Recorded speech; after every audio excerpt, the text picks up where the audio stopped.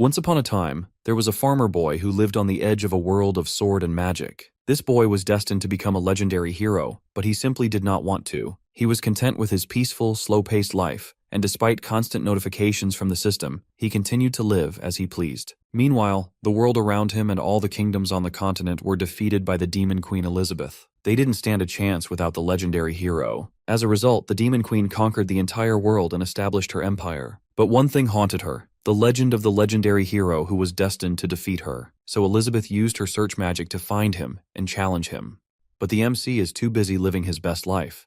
The village is surrounded by a special barrier, which gives him even more hours in a day to do what he loves. He has built a home from scratch, hunts, meditates, and makes sure his crops are thriving, and has nothing to do with demons or magic, thank you very much. Eventually, the system has enough of his stubbornness and curses him to die at the hands of the Demon Queen and then crashes and disappears. Our hero does not even notice. He is too focused on Dazhuang, his axe's name, which he forgot in the forest. And just as he is about to go fetch it, the sky darkens, and thunder rumbles ominously. And there comes Elizabeth, the Demon Queen herself. But instead of bowing in fear or acknowledging her immense power, our boy's first instinct is to rush to save his clothes and dried fish from the incoming storm. Our hero is in a good mood as he has saved his treasures. And of course, his trusty electronic pet dog, Wang Chai, is by his side, the only real companion he has. He tries to hurry Wang Chai inside, but just as he is about to go in, a voice echoes from above. Elizabeth, the Demon Queen herself, decides to make an appearance. Our boy glances at Wang Chai and asks his pet dog about her, but apparently referring to a powerful Demon Queen like she is just another passerby does not sit well with Elizabeth. The MC then realizes his massive error and immediately apologizes. Inside, though, he is panicking because obviously this village is supposed to be safe, not a stage for a sudden, uninvited guest who is on top of that the Demon Queen herself. Elizabeth, on the other hand, throws something at him, probably to test his reaction. In a desperate attempt to protect himself, our boy tosses his treasure into the air.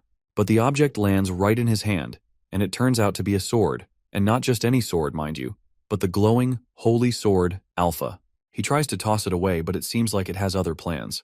He is now holding a weapon of pure chaos, and he has no idea why. Elizabeth, who is watching him closely, mistakes his confusion for a clever trick. She figures he is hiding some incredible power. With that assumption in mind, she introduces herself, and then in the very next second decides that the best course of action is to kill him.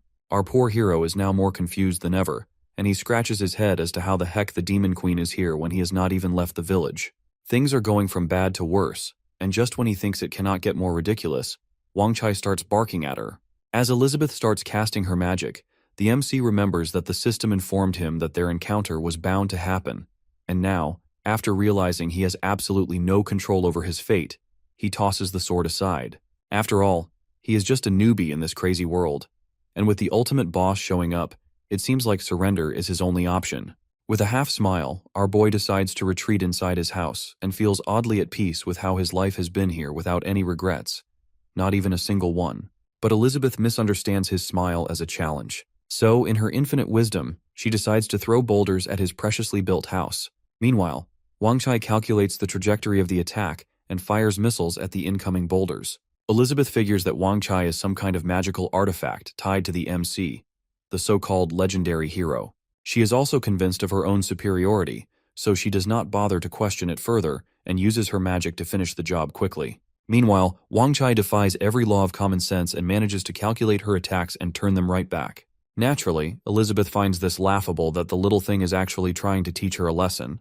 Amused and at the same time annoyed, she resolves to erase Wang Chai and, well, the whole area while she is at it. She creates huge black holes, but her magic fails like a cheap firework, which leaves her standing there in confusion as she tries to figure out what went wrong. She wonders if our boy has done something inside that little house of his to mess with her power. Of course, the truth is far less glamorous. Our poor hero is lying on his bed and is completely resigned to his fate, probably mentally composing his farewell speech. Wang Chai, meanwhile, barks non-stop at Elizabeth, and she finds the gesture equal parts ridiculous and annoying. She then decides that enough is enough and unfolds her wings and rushes towards the dog.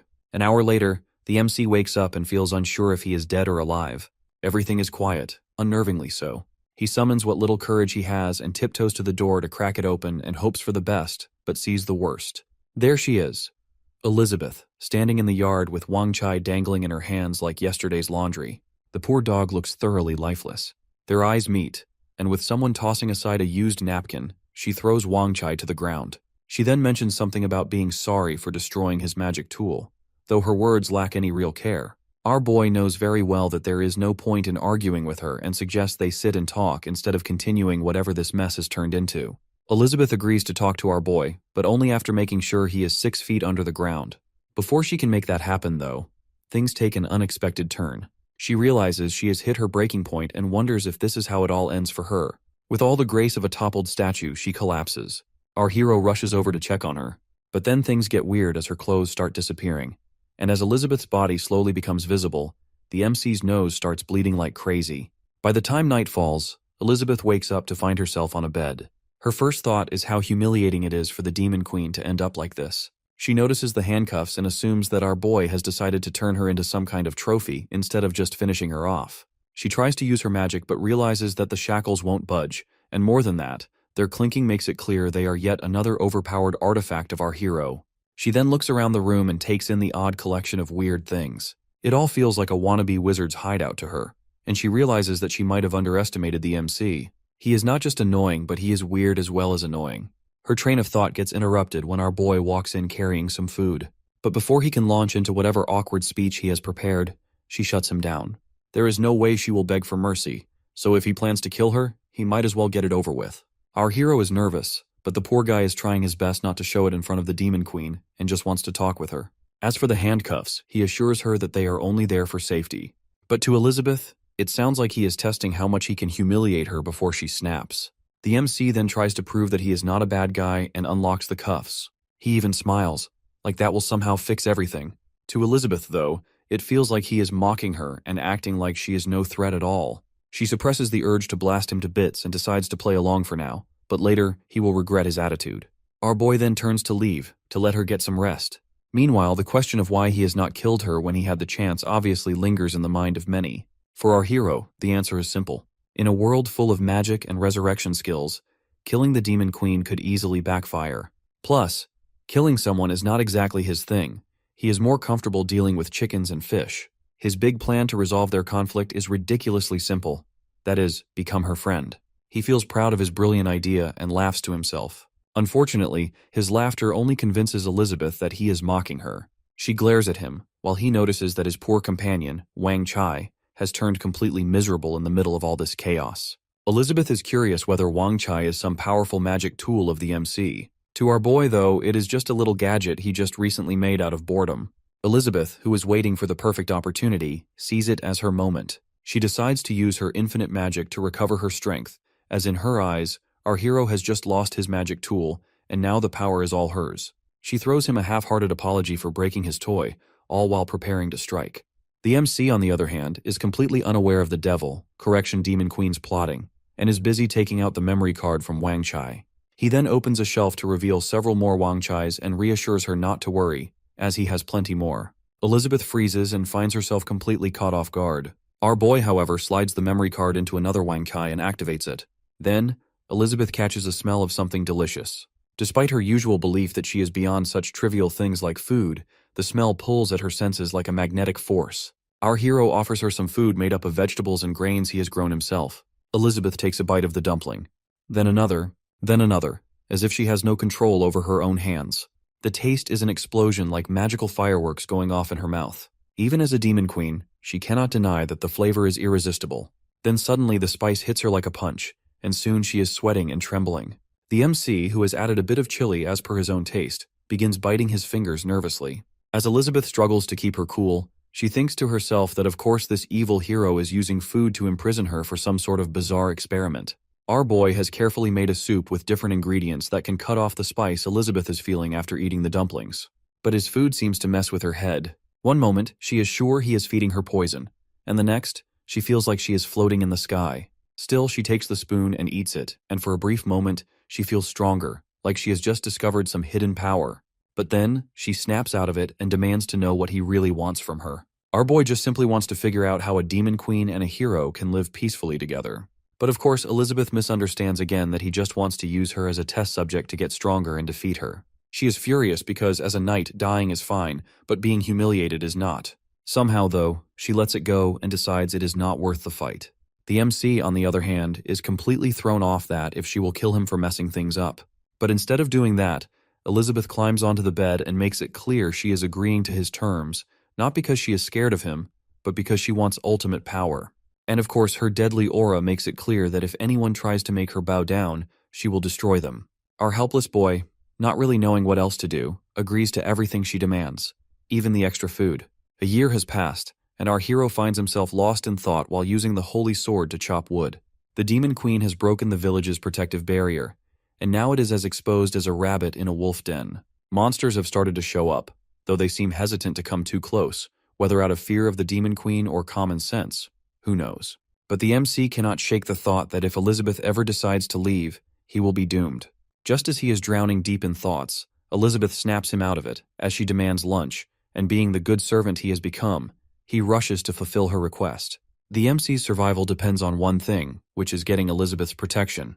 But Elizabeth, on the other hand, is happily oblivious, as she lies on the couch with a packet of chips like she has nothing else to do. After a year of doing absolutely nothing, she has basically become part of the couch and is turning into a potato.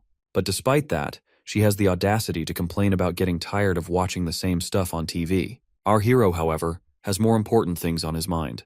He invites her to lunch, but instead of walking to the kitchen like a normal person, she uses magic to fly there. She knows she has gotten lazy, but instead of owning up to it, she just blames our boy for feeding her chips that are making her lazier. The MC explains that the chips are putting on the calories and fat. Elizabeth then notices the extra weight around her belly and decides to turn that fat into magic energy instead. Our hero is stunned at the sight of the transformation of the extra fat into power so easily. Elizabeth now starts to boast about messing up another one of his non-existent plans. Our boy, who has long given up on arguing with her, just plays along with whatever she says. Elizabeth then starts to eat her food like there is no tomorrow, and the MC, who is now used to giving in, promises to make more. After all, he has accepted his fate to live with her in his near future. She immediately misunderstands that he is trying to fatten her up before killing her. Our hero, on the other hand, gets up to bring out the dessert. But as soon as he turns his back, Elizabeth feels tired of him feeding her and decides it is time to get rid of him. But the second she sees her favorite pudding, all thoughts of rebellion disappear, and she starts drooling at the sight of it. Our boy knows exactly how to handle her. Just give her the right food, and she is anybody's best friend. Meanwhile, somewhere far off, a man and a girl are running for their lives from some masked figures. The figure, however, casts a spell and traps them in a magical cage. The man grips his sword tightly and urges his daughter to run to the town for safety, while he stays behind to hold off the attackers. But his daughter refuses to go anywhere without him. Deep down, the man knows he has to keep the promise he made to her mother, that is, to protect her no matter what. The masked figures are not just ordinary men, though.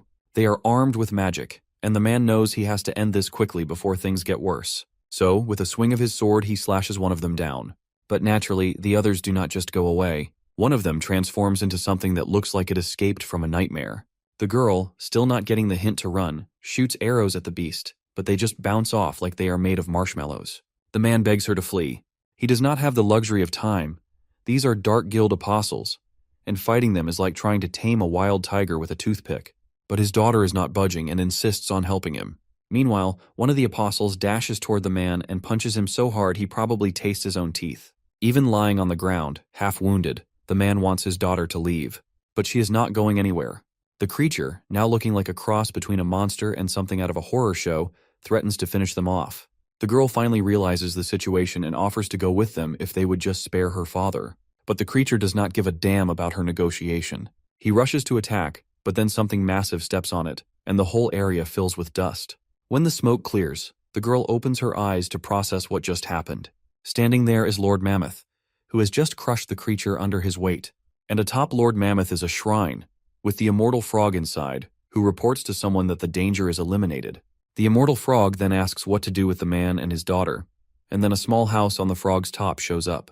And guess who is there? It is none other than Wang Chai, who orders that the humans be spared as they will be taken to his master for further judgment. Evel wakes up in an unfamiliar room and feels confused. She quickly searches for her father but cannot find him anywhere. Then, the memory hits her that he has been injured. She starts to panic and runs to find him. She opens the door and is greeted by a sight she is not prepared for, in which her father, Burrs, is flexing his body like he is auditioning for a bodybuilding competition. And there, clapping in awe, is our hero. Meanwhile, Wang Kai is doing circles around our boy like a well-trained dog it is. But Elizabeth is not in the mood for this, and she kicks the puppy away. Apparently, Wang Chai's crime is bringing these uninvited guests into the house. Poor Wang Chai. Its robotic heart breaks as it recalls how it has recently been beaten and humiliated by the Demon Queen. And yet, its master is not paying attention to its suffering, but he is too busy admiring Burz's physique. Burz then decides to rip off his clothes well, except for the undergarments, thankfully, and flex again, as if our hero has not seen enough. Evel cannot believe her father, who was injured just hours ago, is now doing this. But then, Burz finally sees her and calls her name. Before our boy can say anything, Elizabeth, who is far too annoyed for her own good, demands that Evil and her father leave. After all, she is the one who has been there first, obviously. The MC tries to save whatever dignity has remained and invites them inside to talk. Once inside, our boy offers them some tea. Evel eyes the cup suspiciously and wonders if it's some sort of magical tea that healed her father instantly. The MC clarifies that it's just warm water and nothing special. Meanwhile, Elizabeth is bothered by the uninvited guests, though, of course, she has conveniently forgotten that she is not exactly on the guest list herself. As Burz slowly regains some of his memories, he recalls how Wang Chai brought them back and how our hero gave him water, which somehow made him feel energized. After drinking the tea, something incredible happens. Evel and Burz find themselves lying in a vast field and feel so refreshed they could practically float away. The sky is so beautiful, it nearly makes them cry. And just like that, after a simple cup of barley tea, Evel transforms into a 1-star archmage, and not only that, but grows elf ears as well. Burz's archmage level also jumps from 3 to 4.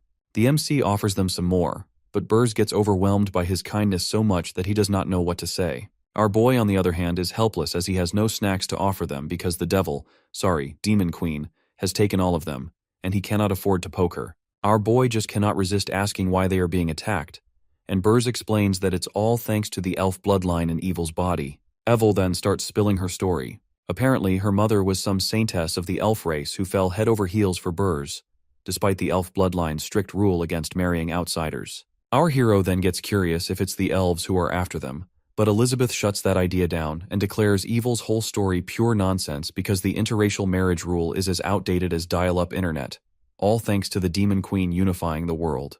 Then, Burz gets to share how when his wife was unfortunately forced to go back to the Elfland, he heroically grabbed Evel and went into hiding. The MC cannot help but find this whole thing feels like one of those tragic love stories where everything is doomed from the start. But Burz clears that up by mentioning the elves let them go because of his wife's sacrifice, and the real trouble now is the Dark Guild from the Demon Realm. Our boy glances over at Elizabeth, who looks like she is ready to bite someone's head off.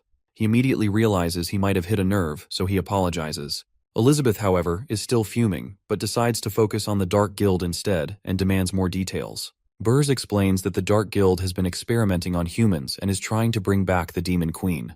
And they apparently need elves for this project, which is why they are targeting Evil, who has not even activated her bloodline powers yet.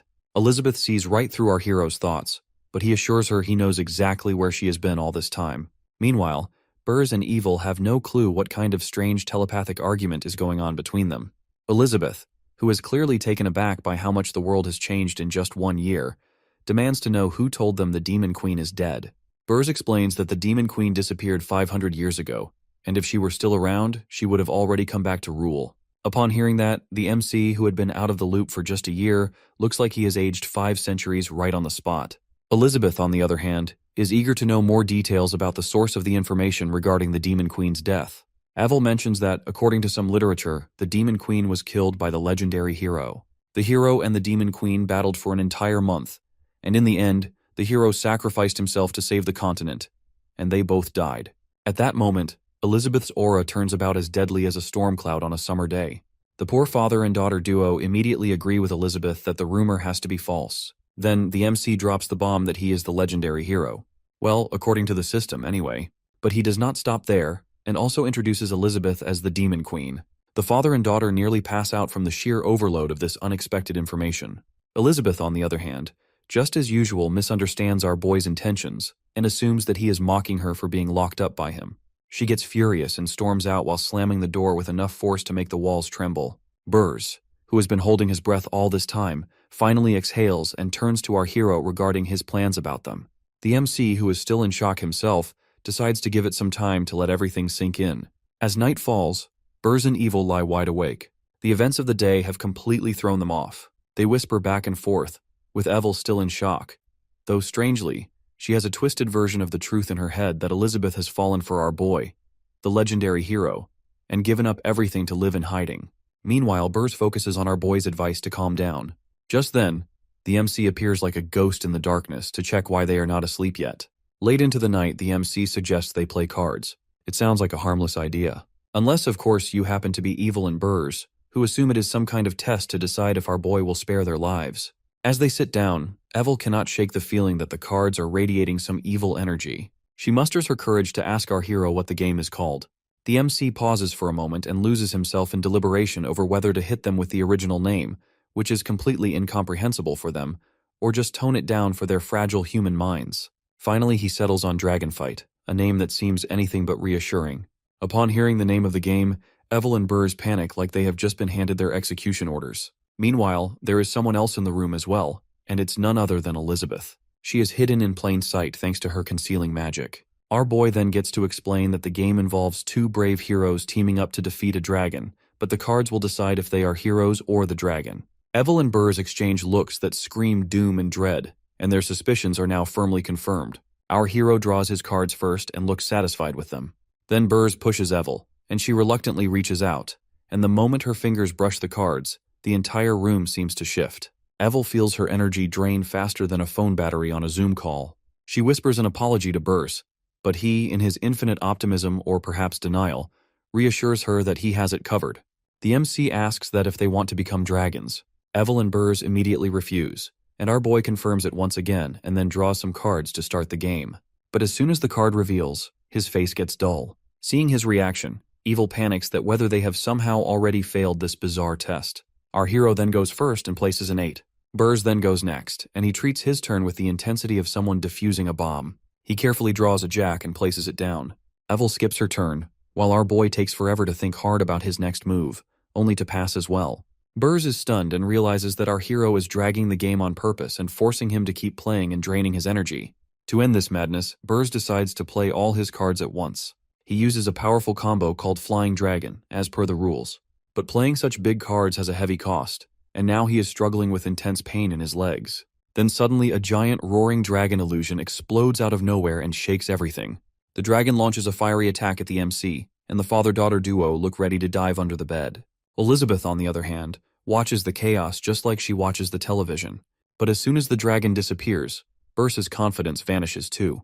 His winning move, which he thought so, turns out to be a complete disaster. Not only is he losing, but he has also somehow managed to make our hero mad.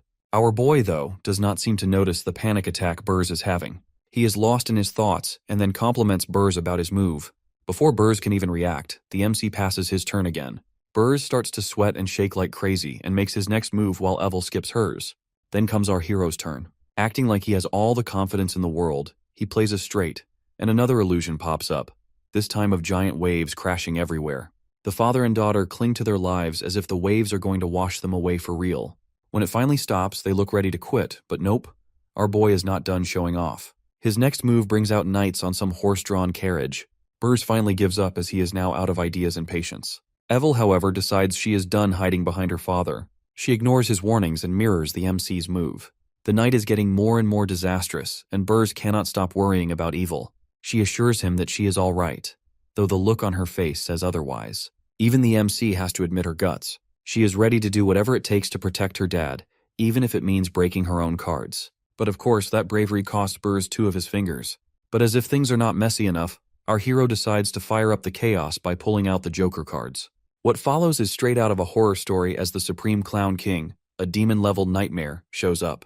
The clown is not exactly friendly and spots Elizabeth and even threatens to kill her if she does not watch her step.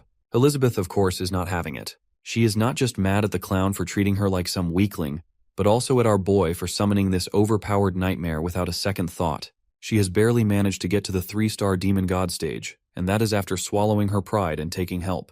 And here is the MC treating the situation like a circus show. Meanwhile, Burrs is drowning in guilt and apologizes to Evil for being useless. When Burrs lays down his cards, his energy starts to drain. Even our hero looks a bit worried. He realizes Burrs is not fully recovered yet. When our boy sees the combination of Burrs's cards, he feels a bit dumb. Turns out Burrs could have ended the game way earlier but let him mess around and feel like a card genius. He now feels a bit embarrassed and mixes up the cards to make the clown disappear and apologizes for the trouble and walks off. With the legendary hero now gone, the father-daughter duo can finally relax. Elizabeth, though, is busy making up wild theories in her head. She is convinced this whole thing is just our hero's way of stalling before he comes for her next. Finally, morning arrives, and the chaos of the night comes to an end. Burrs and Evil are ready to leave. They promise to keep our boy's secret safe. Our hero then hands Burrs a pack of barley tea, and, more than that, gives him the deck of cards and acknowledges that his own skills are so bad he needs all the practice he can get. Elizabeth, however, has enough of their drama and practically pushes them out the door. As the two hurry away, Elizabeth finally feels like she can breathe. Everything is back to normal, or as normal as her life can be, and her first order for the MC is to bring her some food. Burrs speeds off like he is racing the wind and drags Evil along with him. Poor Evil, who is barely able to keep up, begs her father to stop. But Burrs is not listening. After all, he is too busy trying to outrun the ghost of the Demon Queen, who cursed them the night before. Apparently, she does not like being bothered, so she has placed a curse on their necks and warned them not to spill the beans about her or our boy. If they do, well, the curse will activate, and they will be on their way to the next world. Burrs finally stops and notices how far they have come. Evil also looks around and feels a sense of déjà vu that she has seen this place before. Burrs, however, is too busy being shocked at his own ability to run so far. Meanwhile, Wang Chai, who is the one who sent them here, is watching from a distance. With the corpses of the Dark Guild apostles still lying around, Burrs is not thrilled about staying there much longer and fears the place will crawl with demons soon enough. As Wang Chai decides to leave, the air suddenly feels heavier. And guess who decides to make a grand reappearance? It's none other than the Dark Guild apostles, along with their leader, the Great Apostle, who apparently has a demon spirit level or two up his sleeve. Upon seeing them, Evil freaks out and wants Burrs to just leave her behind. Burrs, however, is not the type to run away from trouble. After all, he has survived a night with the Demon Queen, and a few apostles are nothing compared to that. He grabs the deck of cards given to him by our hero and tosses the apostles away. This time, he is not about to back down because he knows that if he survives this little encounter, he can finally reunite Evil with her long-lost mother in the elf tribe. It will be just like when he went after her all those years ago. Then comes the big move. Burrs summons the number 4s from his card deck, and out pops a giant figure. Evil recognizes that it's her mother. At Burrs's command, the woman starts shooting arrows like a pro and takes out the apostles one by one. The Great Apostle tries to block her, but he does not stand a chance in front of the elf queen. His head goes flying, and that's that. With the battle won, Burrs collapses to his knees and looks like he has just run a marathon in full armor. Evil rushes to check on him, but Burrs has just invented an entirely new profession. And so, on that day, the Cardmaster is officially born. A week passes since Evil and Burrs have left, and the MC is back to his peaceful farm life. Right now, he is munching on a watermelon and admiring the magical world's fruit-breeding methods. Sure, the harvest is cool, but with no one to share it with, it feels as exciting as watching paint dry. At first, he was perfectly content with his quiet, peaceful life on the farm. No hustle, no bustle, just a simple existence with dirt under his nails. But ever since he met with people of the outside world, he started feeling restless. He can try to ignore it, but who is he kidding? Adventure is calling, and he is not exactly the type to ignore a good calling, even if it means stepping out of his comfort zone. But he knows really well that he is not exactly the brave adventurer type and is weak after all. So, he tries to suppress that desire down, but it is like a stubborn feeling that won't go away. Just then, Elizabeth pops in with her usual dramatic entrance. She notices our boy is looking all sad and just has to ask what is up. Our hero shares that he wants to go explore. Elizabeth suggests that he tag along with her. Upon hearing that, the MC's face lights up because obviously if the Demon Queen is with him, at least he won't have to worry about being weak. The duo then quickly gets ready and prepares to leave. Elizabeth uses her fingers and a magical portal appears. Before stepping through, though, our hero hits her with a list of concerns. First, she has to promise not to ditch him halfway. Second, she needs to keep her emotions in check and maybe, just maybe, try not to attract unnecessary attention. To her, it probably sounds like he is giving her orders, but surprisingly, she agrees without too much fuss. Then comes his final concern, as he wants to know if she would come back with him after the trip because obviously he is not about to test his survival skills alone in a village filled with monsters, the credit of which goes to her as well. Elizabeth agrees right away, as she has no intention of going before defeating him. But in return, she has a request of her own, which is a fruit pudding. Simple, sweet, and totally Elizabeth. With everything finally settled, they step through the portal, while leaving poor Wang Chai to guard the farm, or maybe just sulk. On the other side, they find themselves in a vibrant town. Now they are in Boaster Town, a neutral place. The MC gets all excited and acts like a little kid as he looks around from the equipment shop to the meat shop. He is running around happily, while Elizabeth notices that, even after 100 years, the outside world has not changed much. He agrees that it does not seem as crazy as Burrs had made it out to be. Elizabeth takes all the credit for the supposed peace due to her incredible leadership that has saved everyone. Our hero is not listening, though he is too busy at a nearby stall where kids are selling dolls. Suddenly, a beast man who looks like a pig comes and kicks over the kids' stall with his rage directed at the little ones. Apparently, their church owes money to his gang, and they have the audacity to put a stall in his territory. The kids, especially the little girl Annie, are understandably scared. She tries to stand her ground that they are not paying him a dime since the gang does not provide any protection. The pighead, however, does not seem to care much for her logic. Annie also does not back down either, and warns him that the nun will be back soon to sort him out. As people gather to watch a good street drama, the MC cannot take it anymore and shouts at the beastman to stop. The pighead turns his attention to our boy, and of course our hero has no idea what to do now. So, he silently begs Elizabeth for help. Though judging by her cold shoulder, it's pretty clear she is not interested in playing the hero today. So now our hero decides to play the crowd by announcing that the beastman is harassing a little girl. Surely the people will step up, right? Nope. The audience remains silent, as they are probably too entertained by the free show to do anything useful. Then, the pighead notices the MC's southern clothes and starts drooling over Elizabeth. Our boy suggests they resolve things with a calm conversation, or, better yet, offer some local specialties. But the pighead is not here for diplomacy. He orders his lackeys to beat our hero and lock up Elizabeth. And that triggers Elizabeth. Sure, the MC has imprisoned her before, but these clowns think they can do the same. Not on her watch. Her anger triggers a sudden shift in the weather, and dark clouds with thunder start to roll in as if the sky itself is telling the pighead he has messed with the wrong people. The pighead and his gang start to panic, probably wondering if it is going to rain or if their lives are about to be washed away. Our boy tries to calm her down that the entire town could be gone if she keeps it up. Elizabeth decides to spare them, but barely. Annie, who has been watching all the drama, is amazed by Elizabeth's power. The pighead is throwing all the fuss for just 10 gold coins, and upon hearing that, our hero turns to Elizabeth, who probably has more gold than she knows what to do with. He suggests borrowing a bit from her and offers to sell vegetables from his garden to pay her back. Elizabeth, however, calls him an idiot for suggesting such a ridiculous trade, especially since she did not even bother to bring her treasure chest along. Our boy then suggests using local products as payment. Maybe some of his garden veggies will suffice, but the pighead is not amused. Just as things are heading toward disaster, a pouch of gold coins comes flying out of nowhere and smacks the pighead in the face. It turns out to be from Hawthorne Therius, who wants the pighead to take the money and get lost. The pighead notices that the coins are from Thundersea Buckthorn, a powerful sword saint guild, and wisely decides to take the hint at least for now and back off. The MC helps Annie to her feet. He then offers Hawthorne some bananas as a token of gratitude. Hawthorne instead proposes a partnership that could solve their financial problems. Elizabeth, of course, is not interested. But our boy does not want to abandon someone who has helped him, so he insists on sticking around. Their next stop is a pub, but before entering, Hawthorne warns them to stay close. As soon as they enter, a beastman makes the unfortunate mistake of flirting with Elizabeth. Elizabeth shoots him a glare so icy it could freeze the sun. The beastman and his buddies have to look away. Elizabeth then turns to the MC and blames him for dragging her into this pathetic excuse for a gathering. Our hero turns her attention toward a private room. When the door opens, they are greeted by several women who immediately throw themselves at Hawthorne. Our boy freezes, and his jaw practically hits the floor as he tries to process that these are Hawthorne's wives. Yes, wives. Plural. It seems like Hawthorne is running his own harem. They all then sit down for tea, and Hawthorne begins the introductions. First is Gasha, a shield warrior, then Lolo, an assassin, followed by Glee, a mage, and finally Galia, an elven archer. The MC shares that he has met another elf recently. Elizabeth, however, is done with the small talk and wants Hawthorne to skip the family reunion and get to the point. But her attitude annoys Gasha, who wants her to stop being so rude. Lolo and Jalia also pass some harsh comments about Elizabeth's confidence and looks.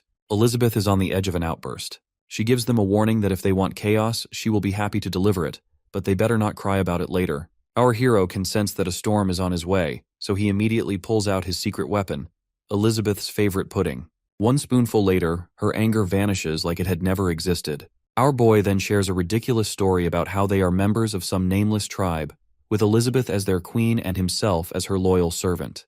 It's the kind of nonsense that has no real purpose except to distract everyone, and to give Lolo and Galia more material for their rude comments. They don't hold back and poke fun at Elizabeth again. The MC explains that it's her first time out in the world, and she is still getting used to all the cultural differences. Meanwhile, Hawthorne, who has been waiting for the drama to subside, finally decides to talk business. He announces his grand plan, according to which he wants them to join him and his wives in a treasure dungeon. He has also noticed the strange demonic energy Elizabeth displayed earlier, which does not exactly scream small-town princess. Our hero gets curious and asks Annie about these treasure dungeons.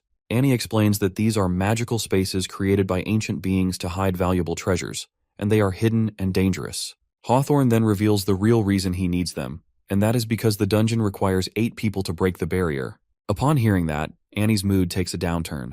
She knows these dungeons are insanely hard to navigate, and as a mere 4-star magician, she does not feel up to the challenge. Our boy sympathizes with her as his magical skills are not exactly impressive either, but Hawthorne reassures them that their job is just to be warm bodies to meet the head count. He and his wives will handle the real danger. And as for the treasure, they will be getting a few tens of thousands of gold coins. That number is enough to flip Annie's mood completely, from near tears to dreaming of gold in seconds. The MC glances at Elizabeth for her opinion, but she is too engrossed in her pudding to care, and leaves the decision to him. Then comes the magic measurement.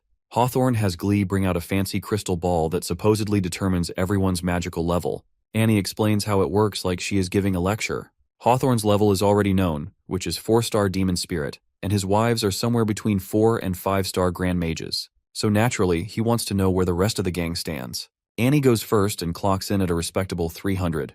Next is our boy, who confidently places his hand on the ball and fully expects it to confirm his status as the legendary hero. They wait, and then the ball delivers its verdict that is a big, fat 0. The MC's face falls faster than a failed souffle. Reality hits him hard that years of farming are not exactly a substitute for magical training. He then announces that his true talent lies in agriculture. To prove it, he offers everyone some bananas he has recently harvested. Unsurprisingly, the wives decline and wonder why they are bringing a farmer to a treasure hunt. Finally, it's Elizabeth's turn. She is annoyed at being dragged into their antics but still places her hand on the crystal. The moment she does, the room erupts with raw power, which leaves everyone covering their eyes. The MC is trying to look calm on the outside, but inside, he is freaking out. If Elizabeth's real identity gets revealed, it won't just be trouble, but it will be a total disaster. He gives her a look with a silent SOS, and thankfully, she picks up on it. Her magic flares up and matches the exact level Annie has mentioned for high-ranking demon spirits. Upon seeing that, Hawthorne's wives look like they have seen a ghost. Meanwhile, our hero finally allows himself to breathe, probably for the first time in 5 minutes. Hawthorne, on the other hand, is thrilled. With Elizabeth's power confirmed, their chances of getting the treasure just go through the roof. Annie, who is new to all this, is having to witness dungeons and treasure hunts. She cannot wait to see what else will happen. Hawthorne then wants Glee to use a teleportation scroll, and in the blink of an eye, they are somewhere else. Our boy feels a bit dizzy, but at the same time finds teleportation awesome, while Annie stands there shaking after seeing how calm Elizabeth looks. Hawthorne wants to rush into the dungeon, but Elizabeth announces that she wants to go home. They all practically explode. Gasha is furious, and even Glee and Galia are angry. But Elizabeth does not care at all. She just dares them to do something about it. The MC steps in and begs her to at least let him see what is inside the dungeon. Meanwhile, Annie cannot help but notice that the energy coming from the cave feels oddly similar to Elizabeth's. Our boy gets curious about it, but before he could get a word in, Hawthorne pushes him aside and promises Elizabeth that he will protect her and request her to cooperate. Elizabeth, however, ignores him completely. Instead, she turns to our hero and agrees to play along, which leaves Hawthorne fuming in frustration. She then starts to lead towards the cave, with the MC tagging along like an excited puppy. Hawthorne follows behind, all while grinding his teeth so hard it is a miracle they don't break. As soon as they get inside, the barrier slams shut behind them, which definitely does not help our boy's mood. He starts panicking, and Elizabeth further scares him that the only way out is to either be stronger than the person who made the barrier or complete whatever task they have set. Glee tries to cheer everyone, or maybe just herself, with confidence in Hawthorne to find something. But Gasha shuts her up before she says too much. Annie gets full of questions, but Galia assures her it is just treasure and gold coins. Then the path splits into different directions, and Hawthorne wants Glee to use her magic to find the shortest route. She does, but spreading her magic everywhere drains her energy, and she feels exhausted. Glee admits that her magic could not find the end of the maze, even after stretching it out for 3 whole kilometers. Galia then suggests using her spirit divination power, though she is not convinced it will be of any help due to low accuracy. Lolo proposes splitting into groups and backing it up with her clone technique, just in case things go south. Meanwhile, our boy has a quiet chat with Elizabeth and learns that the maze is just an illusion. He suggests she pitch in to help them out of this mess, but Elizabeth is too busy enjoying the show. She does not want to bother when she can just let them dig their own graves, and bonus points if they manage to drag our hero down with them. Annie, on the other hand, points toward the third curve. Something about it feels special to her, though she admits it might just be her gut talking. Glee, however, cannot sense anything and is pretty sure Annie's instincts are off, so Annie wisely decides to keep quiet for now. Glee then shows interest in the last passage, as according to her powers, it has the fewest monsters. But Lolo is all about splitting up and exploring everything, while Gasha insists they should stick together for safety. After getting all sorts of suggestions, Hawthorne decides to go with Glee. Annie, however, is convinced the last passage is a terrible idea, and to prove her point, she uses magic on her doll and sends it in first. Turns out it's just as Annie predicted, and the doll gets destroyed by a bizarre mimic worm. Our poor hero nearly has a heart attack at the sight of the disgusting creature. Elizabeth explains that the mimic is a parasitic beast usually found inside giant monsters, and she is way more interested in leaving the rest to fend for themselves. She just takes the MC and heads further. Annie tries to intervene again, and Lolo suggests using a clone to follow them and gather some intel, but Hawthorne decides a clone is unnecessary. He can practically feel the calmness radiating off Elizabeth. Her choice is not some random impulse, but a decision made with pure confidence, so he decides to follow her. Meanwhile, in the shadows of the passage, something or someone waits for them to make its move. Hawthorne and his wives are busy fighting with the endless army of monsters, which seem to multiply faster than they can deal with them. In the back, the MC and Annie are hiding like they have found the safest spot in the world, which is behind Elizabeth. To Elizabeth, though, our boy's acting skills are so bad that even a blindfolded dog would know he is pretending. She can tell, but she does not say anything. Meanwhile, Glee is giving Elizabeth the dirtiest look because she is furious about being led down a monster-filled path. Elizabeth explains it is perfectly normal for monsters to show up around magic. Glee, though, is not in the mood for explanations, especially since Elizabeth, who is like the walking powerhouse, is just standing back and enjoying the show instead of actually helping. Hawthorne tries to cool things down, but Glee is not in the mood. To her, it looks like Elizabeth is trying to seduce her master. Gelia and Gasha suggest that they rest for a bit, but Elizabeth is not having any of that as she is not here to waste time. Gelia and Lolo then want Elizabeth to go on without them. Hawthorne tries again to get Elizabeth to take a break and drink some elf potion to recharge. Upon hearing about a mysterious potion, our hero wants to drink it as it might give him inspiration for his next great culinary masterpiece. Elizabeth can understand all too well that he has eaten his way through the finest dishes in existence and is now craving something simpler. And just for that reason, she agrees to take a break. As they sit down, Gelia proudly flaunts her special elf potion like it is a priceless treasure. Of course, Elizabeth, being the powerhouse she is, does not need it. But Hawthorne senses the rudeness in Gelia's words, so she passes the potion to Elizabeth upon her master's command. But Elizabeth tosses it to the MC, who downs it faster than a starving man at a buffet. But the grassy taste is so strong he almost gags. He then offers it to Annie, who turns it down since she has not used much of her magic. Gelia's face turns bright red with anger after seeing her potion getting rejected. To make matters worse, Elizabeth decides to dump it. This of course only makes Gelia angrier. Now our boy, in his simple mind, has got the perfect fix for this mess with some of his treasured countryside delicacies, that is bananas. Everyone gets one, and then he hands Annie an apple. The simple gesture nearly brings Annie to tears, not because she is sad about receiving an apple instead of a banana, but rather she thinks about the kids in her orphanage who have not had fresh fruit in ages. Our hero promises more fruit will be sent to her and the others. Gelia, however, is having none of it.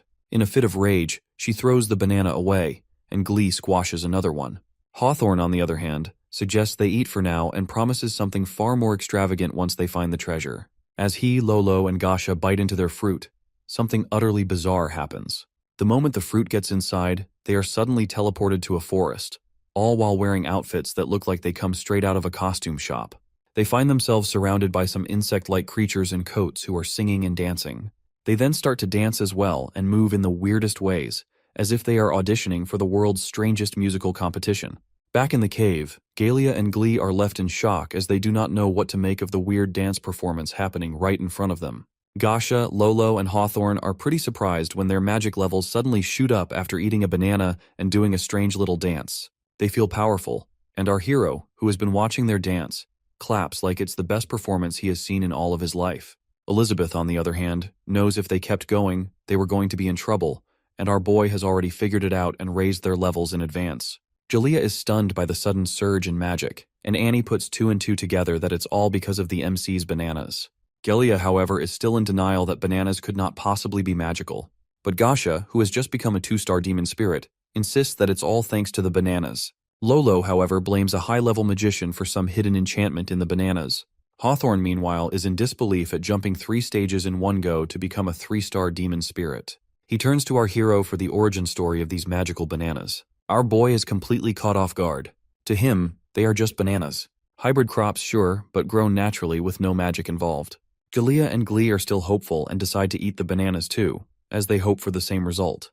But before they can, the bananas turn into rotten mush. Annie recognizes this immediately. Apparently the bananas only work if at least 3 people eat them at once. But then Glee points out that Elizabeth has eaten one too, and Annie is left scratching her head, because if the user's power is not greater than the treasure, it should not have worked. Gelia thinks maybe it's her elf potion kicking in after all this time. Hawthorne turns to the MC for more bananas, but Gelia cannot, or maybe just does not want to believe it. Our hero, of course, has more. But before he can hand them out, Elizabeth just takes his backpack and declares that the bananas, including all the other fruits, are now hers. She then hurries him along, as in her eyes the journey is almost over. Our boy apologizes to Hawthorne and promises to share more bananas if he can. He also wants to move together, but Elizabeth is already speeding ahead, and with Annie in tow, they are off. Lolo, however, eyes the MC's backpack, but Hawthorne wants to wait. He has noticed that they are not dealing with ordinary people here, and Elizabeth, well, she is not just any princess from an unknown tribe. Hawthorne is not just interested in just mere magical fruits now, but he has his eyes on a much bigger prize. The Kingdom of Aristotle is offering a huge reward for information about a missing princess, and he is pretty sure Elizabeth is the one they are looking for. But of course, that is not all. He has much grander plans. He wants Elizabeth to be his, to gain more power in the kingdom. And as he focuses on his charm magic, his wives can feel the shift in the atmosphere. The trio keeps moving through the darkening maze. The MC feels like the passageway is endless, and he cannot shake the fear that they might never find an exit. Elizabeth, on the other hand, is convinced they are nearly there. Suddenly something behind them begins to move. Annie is the first to notice. But before she can alert our hero, clouds of dust fill the air, and our boy starts to cough uncontrollably. There comes Hawthorne, all while carrying his wives, who look like they have been bewitched by something. He apologizes to Elizabeth for his delay, and offers his services, and even suggests that she hop on his back. Elizabeth, however, turns him down instantly, because he is not exactly qualified to be her ride. Hawthorne looks a little offended, but Gelia is even more irritated. And then, out of nowhere, her head just falls off, and her body collapses to the ground with blood splatters everywhere. Everyone freezes, and for a moment, no one knows whether to scream, faint, or just run. That is until some movement begins to happen on the ceiling, and some disgusting creatures comes out called dragon fleas. One of the ugly things jumps toward Elizabeth, but she blasts it into oblivion like she is killing a fly. Meanwhile, Annie, who has already accepted that she is going to die in this very maze, just waits for her turn. Our boy, though, clings to Elizabeth like she is the last lifeline on Earth. And Elizabeth, well, decides to let the selfish get killed first. While Lolo fights the annoying fleas, Glee casts a defensive shield around Hawthorne and Gasha. Then this selfish beastman shows his true colors and wants the trio to find their way out by themselves, while he decides to figure out Elizabeth's mysterious identity. As the dragon fleas continue their attacks, things get worse and tables turn. Glee's magical shield breaks, and her head joins Gilia's in the Headless Club. And then Lolo and Gasha are next in line, while Hawthorne also gets busy defending himself. Hawthorne swings his sword to slice dragon fleas left and right. Gasha, on the other hand, blends hand-to-hand fighting with magic, while Lolo uses her assassination skills and cuts through the swarm with the precision of a seasoned pro. But no matter how hard they try, the fleas keep coming, and they are starting to wear out. In the middle of it all, Lolo gets lost in her thoughts for a second, and that is when a dragon flea takes its shot. But Hawthorne kicks it away and saves Lolo from a rather unpleasant end. Meanwhile, Elizabeth is still trying to figure out what the MC is going to do next. After seeing their true colors, she cannot help but wonder if he is finally going to stop pretending. Our boy is filled with regret as he has realized really well that he would much rather stick to farming in the village, where the only thing trying to kill him is the occasional stubborn weed. Elizabeth then decides that they have suffered enough to reveal their true worth or lack thereof, and wants our hero to stop sulking and get ready for what is coming next. She leads the way and leaves Hawthorne and his 2 wives to take care of the fleas. One flea follows them as well, but Annie, with the grace of a puppet master, kicks it away with her doll and takes care of it. As they keep going, Elizabeth casts some spell, and a huge gate appears in front of them. It opens, and they walk through it. Hawthorne also sees it and wants Gasha and Lolo to hop on his back and rush to charge through the gate. Just as the gate is about to close, they barely make it inside. And what do they find on the other side is a room piled high with gold coins, jewels, and other shiny treasures. Our boy is excited as he looks at the mountain of gold coins in front of him. It is like a scene straight out of a fairy tale, except that Hawthorne, being Hawthorne, pushes him out of the way. Gasha also does her best to make sure Annie does not get any ideas about stepping into the spotlight. And the treasure is Hawthorne's true love now. He cannot even pretend to be grateful for their help anymore. Instead, he figures that the best way to show his appreciation is by trying to kill them. Our hero reminds him that they are even now, and maybe he should not go overboard with the whole death thing. But Hawthorne is not interested in fairness. With his eyes fixed firmly on the Demon King's nectar, gratitude is the last thing on his mind. Just as things are getting heated, the sound of a gold coin dropping fills the air. At first it seems harmless enough, but then the ground rumbles like a giant's footsteps. Under the coins emerges a massive, terrifying golden dragon. The MC points it out to Elizabeth as if she has not already noticed the giant monster standing in front of her. Annie also goes into full-on panic mode, and the dragon's roar only makes things worse. Hawthorne, who is still convinced he can handle the situation with one epic strike, orders his wives to stall the dragon while he powers up for the kill. Lolo and Gasha move into action, with Lolo taking the lead. She uses her clone technique and hopes to confuse the dragon. The dragon, however, is too busy being a dragon to care about a few clones. Meanwhile, to Hawthorne, this is it. And the dragon is the last hurdle, and it's time to unleash his full power. As he gathers all his energy, Lolo switches tactics and uses her assassination skills to strike from multiple angles. The dragon does not even flinch. It is like poking a rock with a toothpick. Then it is Gasha's turn. She transforms her magic into a shield and throws it at the dragon. Gasha feels pretty pleased with her recently upgraded attack and thinks it is flawless. Too bad the dragon does not agree. With a swipe of its claw, it sends her flying. Upon seeing that, Lolo gets fed up and decides to pull out the big guns and uses her 1,000-person clone technique. Sure, she knows it won't do much damage, but she is convinced that these clones will at least keep the dragon distracted. Unfortunately, the dragon sends a shower of gold coins flying and wipes out all of Lolo's clones in seconds. Of course, the coins does not spare the trio as well. Elizabeth, who is safely wrapped in her protective barrier, cannot help but notice how shockingly calm our hero seems. But what she does not know is that he is not calm at all. He is frozen in place and is completely paralyzed by the chaos. Meanwhile, Annie summons a giant bear doll to block the storm of coins. But Lolo is still obsessively focused on protecting Hawthorne and uses her clones to shield him, but in the process, she totally forgets about herself. Predictably, one of the coins hit her right on the head. In the meantime, Hawthorne finishes charging up and unleashes his lightning flash technique, as he is fully convinced that even a demon spirit cannot block it. But as the dust settles, his overconfidence takes a turn. His sword, rather than cutting the dragon, breaks into 100 pieces. And of course, the dragon just casually kicks him away like he is nothing. Now standing there is the 4-star demon sect dragon, and it is ready to face the trio. Our boy has just watched Hawthorne get slapped by the dragon's tail, so he decides it's time to use his secret trick. Elizabeth, on the other hand, seems more interested in guessing what is going on in his head. Our hero wants her to get moving, otherwise they are going to end up as dragon food. And by they, he means him. Elizabeth is not exactly happy about the MC bossing her around like she is his assistant. Annie, however, is not focused on the dragon, or the fact that our boy and Elizabeth are practically at each other's throats. But she is trembling, as in her mind, the real nightmare has not even shown up yet, and she is sure they are not making it out alive. Elizabeth then walks over to Annie. She places her hand on Annie's head, and to her, something about Annie's magic feels strange, almost familiar. It reminds her of the Jim Jim bloodline. As Elizabeth looks deeper, Annie's memories flood in. She sees flashes of a happy, peaceful church where little Annie played and laughed. But that peace did not last long when apostles appeared and destroyed everything. Annie remembers a nun who had once been kind to her, but that woman's smile feels sinister in her memories. And then the violence began. One of the apostles tried to choke her to death, and that is when her power exploded. It came out with such terrifying force that it wiped out everything around her. Apostles, children, and adults. No one was left.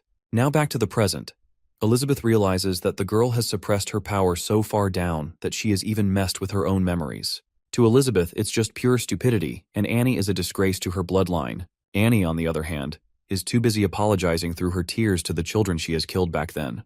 Elizabeth tells Annie that if she is done crying, it's time to stand up and do something.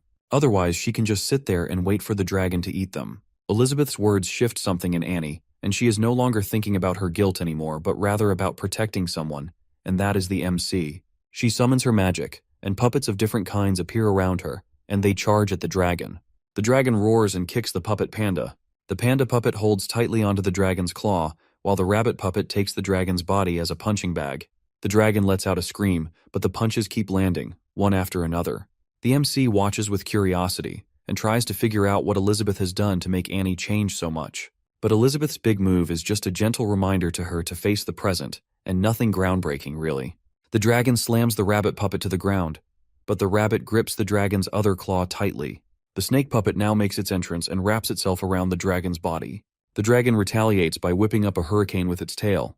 The owl puppet then comes into action and does its best to block it. Our hero cannot help but admire Annie's puppet mastery, though his thoughts then shift to the mysterious Jim bloodline Elizabeth mentioned a few moments ago. But before he can dive into the mystery, he suddenly stumbles and barely manages to catch himself. Turns out it's a lightning flash attack from Hawthorne, who somehow is still alive. And on top of that, he is holding our boy's backpack. The MC is now very interested in getting it back, but Hawthorne is in full-on crazy mode. He starts to eat all the fruits inside the bag. Our hero is absolutely confused, and before he can process it, Hawthorne pulls a full transformation and turns into some sort of beast form of unknown power. Hawthorne has just turned into a disgusting-looking monster, and he cannot stop talking about how powerful he has become. It's hard to decide which is worse, either his ugly new form or the way he keeps bragging about it. The dragon is also unimpressed by his big talk and tries to get rid of him with a powerful breath spell. But Hawthorne manages to dodge it just in time and then charges at the dragon with a kick so strong it knocks the beast to the ground. Hawthorne does not stop there. He goes straight for the Demon King's nectar, drinks it, and changes into an even darker version of himself. Our hero, who has been watching his transformation in shock, knows things are getting worse fast. He turns to Elizabeth and hopes she has some idea of how to fix this. But instead, it's Annie who steps up and acts all confident to take care of things. She tries to use her magic again, but Hawthorne stabs her in the chest. Our boy freezes and stares at Annie as she collapses. He ignores everything else and rushes to her side and assures her that Elizabeth will save her. Meanwhile, Hawthorne, who is all high, turns to Elizabeth with a ridiculous offer, according to which she can either be his queen and help him take everything over, or let herself be used as a pawn in his twisted plans. The MC now boils with anger and curses Hawthorne. He wishes Elizabeth would just end it and kill him. But Hawthorne is not satisfied with messing with everyone and moves to jump on our hero. Just as he is about to crush him, something slaps him back and sends him flying. Our boy, who is now fed up with holding back, decides it's time to show his true power. Hawthorne is absolutely confused. After his attack, it feels like all the damage he has caused is slapped him right back in the face. He cannot wrap his head around it.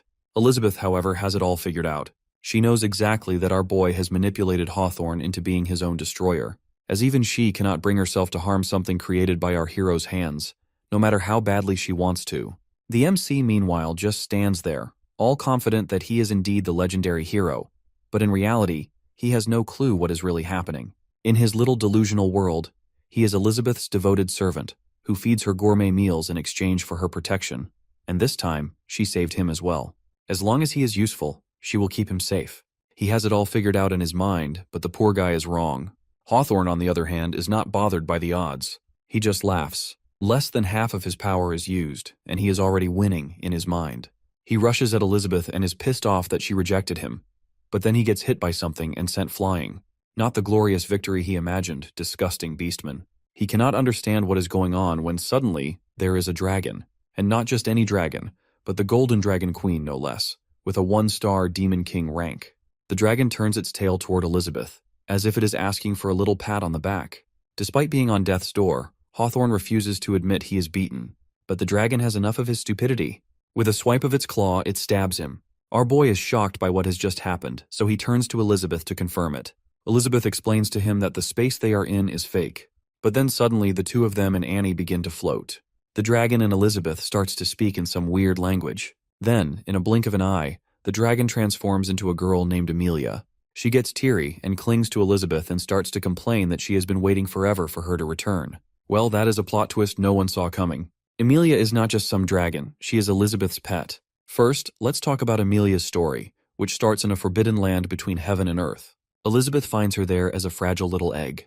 With the help of her magic, she brings Amelia to life, gives her a name, and eventually trains her into a loyal disciple. To Amelia, Elizabeth is not just her master but also the whole package, including a mentor, a playmate, and the person who gave her life meaning. So obviously Amelia decides she will stick to Elizabeth and silently vows to protect and serve her forever. Over the years, their bond becomes rock solid. Amelia evolves from a rookie to Elizabeth's trusty partner and carries her through battles against all sorts of creatures. So when Elizabeth decides to rule the world to end all wars, Amelia does not hesitate for a second, and she is all in. At first, it is all rainbows and victories, but soon Amelia starts to notice something unsettling. Elizabeth's smile, which was once radiant, begins to fade like a poorly painted wall in need of a touch-up. Elizabeth gets stronger, and Amelia, well, she feels like she is watching her own powers fade in front of her master. Things come to a breaking point when all the drama over the Holy Sword starts. Amelia is off doing her usual patrol, following orders of her master like a loyal servant, while everything back home begins to fall apart as Elizabeth leaves in search of the legendary hero. 10 years pass, and Elizabeth's chancellors are losing their minds. Rebellion is on the rise, crime is up, and things are moving towards the worst. Heimerdinger suggests they split up and go stabilize their respective regions. Twillia, on the other hand, turns to Jim Jim, who is the one who knows Elizabeth best, for some sort of reassurance. Jim Jim is sure of one thing, and that is there is no way Elizabeth will lose to some legendary hero. But Amelia is beyond caring about any of that. She is too busy sipping wine and reminiscing about the good old days when she was Elizabeth's favorite. So she returns to the spot where Elizabeth had found her all those years ago, in the hope that maybe, just maybe, her master will come back there one day. Seasons turn into years, and now Elizabeth finally returns, and things are going to go back to normal, at least in Amelia's mind. Elizabeth, however, did not want Amelia to cling to the past, but she wanted her to meditate and grow stronger, like some demon queen-level powerhouse. But Amelia misunderstands the whole thing. She begs Elizabeth not to leave her behind, as she is convinced that the reason for Elizabeth's disappearance all these years was for her. And then there is our hero, who turns Elizabeth's focus back to saving Annie instead of dwelling on the past. Just in time, Annie wakes up, but Amelia is now fuming. Elizabeth is not even looking at her, but she is busy focusing on this some guy. And just when Amelia thinks things could not get worse, she finds out that this random guy is the legendary hero, the one responsible for taking Elizabeth away all those years ago. That is it for her, and she decides she has to settle things with him once and for all. The MC, who is totally clueless, happily introduces himself. Amelia, however, transforms her hand into a dragon claw and rushes at him to teach him a lesson. But instead of landing a hit, her attack bounces off. Our hero, who is still oblivious of her intentions, holds out his hand for a handshake because in his pure eyes, she is just a friend of Elizabeth. Elizabeth, however, corrects him. She is her ride, which turns on our boy's wild imagination, and he pictures the human form of Amelia carrying Elizabeth on her shoulders. Elizabeth uses magic, and in no time, they are back home. Amelia is completely amazed to witness her master's power once again. The MC, on the other hand, is also impressed at how easily he is back in his peaceful village. In his mind, one thing is obvious, which is to stick with Elizabeth, and his life problems will all disappear. As for Annie, she is out cold thanks to the teleportation. Elizabeth wants our boy to take Annie inside and let her rest while she deals with Amelia, who stands there waiting like an eager student ready for instructions. Elizabeth now has some bigger problems, like figuring out the Dark Guild in the Demon Realm. Amelia explains it is created by someone named Malfoy, a name that sounds vaguely familiar to Elizabeth. As for why it matters to her, it is because this guild has been killing a whole lot of people while claiming it's all in the name of bringing her back to life, and Elizabeth finds it absolutely annoying. She then gives Amelia her orders to wipe out the Dark Guild while keeping her name and location hidden, and, as a reward, she will finally earn her freedom. Upon hearing that, Amelia lights up, though her excitement is mostly about being able to curl up in Elizabeth's bed every night like a spoilt kitten. With her mission clear, Amelia moves off into the sky, but her grand takeoff does not go as planned. Out of nowhere, something hits her hard. She turns to see her attacker and finds Wangchai, who has apparently decided she is its target practice for the day. Another missile comes flying at her, but she blocks it with her dragon wings. She starts to feel confident until an entire wave of missiles rains down on her. By the time the smoke clears, Amelia looks less like a powerful dragon and more like a burnt chicken. But Wangchai is not done yet. It notices she is still alive, barely, but alive, and then starts preparing for another round. But before it can act, Elizabeth gives it a death stare. Wangchai obviously does not want to get on the Demon Queen's bad side, so it quickly adds Amelia to the do not attack list, pretending it has not just roasted her. Meanwhile, poor Amelia hovers there, beat up, humiliated, and on the verge of tears, and wonders what she has done to deserve this nightmare. Our boy makes some fresh orange juice for Annie. Annie, who is still shaking, takes the glass and starts drinking. As the juice goes down, she feels its power, like the pulp and magic are helping her relax and energizing her. But then her vision blurs, and the ghostly image of the nun appears, who spouts nonsense about embracing her true self. Annie, being the emotional wreck she is at the moment, bursts into tears. Meanwhile, the MC flops onto the sofa like a hero returning from battle. Well, in his head anyway. He savors his little taste of adventure when Elizabeth walks in. One glance at Annie is enough for Elizabeth to declare that she remembers everything. And then Elizabeth starts a grand tale. Apparently, Annie's ancestors pledged eternal loyalty to her, the Demon Queen, and with Annie's bloodline awakening, that promise is back on the table. Annie's jaw drops as she connects the dots. She realizes that Elizabeth is the Demon Queen and glances at our boy to confirm if he is the legendary hero. And then, her imagination takes off. She makes up a story about Elizabeth and our hero battling for supremacy for an entire month, and then falling madly in love and retreating into seclusion for 5 centuries. To Elizabeth, it's almost accurate. But our boy, on the other hand, wants Annie to stop saying anything as he fears her words will make Elizabeth mad. Elizabeth then turns her attention back to Annie. It turns out that when Annie's bloodline awakened, she went out of control and wiped out everyone in her orphanage. And instead of owning up to it, she fools herself into believing she is waiting for the nun to return. Elizabeth is not done here. She digs deeper that Annie's so-called siblings are actually enchanted dolls, sustained by her magic no less, which explains why she has not progressed beyond the magician level. And the sad reality is that Annie tried to protect her loved ones from the apostles, only to lose control and kill them all. The weight of it all hits Annie like a truck. Her head throbs as memories crash back. Before she loses herself, Elizabeth knocks her unconscious. Our boy moves just in time to catch her. Elizabeth reassures him that Annie is just asleep, and that it's the only way to stop her from accidentally destroying everything. The MC realizes the responsibility is now on him to figure things out.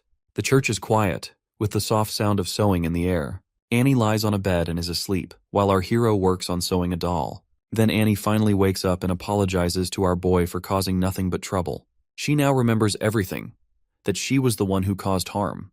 The MC corrects her that she is not some cold-blooded killer. She has only acted to protect her siblings. Still, Annie continues to sob and blame herself. Our hero then moves the conversation away from Annie's personal pity party and onto the dolls. He points out that while the details are impressive, Annie has tied way too many knots to keep the cotton from escaping. He tells her the knots will make the doll lose its spirit, but it's okay. They can fix it together. Annie, however, is still tangled in her dark thoughts. Our boy then shares a popular quote with her. He tells her not to get stuck in the rainy season of life, to look ahead and know that the skies will clear. He urges her to raise her chin and find strength in facing the truth. He then hands her a doll he has made just for her, a cute little angel. He names it Raphael and hopes that it might help heal her emotional scars, or at least offer a distraction. Annie takes the doll, and as she does, she can feel the presence of her siblings. She finally musters up the courage to say goodbye to them and promises to protect the church. Our hero offers his thanks to the books from the system for the lessons in psychotherapy. Still, he knows he has to check on Annie every now and then. After all, he cannot fix everything in one go. Emilia flies through the dark, muddy skies of Death Swamp in the demon realm and looks down at the mess below. Seeing how her master's land is destroyed makes her wonder if someone is trying to practice how much they can ruin. She cannot believe how bad it has gotten. As she lands, some ugly creatures eye her like she is their next meal. Emilia deals with a few of them, and the others scatter in fear. Then, a voice breaks the silence. A dark, witch-like figure appears. Kurthuzad, a 5-star demon ancestor, one of the Dark Guild's 6 pillars. She makes it clear that she is not happy to see Emilia. Meanwhile, in the Dark Guild Hall, millions of strange eggs containing creepy creatures are placed together like some kind of trophies. The 6 pillars of Dark Guild stand around, and they sense something strong is coming their way. Farazdak Samawi, a 1-star demon sovereign, suggests that the invader could be looking for revenge after Ghana's army got wiped out trying to attack the Sword Saint Guild. Ruth Bader, a 2-star demon ancestor, trusts Kerr to deal with the invader, while experiment number 24, another 1-star demon sovereign, suggests that William Elizabeth, a 3-star demon ancestor, should go have some fun with the invader. But William is not interested. Dago Cthulhu, a 4-star demon sovereign and the Dark Guild's vice president, declares that no matter how tough the invader is, they won't leave alive.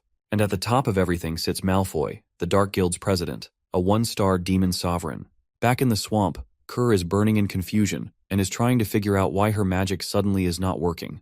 Even her magic tools are becoming useless. In a last-ditch effort, she decides to teleport to the guild hall to give the others an update. But Emilia crushes her with a dragon claw and turns her into ash.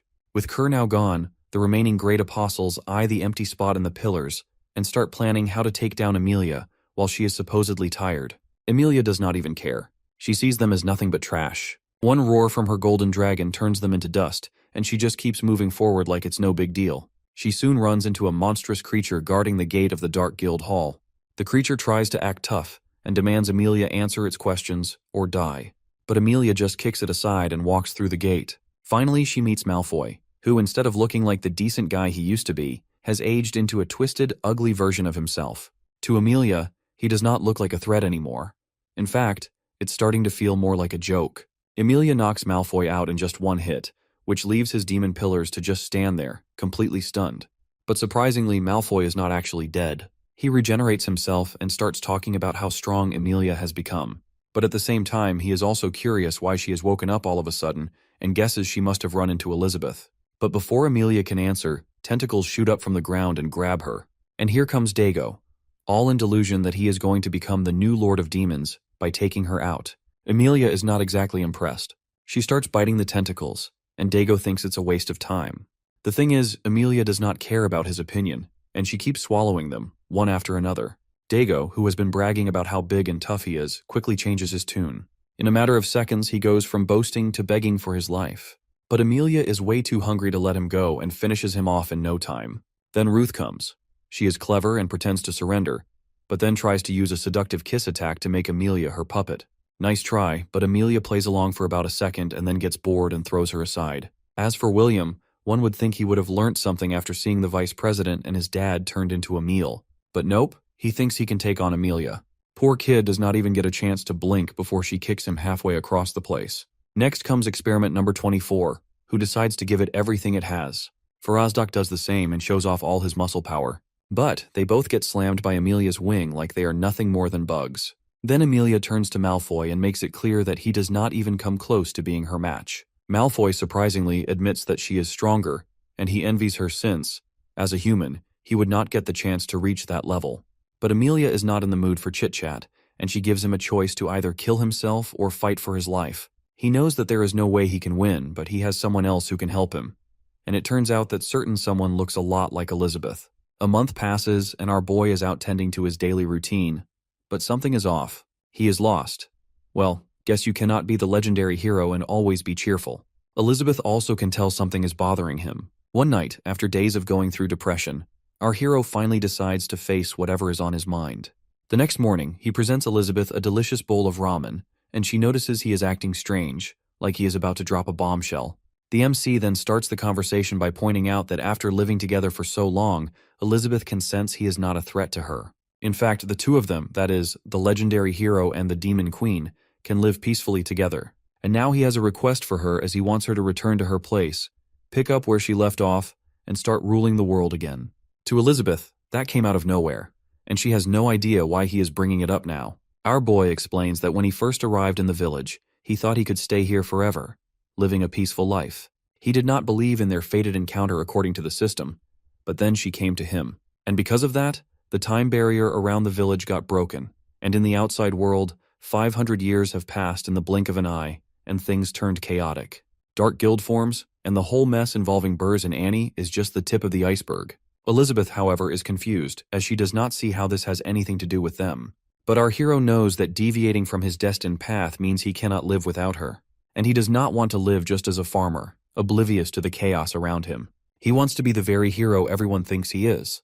But what really gets to Elizabeth is when the MC admits he cannot live without her.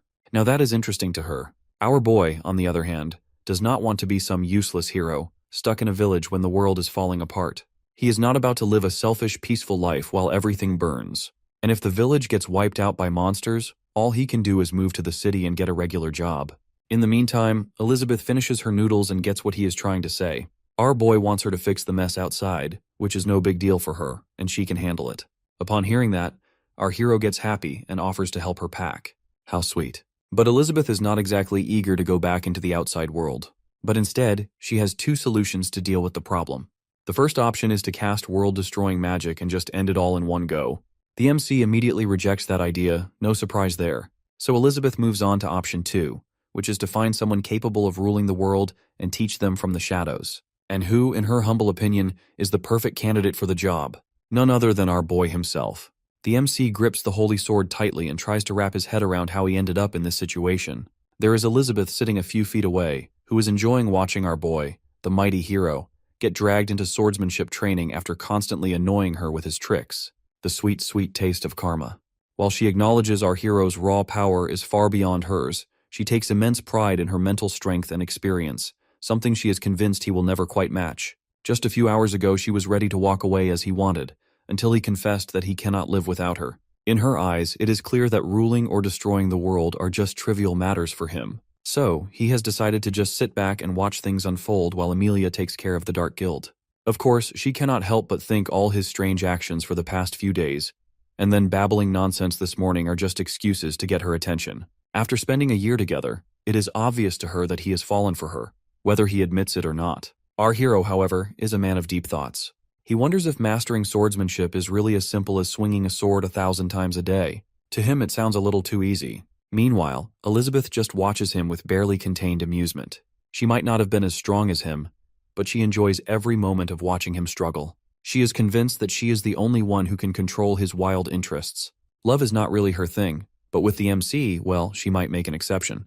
Between his control over creation and production, and her own expertise in swordsmanship and magic, she cannot help but daydream about their future child. Surely the kid would be the strongest ever.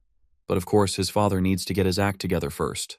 Our hero, poor guy, has absolutely no idea what is going on in Elizabeth's head. As he struggles to figure out her true intentions, things take an unexpected turn. A small explosion occurs, and just like that, the holy sword disappears from his hands, leaving what looks like a boy in its place. The MC stares, as his mind is utterly confused if this is some sort of joke. The boy shouts at him that he is not a kid.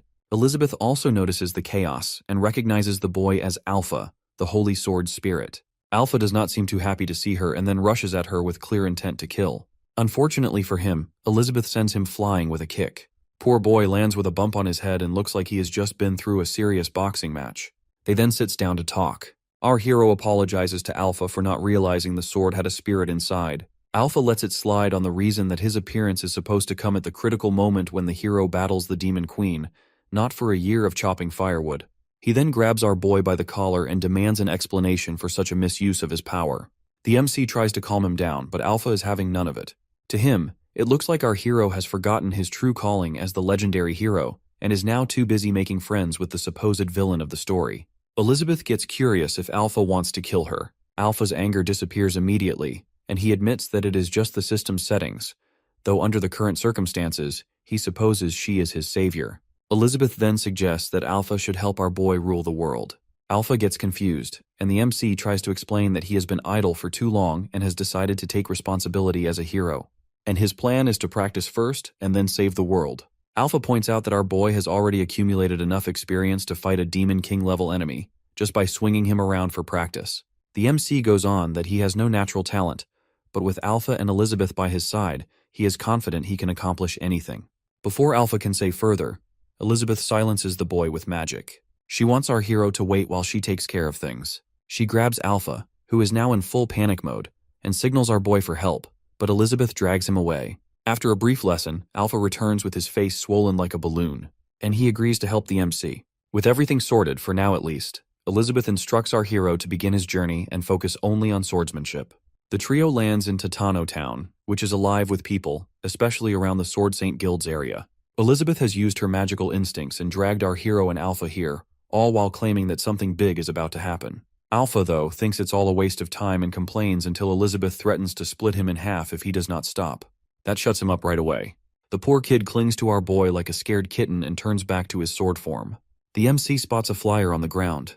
It advertises a guild competition, where fighters from different guilds will battle it out. Then a loud announcement echoes through the streets that the bets and entries are open. The crowd goes wild and runs to place their bets and grab seats and practically drags our hero and Elizabeth along with them. When they get to the entrance, a beast man acting as the ticket inspector stops them. His magic ticket scanner comes up empty since, well, they don't have any tickets. Our boy pulls out his gold pouch to buy their way in, but the beastman reveals that tickets originally worth 10 gold coins are now being sold for 200. The MC is irritated because apparently, even in a magical world, this kind of theft is still a thing. Elizabeth, on the other hand, does not have the patience for this nonsense. She hypnotizes the beastman with her magic, who goes from cocky to way too polite in seconds.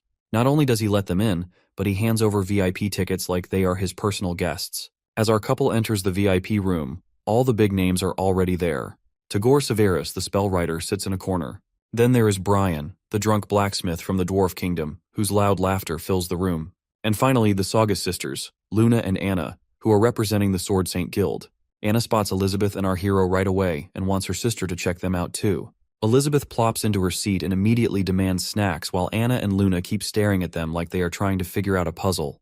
The mood in the room shifts when a goblin named Gob makes his grand entrance. He is loud, dramatic, and enjoying the spotlight. He then announces the final participants in the competition. First up is Ching, the Sword Saint Guild's star swordsman. Next is Gaola, a giant of a man from the Giant Bear Guild who looks like he could crush people with a hug. Then comes Travis, a ridiculously good-looking elf who makes half the room mesmerized with his looks. And finally, Yi, the mysterious guest from the Card Guild, who steals the show just by standing there. As the competition begins, the arena erupts with cheers. Travis looks around the battlefield like he is the only adult in a room full of clueless kids. His eyes stop on Gaola, and to him, Gaola is the definition of a useless idiot who is loud, overconfident, and probably about to make a fool of himself. Yi is not much better. He is only here because his guild has helped the Sword Saint Guild once. The only person who seems worth his time is Ching. The fight starts with Gaola charging in like a bull, with no plan and just speed. Travis, on the other hand, fires a bunch of arrows. Everyone dodges them easily, and Gaola breaks it. But then the arrow sprouts roots that twist and grow and form a cage around everyone. Gaola, being the stubborn guy he is, tries to muscle his way out. But the roots have other plans. They wrap tighter and start oozing some sticky sap that leaves Gaola stuck like a bug in glue. Travis explains that how these roots are from a gum tree and are designed to shrink on impact and release sap to trap opponents like Gaola. But before Travis can savor his moment, Ching takes out his sword, and with a single swing, he cuts through the roots and frees himself, and offers an apology for destroying Travis's creation. Upon seeing that, Travis feels thrill like a madman and does not care about the plant, but wants Ching's life as payment instead. He then sends a swarm of glowing butterflies toward Ching in hopes of overwhelming him. But Ching remains unbothered and swings his sword again. This time the outcome leaves Travis stunned as he realizes his hand has been severed. He gets shocked and furious and can barely process Ching's calm declaration that the fight is over. But even injured, Travis is not ready to admit defeat. He acknowledges that Ching deserves the title of a genius from the Sword Saint Guild, but reminds him with a grin that he is a genius of the Elf Guild himself. Just as Ching begins to lower his guard, one of the butterflies explodes and forces him to stumble back. The blast sends his sword flying to the ground. Travis spits something on the ground, and a flower called the Healing Lily pops out. He slaps it onto his body, and it starts turning into a hand that looks just like his real one. Travis now feels unstoppable and proudly announces that with the sacred tree's blessing, the elves are the strongest of all. But that confidence does not last long. Gaola appears and smashes both Travis's ego and his body into the ground and leaves him buried 6 feet under. The crowd goes wild, with half cheering and half stunned, while Gob loudly declares Travis officially out of the fight. Gaola then turns to Ching and laughs like he already has victory to his name. His energy feels dangerous, and Ching can sense it. Ching stays calm and pulls his sword from the ground, all while realizing that Gaola has used his sweat to escape the roots. Gaola then charges like a madman and is ready to destroy Ching. But Ching dodges just in time and counters with his cold slash technique and lands a few strikes on Gaola. But the result is barely a scratch, like he has been slicing a rock with a butter knife. To make things worse, Ching's fancy dwarf-forged sword starts cracking. Gaola does not waste the chance. He rushes again, but Ching manages to block the hit and rolls out of the way. The sword takes a serious dent from the impact and loses its worthiness. Ching throws it aside and is ready to dodge Gaola's endless attacks with nothing but his instincts. The crowd is enjoying the fight. Our hero is also loving the action, while Anna is busy trying to figure out how a high-quality weapon could break so easily. Luna suggests they step in to stop the fight and save their guild from embarrassment, but Anna does not want to. Her mind is elsewhere about how the Giant Bear Guild has suddenly become this strong. Something does not add up, and she has a nagging feeling the Dark Guild might be behind it all. In the middle of the chaos in the arena, Ash, the Grey Sword of the Sword Saint Guild, brings up that an apostle is here to Bali, the Elder Sword. Elder Bali, however, wants the others to deal with it themselves. And guess who is sitting here as the president of the Card Guild? It's Burrs, the genius who created the whole profession of cardmasters. Turns out he is a former member of the Sword Saint Guild too, except now he is sitting there and looks like he is one wrong move away from either blowing up or fainting. Keep in mind, this guy is a 4-star demon ancestor, but apparently even that does not make him immune to nerves. Burrs has his own reasons, though. His whole life is basically about hating the Dark Guild, and he has built the Card Guild from scratch just to fight them. Over the years, he has killed more apostles than anyone cares to count. But today, anger is not the issue, but it's pure fear. Because sitting up in the VIP seats are Elizabeth and our boy. Naturally, Burrs assumes they are plotting to kill him for not meeting their crazy high expectations. He is not just worried about the guild's performance, but he is also stressing over the card deck and barley tea the MC handed him to properly utilize. Meanwhile, on the battlefield, the fight between Gaola and Ching is getting wild. Gala relies on his strength and earth magic. He slams the ground and turns it into some sort of sheet and traps Ching inside a giant boulder. For a moment, it looks like he has the upper hand. He knocks on the boulder to mock Ching, but notices a cut forming and jumps back, only to find his hand has been severed. Ching then shatters the boulder using his selfless state technique. Gaola wants to kill Ching, but the giant ends up having his own feet cut off. Ching offers him one last chance, but Gaola stubbornly refuses to give up. He then thinks about using his last resort, which is a forbidden drug his teacher told him not to touch unless things get really bad. It would make him super powerful, but only for a short time, and it comes with some serious side effects. Ching, on the other hand, just stands there with his magic aimed at Gaola like he is waiting for him to make a move. Gaola, not seeing much of a choice, swallows the pill. He has big dreams, which are turning into a demon king and killing Ching. Unfortunately for him, Ching has other plans. Before the drug can do its thing, Ching's blade ends the fight, and Gaola's head rolls across the arena. With Gaola out of the picture, the last fighter left is Yi. But the Yi behind the mask turns out to be Evil, who is psyching herself up for the final round. At the Card Guild, Evil is meditating with her cards and sipping barley tea, and then she levels up to a 1-star Great Demon Spirit. Just then, Burrs walks in and calls her by her fancy new name, Yi Lifu. Upon seeing her dad, the first thing she asks about is the Sword Saint Guild.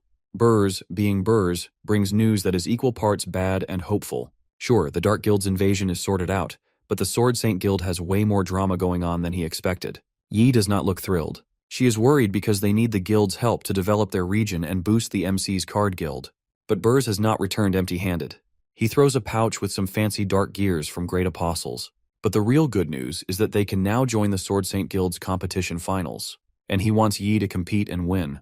Yi, however, doubts herself that she will get crushed by the stronger contestants. But Burrs reminds her that they are not the weaklings they once used to be. He even promises to give our boy's treasure deck to her to help her power up. Now back in the competition, Yi shows up with our hero's cards, knowing full well she can only use 6 of them at a time, and the rest of her deck is just weak duplicates. But she cannot back down here, as the MC's promotion depends on her. So she uses a card slash to take care of the roots and moves forward. Ching can see how she lay low during the entire fight only to show her true power at the end. But he is not impressed, and wants her to quit, since she is not worth his time. His guild owes her a favor, so he is warning her. Yi, however, is not in the mood to give up. She fires a magic attack that barely misses him and catches the attention of Brian. She then goes on to attack and swings her cards like swords, but Ching blocks them all like it's child's play. He figures out she is just trying to distract him and charges at her. Yi panics for a second but does not let it stop her. She jumps into the air, stepping on her cards to get some distance. From above, she launches another card slash. Ching dodges it easily and counters with a leap. The fight heats up as Yi's card lock starts to weaken Ching's magic sword. For a second, it looks like she has him until he powers back up again. But Yi is not done yet. Turns out all her weak-looking attacks were just to stall for time. And then she plays her trump card. There comes the Spades Dragon, a massive, terrifying creature that has the whole arena buzzing. Even Tagore wants to document it. Brian, however, is more interested in the genius who made those cards. Our hero is amazed as he watches Yi show off her skills with cards and shares it with Elizabeth. Ching, meanwhile, faces Yi's Spades Dragon, and then pulls out massive sword chi to summon his blue sword attack to take down Yi's dragon. Yi, on the other hand, is not having such a great time. She can feel the huge gap in their power. Her replica cards are of no match and she knows it. Her only hope is her treasure deck, but using it is risky since she cannot control it properly yet. Before she can even come up with a plan, Ching is already in her face and attacks with enough force to knock her flat on the ground. She accepts her defeat and is somewhat okay with it because she has made it this far, and that is good enough. Just as everyone thinks the fight is over, something happens. A creepy energy appears behind Ching and shoots straight through his head. There is no warning or build-up, but just a sudden, overwhelming force. Ching does not even have time to react before his body is taken over. Yi stares in disbelief as his whole vibe changes and realizes that the Great Apostle has possessed him using Jaola's head. Gob, the commentator who has been hyping up the matches all day, suddenly loses his cool. His energetic play-by-play turns into nervous rambling as the Apostle's power breaks the arena's protective barrier. The crowd goes nuts, screaming, panicking, and running in every direction like their lives depend on it, which obviously kind of do. Meanwhile, Anna, Luna, and Tagore watch the chaos unfold like it's a really bad episode of reality TV. The MC turns to Elizabeth to ask if they should step in or do something. But Elizabeth wants him to stay put because as a future ruler, he needs to learn how to deal with unpredictable situations. Burrs, meanwhile, is sweating bullets. He watches our hero and Elizabeth with suspicion and pieces together, in a wrong way as usual, that they must have known this invasion was coming and had set it up as some weird test. He thinks it's great that now, on top of everything, he has to impress them too. Elder Bali watches him and silently feels happy as Burrs now has no choice but to come back to his guild after embarrassing himself. Back on the battlefield, the Great Apostle is enjoying himself as he controls Qing's body and shows off his dark power. Yi, who has now seen that she is up against someone from the Dark Guild, decides it's time to stop holding back. She pulls out her treasure deck and goes all in. The Apostle, noticing her strength, immediately tries to take her out. Their powers clash and cause an explosion.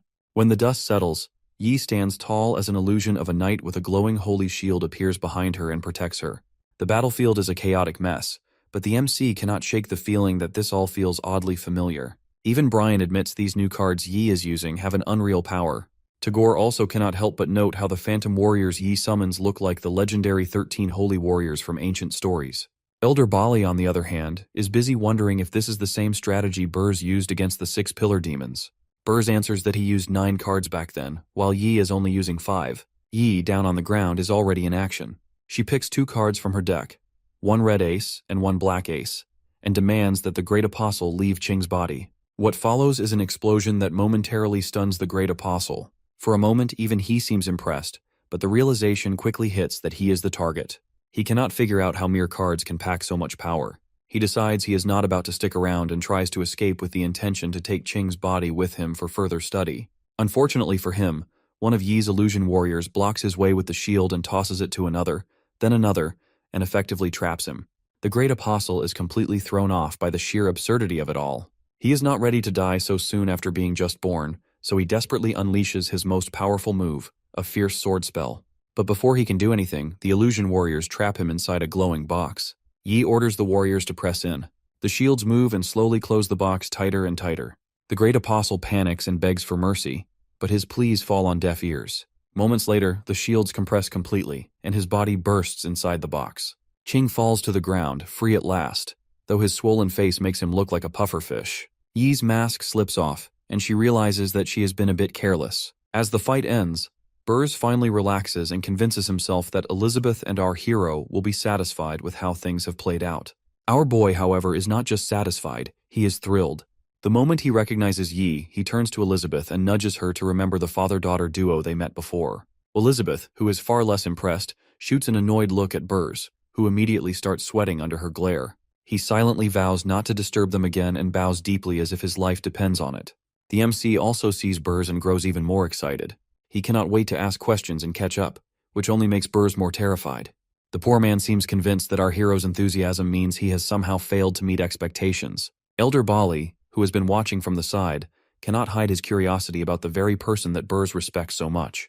Elder Bali welcomes a mix of people to their meeting hall that is the father-daughter duo, and of course, Elizabeth and our boy. Everyone takes their seats, and Elizabeth's intentions are crystal clear that she wants our hero to learn about world affairs as a part of his preparation for leadership. Our hero, however, decides to call it experience. Elder Bali starts things off by congratulating Burrs on winning the competition. But Burrs, being the humble, or rather sacred guy he is, turns the attention away from himself and introduces his saviors, the MC and Elizabeth. Although with the death glare Elizabeth is giving, he does not dare to breathe a word about who she really is. Our boy cannot help but feel bad for Burrs, who has to juggle all these secrets like his life depends on it. Even stepping outside with Elizabeth feels like dragging trouble along to the MC. He then suggests to Elizabeth to call her a beginner to avoid drawing attention.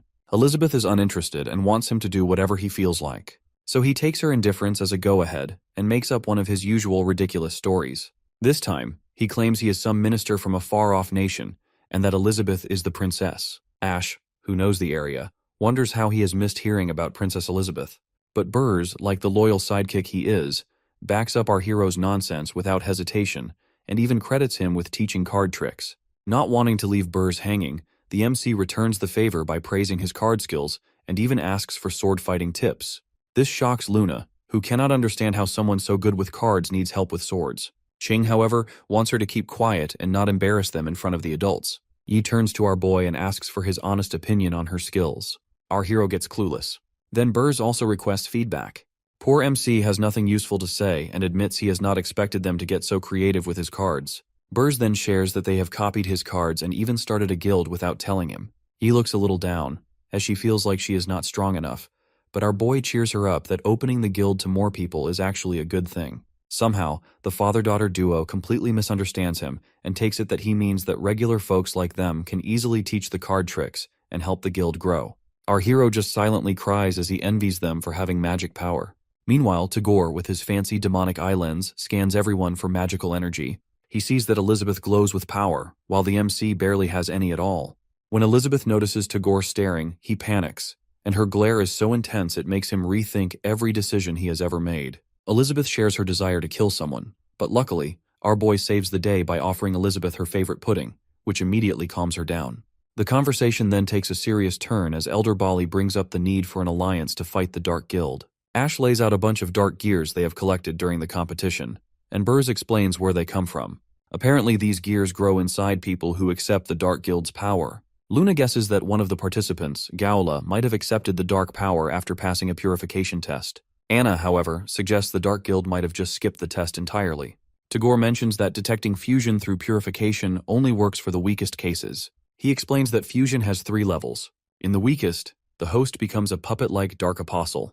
In the middle level, the host births a great apostle but cannot control it. At the highest level, the host fully controls the fusion, gains immense power, and serves the Dark Guild as a pillar demon. The one thing that ties them all together is the Dark Guild, of course. They have to follow the orders of whoever gives them their powers. It's like being stuck in a never-ending job with no way out.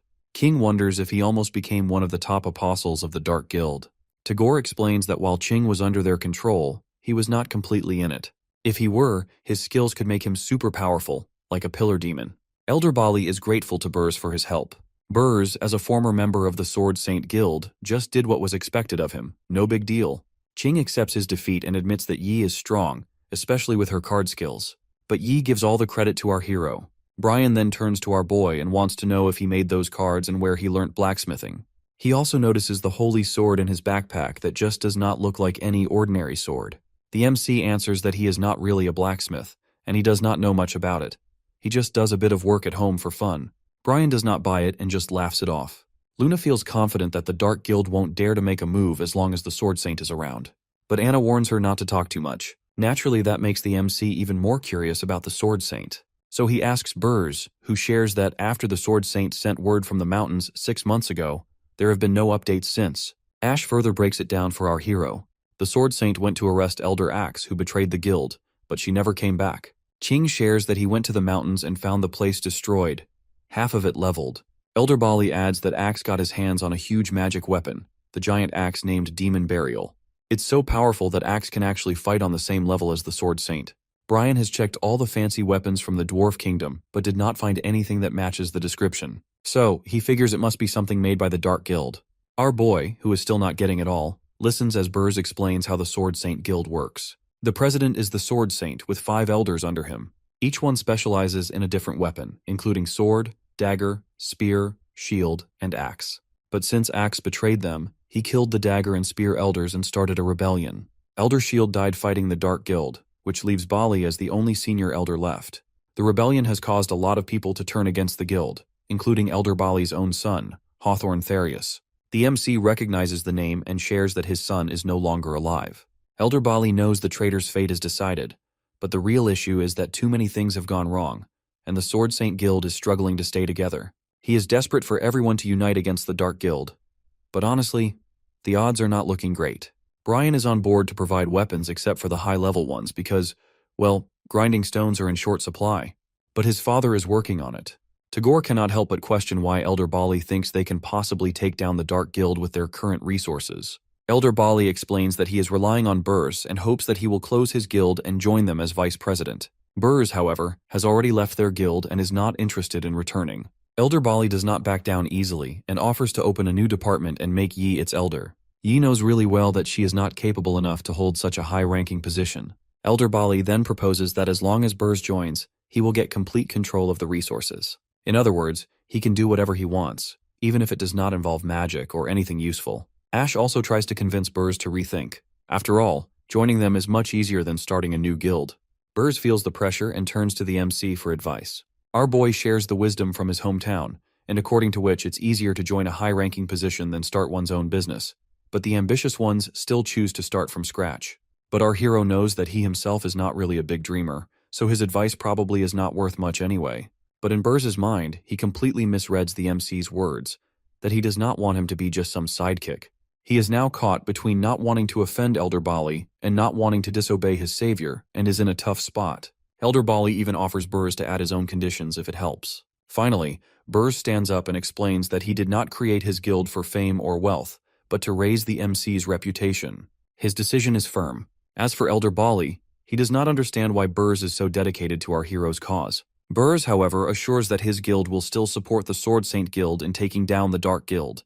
Elder Bali has no choice but to agree to recognize Burz's guild's legitimacy. There, the problem solves. Elder Bali then asks Brian about his father, the Dwarf King, who has been in seclusion for ages. Brian reveals that his father is researching the Grinding Stone issue, though no one is willing to cooperate with them. Elder Bali then turns to Tagore, who agrees to provide weapons and combat spells. And finally, Elder Bali lays out the grand plan that in 2 months, they will gather their forces, and in the meantime, they will try not to screw everything up. Then our hero declares that he wants to join their guild and specifically learn swordsmanship. Both Burz and Yi are shocked. They cannot believe it, but the MC wants them to ask Elizabeth because apparently it is her idea. The father and daughter duo is too scared to question Elizabeth, so they just agree with him. Elder Bali then asks about our hero's magic level. After all, most swordsmanship requires some kind of magical ability. Our boy admits that he has no magic skills. Upon hearing that, Ash makes it clear to him that, without magic, he won't stand a chance at learning the magic sword techniques. Elder Bali is not so sure about that either, but he does mention that there is only one person who has mastered swordsmanship without magic, and that is the Sword Saint. So, if he is serious, he will have to find her. Burz also thinks that the MC will need to step up if he wants to learn from the best. Our hero understands them, but inside, he cannot help but feel like they don't think he is cut out for any of this. And honestly, that stings a little. Tagore writes down some sword skill spells and hopes they will help the MC. Just as he finishes, Elizabeth's pudding is also finished, and our boy, all excited, shows her the magic spell that carries the sword skills. Elizabeth crushes the leftover pudding cup in her hand, and then out of nowhere, Tagore, who has been sitting there just seconds before, explodes into a bloody mess. Meanwhile, somewhere else, the mighty Sword Saint Chi-Chi Saugus is in the middle of a fight with Elder Axe. She is determined to take him down for teaming up with the Dark Guild.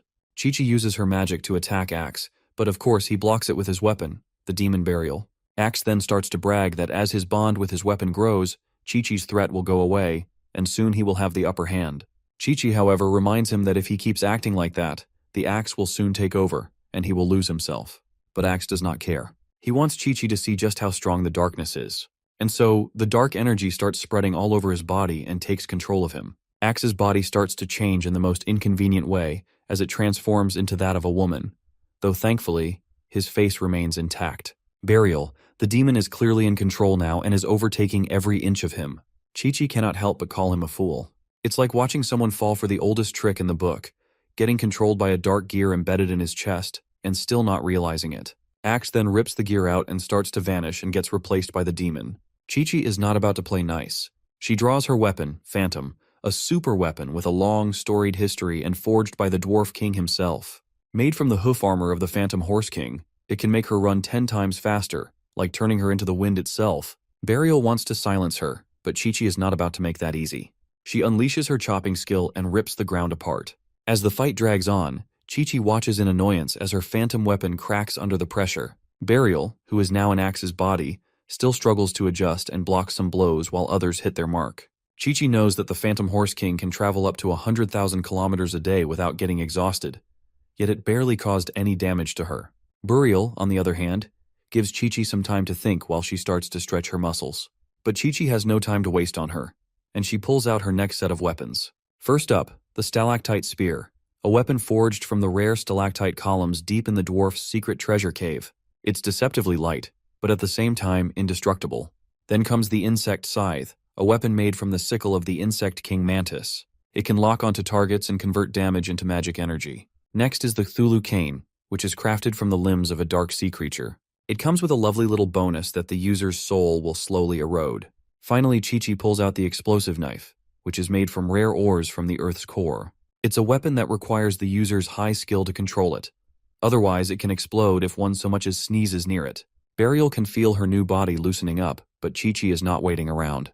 She summons the Snow Silkworm Shield, which is made from the silk of the snow-white silkworm and is cold, tough, and practically indestructible. Chi-Chi is ready to end this, and she has a plan. The stalactite spear will boost the insect scythe's power, the Cthulhu cane will twist space, and the explosive knife will release energy from the Earth's core in a continuous explosion. But she can only hold it for a minute before the dark power starts messing with her mind. A minute of chaos is all she needs. Just to top things off, Chi-Chi summons the Hammer of All, which is forged from the fossilized bones of a mammoth lord. It's just a 100-ton hammer that can cause absolute destruction with a simple tap. She swings it at the distorted space she has created and launches an arrow of destruction through it. Burial moves so fast it is as if the snow silkworm shield does not even exist. Before the shards can even hit the ground, she has already moved past the arrow aimed at her and slices Chi-Chi cleanly in half. But Chi-Chi pulls herself back together and summons a shield of abyssal magic with 7 guard swords. A solid effort, really. But Burial smashes through it like it is made of tissue paper and leaves Chi-Chi flat on the ground. As her warm-up is now over, Burial figures it is time to get serious. She uses the all-seeing eye of her trusty axe and scans the distance and locks onto her next target, which is Elizabeth. On the other side, Elizabeth and our boy have just returned home. Elizabeth, with her priorities firmly in place, runs straight for the couch. Chips in one hand, remote in the other, she settles in to relax, all while leaving the tiresome business of world domination to our hero. Surprisingly, or maybe not, the MC does not want to rule the world either. The poor guy is already mentally and physically drained from the day, and the idea of more responsibility is further exhausting him. But a deal is a deal, and Elizabeth is not letting him off. But to leave that aside, our boy needs her to give him a heads up before she pulls any more Elizabeth specials. Why the sudden rule? Well, maybe it has something to do with the incident earlier. During their meeting, Elizabeth casually blasted Tagore out of existence. The room then obviously turns into chaos. Elder Bali orders to keep things under control, while Brian decides to enjoy the drama with his wine glass. Burrs tries to calm them and turns to our boy for answers, but our poor hero looks like someone has unplugged his brain. Elizabeth grabs the sword recording spell from our hero, tosses it onto the table, and wants everyone to pay attention. She activates the spell, and it turns out to be a parasite looking for a host. The nasty thing immediately rushes at our boy, but Elizabeth destroys it just in time. As the parasite turns into some creepy dark energy, they realize something worse. Even Tagore's body is part of the spell. Apparently, Tagore has also signed up for the Dark Guild's life-ruining membership. Elizabeth, point out that this is not just some random magic. If they let Tagore cast a spell during their fight, the whole area would have become a breeding ground for parasites. The MC, on the other hand, nervously bites his fingers as he is thankful to still be alive. Elder Bali wants to know how Elizabeth detected the parasite, but she is not in the mood to explain and keeps it to herself. Burrs, meanwhile, is freaking out. He knows Elder Bali's massive ego all too well and figures he will assume Elizabeth is some low-ranking nobody, insult her, and set off a chain reaction of chaos. So of course, Burrs turns to the MC for help, but our boy is too busy still trying to wrap his head around everything.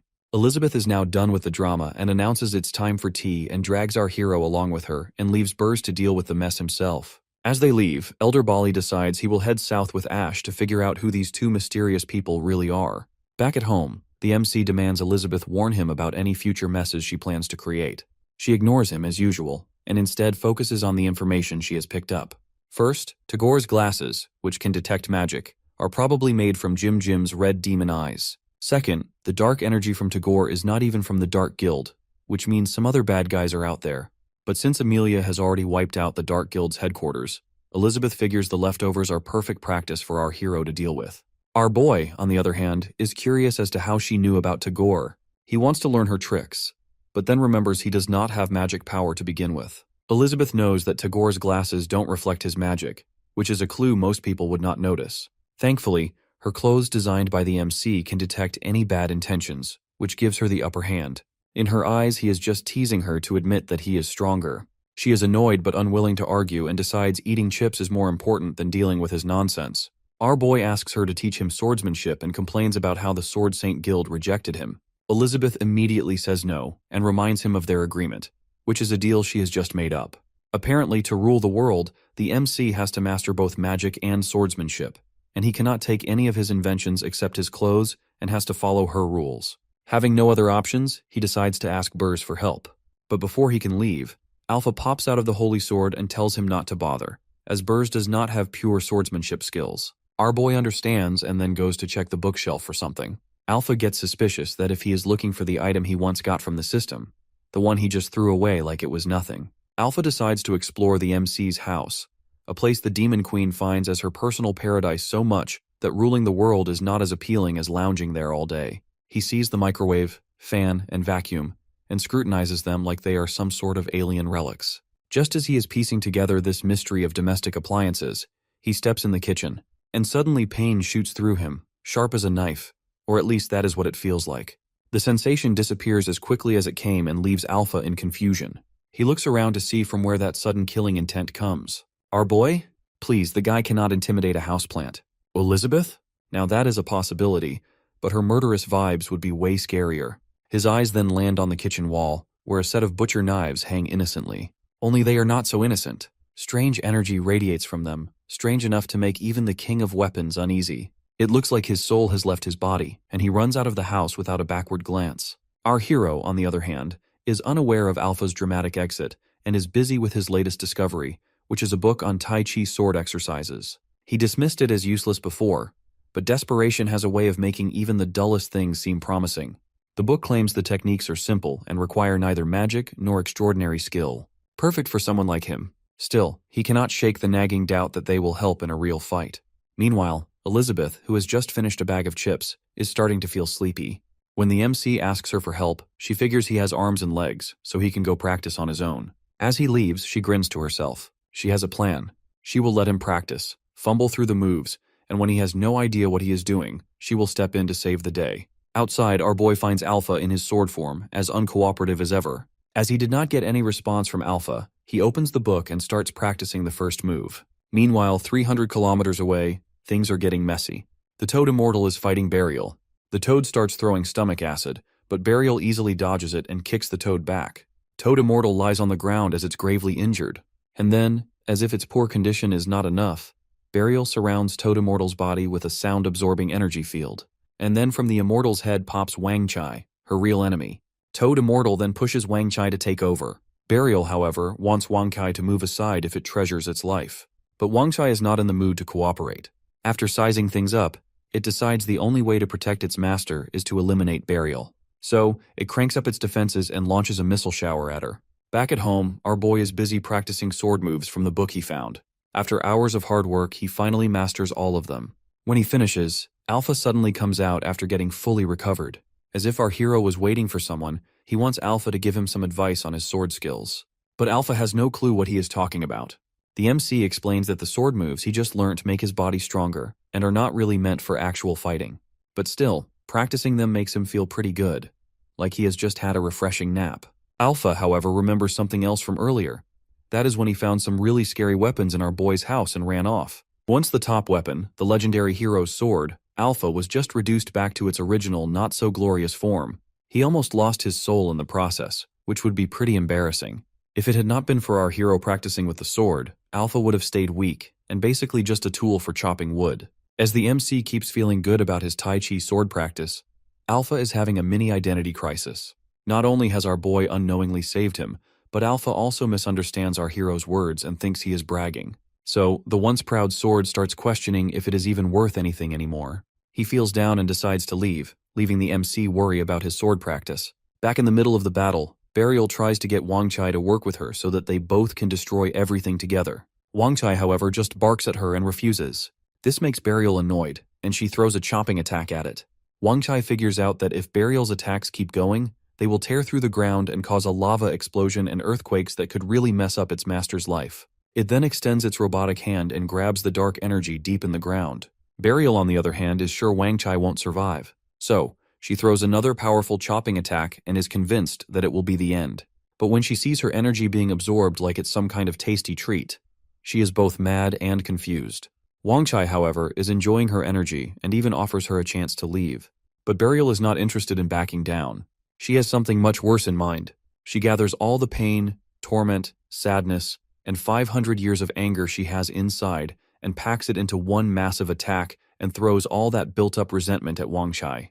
But Wang Chai does not even blink. It pulls out a tiny, smooth mirror, which is one of our hero's creations, and reflects the attack like it's no big deal. The blast shoots out of the earth, goes through the universe, and who knows where else. And Burial just stands stunned as her years of pent-up rage are dismissed like it's nothing. Then, to make things even worse, she sees the dog drone, a buddy of Wang Chai, floating above her. She tries to destroy it, but before she can, she finds herself trapped in a force field.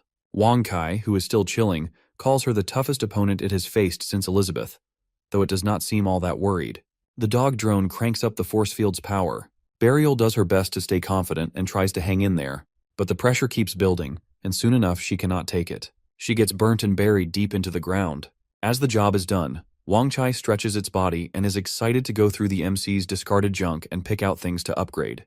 But just as it is about to leave, a hand shoots up from the ground, and then out pops Chi-Chi, who is wearing the lucky pendant. The pendant seems to be an ancient item from a lucky star that passes by the hero continent every decade and has been made into a piece of jewelry by the Dwarf King. Chi-Chi has spent years collecting pieces of this star, and whoever wears the pendant is said to bring incredible luck. Elizabeth is chilling on the couch and happily snacking on chips while watching the television. The ads are annoying her, but she just cannot resist finishing off the last crumbs in the bag, the ones loaded with all the extra spice and crunch. She savors each bite like it's the most satisfying and addictive thing ever. Once the bag is empty, she gets up to check on our boy. In her mind, he has to be struggling, and only she can step in like a hero, ready to guide him and save him. It would be perfect. She opens the door with a big smile, ready to offer her wisdom, but instead finds him sitting on the grass and fully focused on his exercises. He motions for her to be quiet, like he does not even notice her come in. At first she is irritated at his audacity to ignore the Demon Queen, but then she figures it out that he must have hit a tough spot and is trying to avoid it. So, of course, she comes up with a genius plan, and according to which, he will beg her for help, and then she will teach him a few moves that will guarantee his success, but only if he follows her conditions. But no, the MC is not even listening to her. He is too busy meditating and totally ignoring everything she says. Elizabeth's patience is starting to wear thin, but she tries to stay calm. She reminds him that he is supposed to be learning swordsmanship, not meditating. Then, as if to prove her wrong, our boy points a broken branch at her and mentions his strengthening exercises that are meant to train both the mind and body. While she has been eating chips, he has already mastered all 13 sword moves. He even offers to show her. Elizabeth is sure that he will just make a fool of himself and allows him. The MC starts with Tai Chi basics that include a calm mind, right posture, and deep breathing. And then, to her surprise, he pulls off the first move in which some dragonfly touches the water. That actually looks pretty powerful. She's not going to admit it, but it makes her stop and think. The next few moves only confirms that his power is real, and she cannot deny it anymore. When he moves on to the thunderstorm move, she has to admit that he has done better. As it is getting serious, she decides to step in. She uses her magic and pulls out her demonic sword of destruction. Our hero, on the other hand, moves on to his fifth move, in which a blue dragon comes out of the water, while Elizabeth uses the sword and summons the demonic dragon. It is frustrating to Elizabeth that how her once mighty sword force looks like a toddler's tantrum compared to whatever nonsense our boy is doing. Meanwhile, the MC, who is completely oblivious to her struggle, just stands there with his eyes closed and preaches about calmness and the truth of Tai Chi, and looks like he is hosting a meditation seminar. And then, just to make things even more dramatic, he executes his eighth move, and a glowing moon rises from the water. Elizabeth, on the other hand, summons rock aggregates to destroy the moon as she tells him he wandered into the wrong field. Instead of swordsmanship, he should have stuck to philosophy or moon-gazing. But then the moon balloons in size, and the ground beneath her starts to shake, thanks to our hero's gravity trick. But she is not about to let him win. She propels herself to the moon's surface. While the MC reveals his ninth move and meteors start to rain down like fireworks, Elizabeth cannot help but notice each one is packed with destructive force equal to her most powerful magic. And there are so many of them. She then shifts to her demon form and tears through the meteors like a storm, then charges at him to end his annoyingly calm existence. Her ultimate technique, which is an all-out slash that shreds the moon and erupts with a power so immense it seems like overkill, even to her. She then pauses to see if she has finally managed to wipe that annoying, peaceful expression off his face. But no, our hero stands there without a single scratch on him. Elizabeth just cannot believe it. And then, as if he has not already done enough, he unveils his 10th move, which is to hold the moon. Elizabeth cannot believe how dumb she is for getting distracted in worry of him. She then decides to put an end to this nonsense and pours all her magic into one big move and aims straight for the moon. Meanwhile, our boy is off in his own little world and shows off a move called the Sword of Enlightenment. Elizabeth, however, is not going to sit there watching him play around, so she unleashes her ultimate magic and summons 9 clones of herself, each just as strong as the real deal. The clones charge at him, with swords ready to strike, but none of them manage to land a hit. At first, she thinks our hero has dodged the attacks, but it turns out that space itself has stretched and pushed them away. She is now fed up and decides to go all out with her most powerful move, which is the Arrow of Destruction. This is the move she has spent years perfecting. There is no way he will survive this. But nope. The MC brings out yet another fancy technique and creates this weird cosmic hole in the air. Her arrow, which she is so proud of, flies straight into it and just disappears. Elizabeth is left staring in disbelief. They are now back on the water, and she cannot hold it in anymore. Years of hard training and countless hours perfecting her swordsmanship, all of it has failed her. And to make things worse, our boy is standing there lecturing her about sword techniques. But then her anger fades and she realizes something. Maybe it is time to stop clinging to her pride and let go of all that baggage and actually listen to him. Elizabeth knows that to take down our hero, she has to break a few rules, like messing with time and space, and moves closer to him. She is about to pull off a technique that might destroy her completely. Life without him does not mean much anyway, so to her, this end feels pretty decent. All she wants is for him to remember that she was the one who beat him. Our boy, on the other hand, is busy setting up his final flashy move. He reaches out, takes her finger, and instead of the epic showdown she expects, he pulls her closer. Before she can process anything, everything shifts, and suddenly they are back home. Her body goes back to normal, and her power jumps up to 7-star Demon Lord status. As they stand there in silence, our hero asks her opinion on his swordsmanship. Elizabeth, who is still trying to make sense of everything, does not even register his question properly. Her face turns red, which he notices, and suddenly, they are both standing there like awkward kids at their first dance. The MC tries to fix the vibe by praising her effort and dedication in guiding him, but of course, Elizabeth takes it all the wrong way. In her head, everything our boy did is part of some grand plan to help her break through her cultivation struggles. First, he pushed her senses to the limit. Then, he made her face impossible challenges. And finally, he beat her sword, the one she gave up everything for, just to rewind time and let her get stronger without paying the price. To her, this is not just about strength. It's proof that he has one ultimate goal, which is marriage and having the strongest kid ever. Obviously, she decides all by herself that she is not strong enough for that yet. Our boy, on the other hand, is completely clueless about the soap opera going on in her head. He notices her zoning out and snaps her back to reality. She responds by telling him to stop looking down on her. He really has no idea what she is talking about and stands there, confused, while she gets worked up over imaginary insults. She convinces herself that he wants her to train harder for the sake of their future superhero kid. So she gets considerate of him and promises to get stronger, though what she really wants is to ask if he likes her. But the words get stuck in her throat. Just then, Wang Chai lands nearby with Chi-Chi's body and kills their romantic tension. The MC can see that Chi-Chi's injuries are pretty bad. He then praises Wang Chai for doing a good job with the first aid. Wang Chai puffs up with pride, but its moment does not last long as it senses something is off. It turns and sees Elizabeth, who looks like she is about to explode with anger. She is furious because it has brought more people and ignored her warning. Meanwhile, 30 kilometers away, Alpha is out of breath after flying the long distance. He has just woken up and life is already a mess. The hero has apparently decided to play Romeo with the Demon Queen, which is inappropriate on so many levels. But Alpha's real issue is how everything our boy has set up makes him, the so-called king of weapons, feel completely useless, like a piece of scrap metal. He even turned back into his original form out of fear. He is losing his mind because his only job now is chopping wood. He decides to rediscover his meaning of existence and gain confidence, but then he hears someone asking for help. He turns and sees Burial lying there. She explains that her original body has been wrecked by some bad guy, and if she does not find a new one soon, she will disappear. Alpha, who has never seen such a gorgeous weapon spirit before, is completely mesmerized, but he knows that getting a new body for her is not going to happen overnight. Seeing his hesitation, Burial suggests he let her enter his body for the time being. Alpha agrees as he is too dazzled by her looks to think straight. Burial thinks he is an idiot for agreeing but decides to play along. She smiles sweetly and asks him to come closer, all while putting on her best innocent act. Alpha leans in and she pulls him closer, with her eyes full of resentment, and asks about his own problems so that she can help him deal with them. Alpha gazes into her eyes and gets completely captivated, as if her very essence has trapped his soul. He then confesses his deepest resentment that he has lost his purpose, and it is all because of them. She promises that if he hands over his body, she will shoulder his burdens. Alpha agrees and allows her to take control of his body. With Alpha's resentment fueling her strength, Burial feels an almost overwhelming surge of power. Even though the body is frail, she ignores its limitations. Her failures have taught her a valuable lesson that recklessness is her enemy. This time, she won't confront Wangchai directly. Instead, she will bide her time and avoid him until she can deliver a devastating, calculated blow. Back at our boy's house, Chi-Chi opens her eyes to find Elizabeth staring at her. Dazed and confused, she begins asking questions. Elizabeth does not care about her confusion and warns her to be careful. She makes it clear that this house, everything in it, including the MC, belongs to her. Chi-Chi, who is still weak and is feeling the power radiating from Elizabeth, has no choice but to nod along.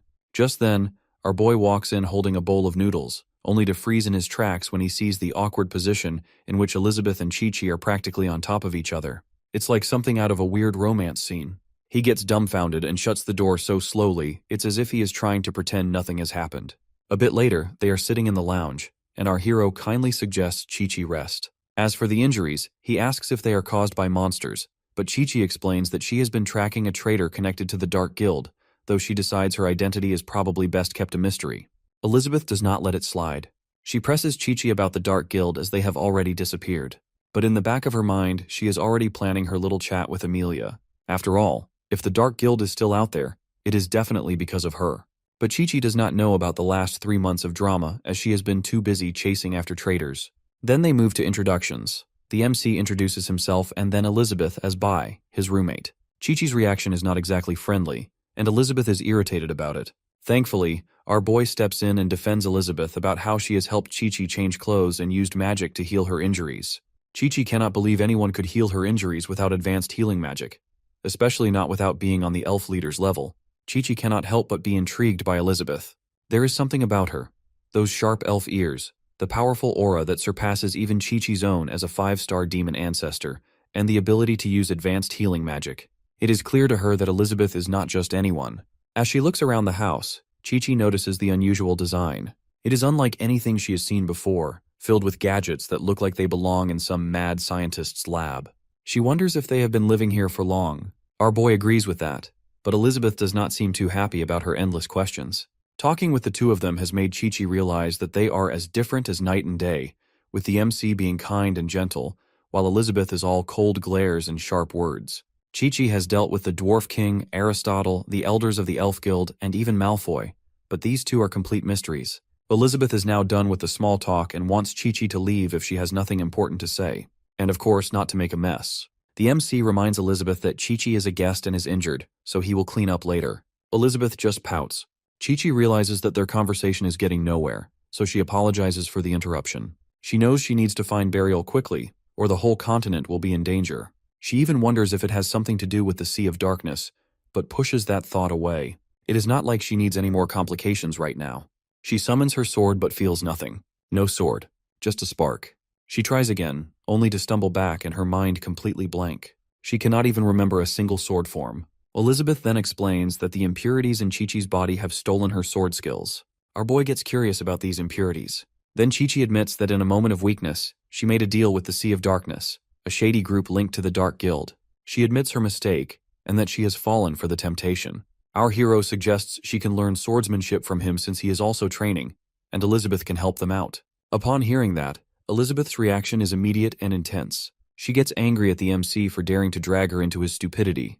Our boy gets startled and apologizes. He just thought they all wanted to take down the Dark Guild together. Elizabeth does not seem convinced, and Chi-Chi can sense the tension and decides it is time to go. She does not want to be the cause of any more conflict, especially with a sword she cannot even summon. Our hero insists that she eat the bowl of noodles he has made before she leaves, but Chi-Chi turns him down. The MC then sincerely wishes her good luck. Elizabeth, on the other hand, grabs the bowl and claims it as her own. Our boy cannot figure out why Elizabeth is not lifting a finger to help Chi-Chi, especially since her current condition is a direct result of fighting the Dark Guild. But Elizabeth is too annoyed to be with her to help her.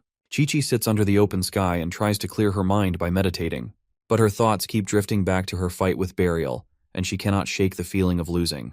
The pendant around her neck shattered during the fight, and it's only thanks to Wang Chai that she has not become a permanent resident of quicksand miles away from anything resembling safety. She curses herself for being so delusional about her own power. One blow from burial, and there she was, lying flat on her back.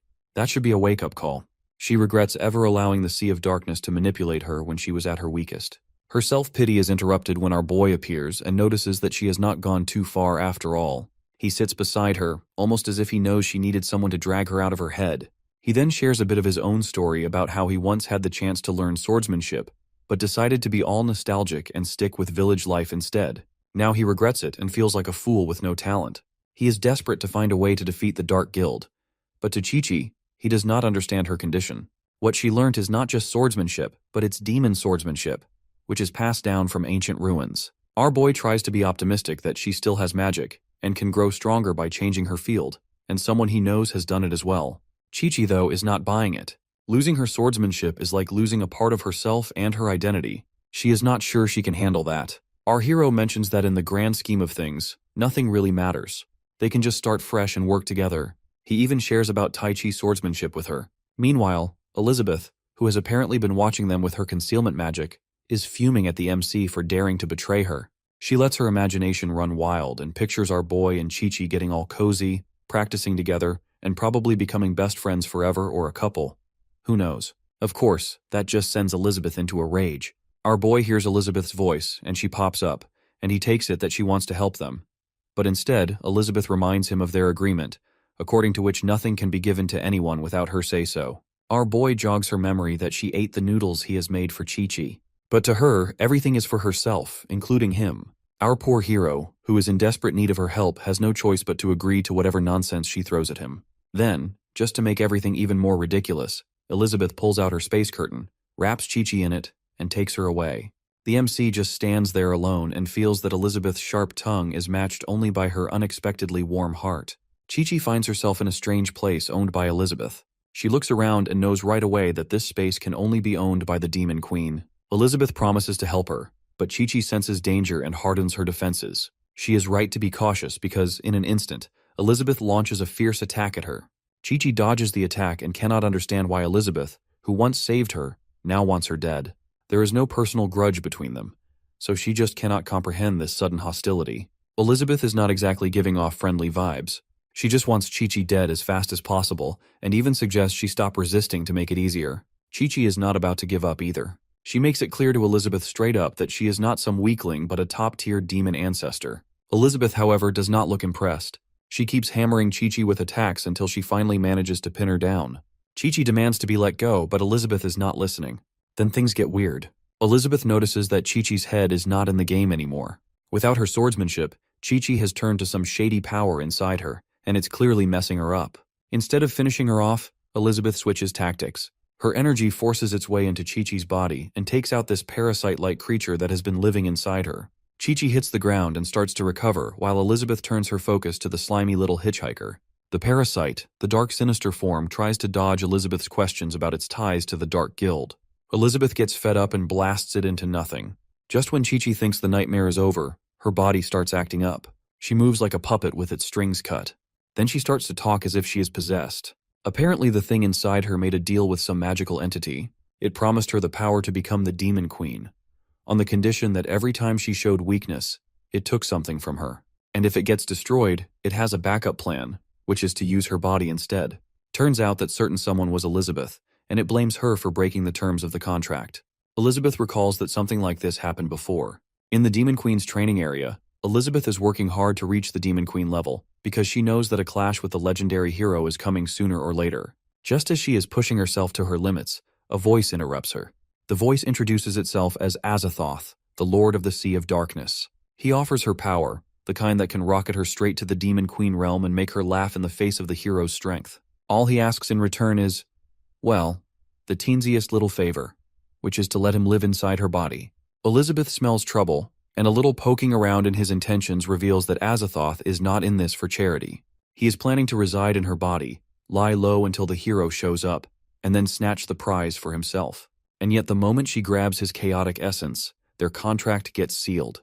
But Elizabeth is not about to let a shadowy stupid call the shots. She leads his essence to the lava pit, which is a barren place and probably feels like home to him. She drops him in without so much as a goodbye. Azathoth throws a fit about contracts, backlashes, and how this is so unfair. Elizabeth, however, has a plan to become the Demon Queen by herself and turn the chaotic force she has already absorbed into her own strength, and that contract of his will no longer exist then. He sinks into the lava and curses her till the end.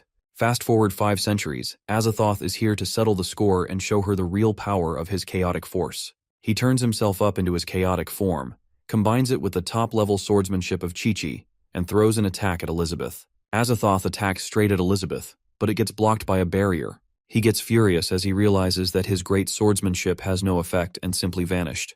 Elizabeth, explain it for him, that the techniques he is using are created by her, so naturally they would not work on her. After seeing our hero's impressive skills, what he has just used is not even close to the strongest swordsmanship. Azathoth is now even more confused and angry and is seriously questioning his power. According to the laws of power, he should have reached the 2-star Demon King level by now, but here he is, getting his attack wiped out like a bad joke. He decides to leave and break his body's seal, but as he tries to move, Elizabeth's power grabs his clothes. When he attempts to escape, his clothes tear apart, because Elizabeth is not letting him off that easily. He threatens her that unless she wants to kill Chi-Chi with him, no magic will work on him. But of course, Elizabeth does not take him seriously. Instead of a powerful spell or an attack, she just throws a bowl of noodles at his head. Azathoth takes it as the ultimate insult. But then something strange happens. The energy in the noodles begins to seep into his cells, and suddenly, his body starts to react. Azathoth screams in pain as his chaotic force escapes from his body. Meanwhile, Elizabeth calmly collects the chaotic energy and is irritated at herself for once again needing our boy's help. A bit later, back at the same spot, Elizabeth returns. The MC sees her carrying Chi-Chi's naked body, and he quickly covers his eyes like a true gentleman. The next day, Burial, now in the form of the Holy Sword, is getting closer to our hero's house. But she spots Wang Chai and vanishes in an instant. Wang Kai senses that something is off, but its radar does not pick up anything. Instead, its body starts cracking, and it blames Elizabeth for beating him up so badly that his system is in chaos. Wang Chai still has not gotten over the beating Elizabeth gave it after learning Tai Chi from our boy. Ever since she got stronger, Wang Chai cannot shake the fear that she might one day smash its data chip in anger. So it is now recovering the wounds Elizabeth has given it. Burial, on the other hand, is circling our hero's house for what feels like an hour, and her annoyance is growing with each pointless lap. Each time she thinks she will finally reach her target, Wang Chai pops up like an unskippable ad. At first, she tries to ignore it and convinces herself that the persistent dog is just trying to mess with her. But no matter how many times she changes her route, there it is, blocking her path. Finally, Burial has enough and decides to stop this ridiculous game of hide-and-seek. She transforms into Alpha and is determined to settle things with Wang Chai once and for all. Wang Kai spots her and scans her, but instead of bracing for impact, it cheerfully welcomes her home. Apparently, it mistakes her for Alpha. For a creature obsessed with data, Wang Kai sure makes some dumb mistakes. Burial is momentarily taken aback, but then she finally steps into the house. The sight of the familiar place hits her like a ton of bricks, and she starts to tear up. Her mind drifts back to those early days. She remembers the MC working non-stop to make an axe, the very same Da Zhuang that appeared in the start of the story. And guess what? That axe is actually Burial herself. She is there to help him cut wood and grow from a clueless kid into a young girl. But of course, not all the memories are so heartwarming. She thinks back to that one rainy day in the forest when our boy grabs a bunch of wood and forgets her there. Years pass, and 500 of them to be exact, and Burial is still stuck in the forest, forgotten by her master. All those years alone definitely made anyone angry, and that happened to Burial as well. One night, Axe shows up there and chats with the apostles about the Sword Saint Guild. He wants something to make him stronger. The apostles hand him a potion from the Dark Guild, and he chugs it like it's some magical energy drink. Dark gear appears on his chest, and he suddenly feels like a new man, probably imagining himself as the hero of some kind. Meanwhile, Burial, who is lying around in her axe form, starts radiating some dark energy, and a sudden blast kills all the apostles. Axe turns around to see the attacker but realizes it's the axe. Then, a voice comes from the axe and wants him to kneel. Burial comes out and offers Axe the power he is so desperate for, and this is how they ended up teaming up. Now, back in the present, Burial is irritated. After 500 years of holding a grudge, the first thing she felt after coming back is nostalgia. While she tries to process all of it, the door creaks open, and out walks our hero, who is apparently heading off to gather firewood. Burial, in a panic, turns back into her sword form. Our boy notices the holy sword and stares at it for a moment. Burial gets her hopes up that maybe, just maybe, he will recognize her.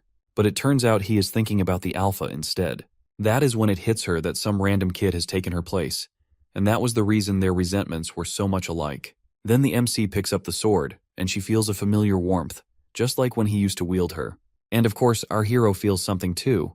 Though knowing him, he probably just takes it as a coincidence. As he starts chopping wood, Burial tries her best to stay cold and distant, but she cannot help feeling happy to be working with her master again.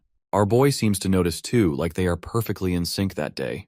As the MC keeps chopping wood, Burial starts to feel a strange energy moving through her. Our boy also notices something new while swinging his sword. It's like he is holding Da Zhuang again, and after such a long time, he is actually enjoying it.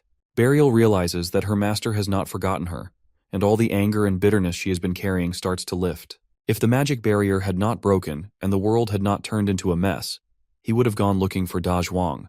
But Burial knows her time has come. With her resentment gone, so is her purpose. She just hopes his next act serves him well and wishes to fade away peacefully. Our hero, who is unaware of Burial's quiet farewell, makes a promise to Alpha. He vows to create the perfect axe and swears that Alpha, as the holy sword, will be his companion on many adventures. With that, he goes inside to cook. But as he leaves, something changes. Alpha appears truly as Alpha, now that Burial is gone. While the two have reconciled, Alpha cannot help but feel discarded, used, and forgotten. Inside the house, Elizabeth asks Chi-Chi how she knows about her swordsmanship, and Chi-Chi begins to share a story that spans over a century. It all starts with the rise of the Dark Guild, which has begun capturing different races across the continent for their sinister experiments. With no one brave enough to stand up to them, Chi-Chi forms the Sword Saint Guild and sets out on her own to gather information in the demon realm. But things quickly turn sour. Her position is discovered, and a swarm of Dark Guild apostles comes after her. She then barely manages to escape. But in her panic, she falls into an abyss and lands in the Demon Queen's cultivation ground, where she finds a demon monument made of magma. Despite her injuries, she sees traces of the Demon Queen's swordsmanship and, instinctively, begins to mimic the moves. In that moment, her understanding of the sword deepens, and she absorbs energy from her surroundings. She spends the next 3 months training in that place until the traces finally vanish. Though she has not fully mastered the swordsmanship, the progress she has made is undeniable. But it also leaves her conflicted. She has reached the peak of what she can learn in this life, and yet she knows there are far greater heights she will never reach. It hit her that reaching that level seems impossible for her, and maybe her own potential is already set. That is when a voice appears and offers her a way to grow stronger. Before she can continue, the sound of the food pot bubbling interrupts her. She continues that she decided to accept the mysterious power and allowed it to settle inside her that it would help her fight the Dark Guild. But the power was still sealed, so instead, it handed her a tentacle weapon. Elizabeth explains that she had sealed the power herself a while ago, and what she was dealing with at that time was just a clone, not the real thing. Our boy is curious about the mysterious tentacle weapon that Chi-Chi has mentioned and starts to miss the taste of octopus. Elizabeth, in turn, wonders if it is delicious. Chi-Chi, however, is confused by how the topic has changed so suddenly. The MC then opens the pot and a light bursts from the pot as it reveals a curry. Elizabeth's eyes light up with joy at the sight of her favorite dish. Elizabeth enjoys the curry and savors its flavor, but suddenly the spice hits her. Our boy has gone all out with the peppers, probably too much, and suggests adding some ice crystal onions to calm things down. Elizabeth, however, is not about to admit defeat and insists that she is fine. But our hero is not convinced. He chops the onions with the knife on his palm, and Chi-Chi, upon seeing it, is shocked. He claims he does not know any sword skills, but here he is, wielding a butcher's knife like it's a toy. The MC adds the onions to the curry, then serves Elizabeth a less spicy version with rice. But Elizabeth is determined to stick with the original spicy one and refuses to let it show that she cannot handle it.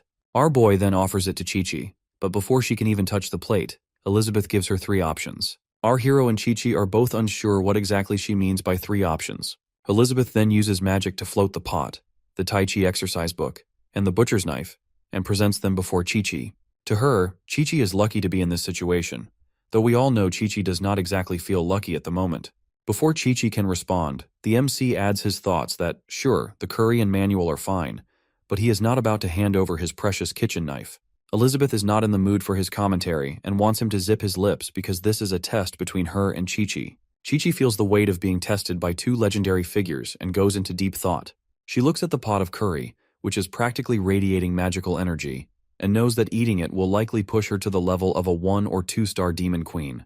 However, she has just seen Elizabeth struggle with it, and considering Elizabeth is a lot tougher than her, that does not inspire much confidence. As for the butcher's knife, all her high-ranked gear is nothing compared to it, and her title of swordmaster suddenly feels nothing. Our hero has demonstrated the power of the knife already, and his warning not to overestimate herself is more than enough for Chi-Chi to rethink her choices. So, the pot and the knife are out, which leaves the sword skill book as her only choice. She picks it, but just as she makes her decision, chaos bursts inside the house in the form of Alpha, who looks like a madman and is intent on killing everyone. Chi-Chi senses Alpha's aura and figures out that burial has come for her. At this point, Chi-Chi decides she cannot keep bothering our boy and Elizabeth and decides to take matters into her own hands. She grabs the MC's knife to deal with the situation. But the second her hand makes contact with it, she feels like she has just tried to pet a tiger. The knife radiates a powerful aura, and before she knows it, all her energy is being sucked out. In a matter of seconds, she collapses to the ground, looking less like a warrior and more like a zombie. The knife rolls away and finds its way to Alpha, who is clearly just as surprised as Chi-Chi. It sucks the dark energy right out of him, and Alpha turns back into his sword form. The knife then rolls back to its rightful owner. That is our hero, who is now staring at it with pure confusion. The MC looks between Chi-Chi's zombie-like body and Alpha, now a sword again, and finally loses it. Farazdak, the Giant Bear Guild president, lies on the ground and looks more like a pile of fur than the fierce leader he once was. Experiment number 24 performs first aid on him, and in no time, Farazdak is back on his feet, all healthy and ready to jump back at Amelia. But before he can do much more than stand, Ruth intervenes and blows him a soft air kiss to calm him down. A bit of magic here, a touch of charm there, and Farazdak's rage disappears as she assures him that the battle is already over. Experiment number 24 turns to Ruth and accuses her of vanishing without a trace. While the vice president got eaten and William got thoroughly beaten, Ruth had a reason to run away. She cannot face the Demon King or the Golden Dragon King, as she is not exactly built for that level of intensity. But as Malfoy is back in action, everything is fine now. Meanwhile, Amelia, who is now turned to an egg, catches Malfoy by surprise. He did not expect Amelia to be this resourceful. He never really wanted to hurt Amelia, not like this. Then the tentacle emerges and scoops up the egg and shoves it into the oversized egg-shaped container. A burst of light shines from it, and Malfoy feels something strange stir within him. As he feels the power of the Demon King, he ages backwards and marvels at the change. Just a little more, and he will have Elizabeth back. Then Tagore makes his entrance and announces that his connection to Dago has been cut off. Malfoy shares that Dago has sacrificed himself for the guild. Malfoy then demands to know why Tagore is here. Tagore explains that his current body has been exposed, and he needs a new one. Upon seeing an unknown person, Ruth turns to experiment number 24 for more intel. What she learns is a bit too wild for comfort there. Tagore, like Dago, comes from the Sea of Darkness, which is a chaotic realm beyond their world. He is not even human, just a parasitic clone of Azathoth. Ruth then questions why Malfoy would willingly team up with something so otherworldly. Experiment number 24 does not have an answer for that as well. It does confirm that the dark gears are Malfoy's doing, thanks to his research into chaotic forces. Tagore, or let's call him Azathoth now, reports that the plans to capture the Dwarf and Aristotle kingdoms will have to be put on hold due to the sudden appearance of the Card Guild and the Beast Gang. Malfoy also agrees on that, as the apostles he trained are gone as well. Malfoy has only one thing on his mind, that is to bring his master back to life. He has been working day and night, and now, after continuous hard work, it feels like he has finally cracked it. But just as he is about to succeed, everything falls apart. He cannot understand what went wrong, and the answer seems just out of reach. Then, out of nowhere, he starts coughing up blood and realizes his body is starting to give up. If he does not reach the highest level of Demon Sovereign soon, he won't survive. But quitting is not an option. He has spent his entire life chasing this goal, and he is not going to give up now. Experiment number 24 stands uselessly in the corner. For all its fancy electricity, it cannot fix anything for its master. Just as Malfoy is about to go into despair, Azathoth shows up and claims that he can make Malfoy stronger, and even proves it by turning a tiny rat into a massive bear. Malfoy has to admit it's impressive. The concept is simple enough, which is to inject a creature with chaos, cultivate it, stabilize it with magic, and problem solved. Malfoy and Azathoth then strike a deal according to which Azathoth will supply the chaos power, and Malfoy will provide him with bodies. But Malfoy, being the stubborn guy he is, refuses to use chaotic energy on himself, because he does not care about becoming some all-powerful ruler or taking over the world. All he wants is to bring his master back, and explaining himself to Azathoth is not on his to-do list. Azathoth obviously is not thrilled. Manipulating Malfoy is turning into a full-time job with no benefits. So he creates a clone named Dago to keep an eye on him while he is off. Now, back in the current moment, Azathoth is losing his patience. He wants his demon sovereign body restored. Malfoy tries to explain that his lab is falling apart and half his experiments are ruined, but Azathoth is not buying it. He knows Malfoy is good enough to whip up a Demon King in minutes if he actually puts in the effort. He then suggests having the Elizabeth clone, but Malfoy makes it clear that his master is not up for discussion, and Azathoth better not even think about crossing that line. Farazdak and Ruth can barely keep themselves upright as Malfoy's power hits them. It is the kind of presence that makes them feel like the ground is swallowing them whole. Azathoth then jokes it off. Deep down, though, he knows Malfoy is a ticking time bomb who is just waiting to explode. But he has his own hidden cards, like Elizabeth, for example. He keeps that ace up his sleeve for when he needs it, maybe even using it as a bargaining chip when the time is right. But for now, he is more focused on resurrecting his real body. With that, he leaves, while Malfoy impatiently counts down the days until Elizabeth will finally return in perfect form. Over in the Boaster town, our boy has been sent by Elizabeth to check things out. It has not been long since he last visited, but there is construction going on in the town. He makes his way to the church to check on Annie. As he opens the door, though, he is greeted by the sight of the pighead doing well, something that definitely is not appropriate for a church. Our hero kicked the perverted beastman and demanded to know where Annie is. The pighead gives him some half-baked explanation about Annie resting, and the MC is not exactly in the mood for it. But before our boy could make sense of any of this, the pighead confronts him for his accusation of wasting time and invites him to do whatever he was doing. Our hero freezes for a second and realizes that there is no Elizabeth around to back him up on this. Still, he is not about to let the situation get the better of him.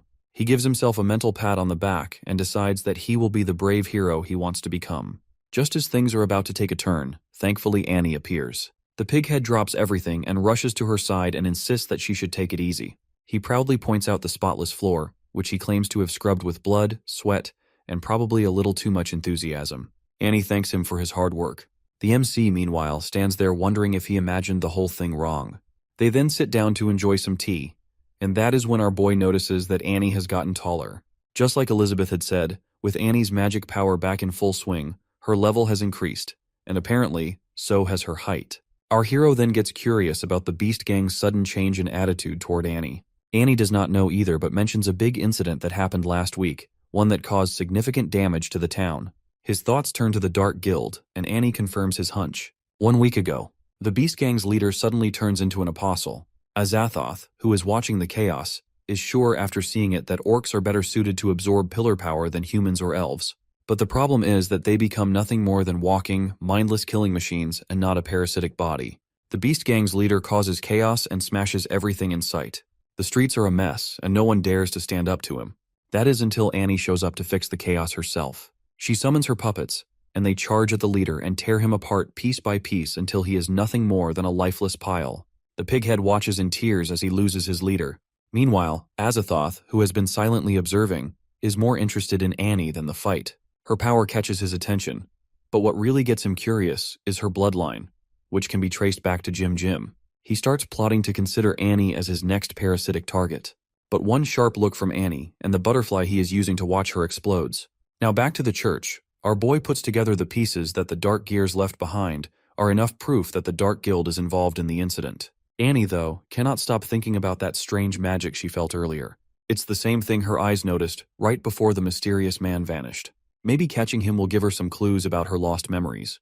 But her thoughts shift when she remembers why our hero has come in the first place. The MC is here to check if she is recovering or if she still needs therapy. Annie assures him that she is fine. Then she declares that she will use her bloodline's power to save the world. Upon hearing that, our boy feels relieved, but also a bit guilty. Leaving such a big responsibility to her is a risky move, but it seems to be working out. Not that he has much of a choice because Elizabeth, who is supposed to care, does not bother about the world. That leaves him, a guy with zero magical ability, to keep an eye on everything. But even he knows that if he, the so-called legendary hero, tries to step in, he will probably just make things worse. Annie, however, completely misunderstands him. To her, it sounds like he is saying the world is too weak, the people are useless, and the Dark Guild is not even worth his time. And the worst part is that he is hinting that if this plan fails, he will have no choice but to reset the entire world. So, Annie promises to do her best, even though she knows she is nowhere near mastering her powers. The MC then pulls out a bag of fruits to keep a promise he made to her ages ago. He even promises to bring more in the future, which Annie takes in her own way. To her, the fruits are not just a nice gesture, but they are his way of keeping an eye on her progress. She accepts them and swears to live up to the expectations now sitting heavily on her shoulders. Our hero shares with Annie the agreement with Elizabeth, which means ruling the world. Annie gets all excited because obviously our boy, the so-called legendary hero, is finally taking action himself. But the MC clears things up. While Elizabeth believes peace comes from controlling everything, he wants to do it differently. And for that, he needs to gather some intel on the continent. Lucky for him, Annie, being the self-proclaimed bookworm, is the perfect person to ask. Annie dives right into the explanation. She does not know much about the elusive Dark Guild, but she lays out the key forces around the Poison Pond. There is the Sword Saint Guild, the Elf Clan, and the Kingdom of Aristotle.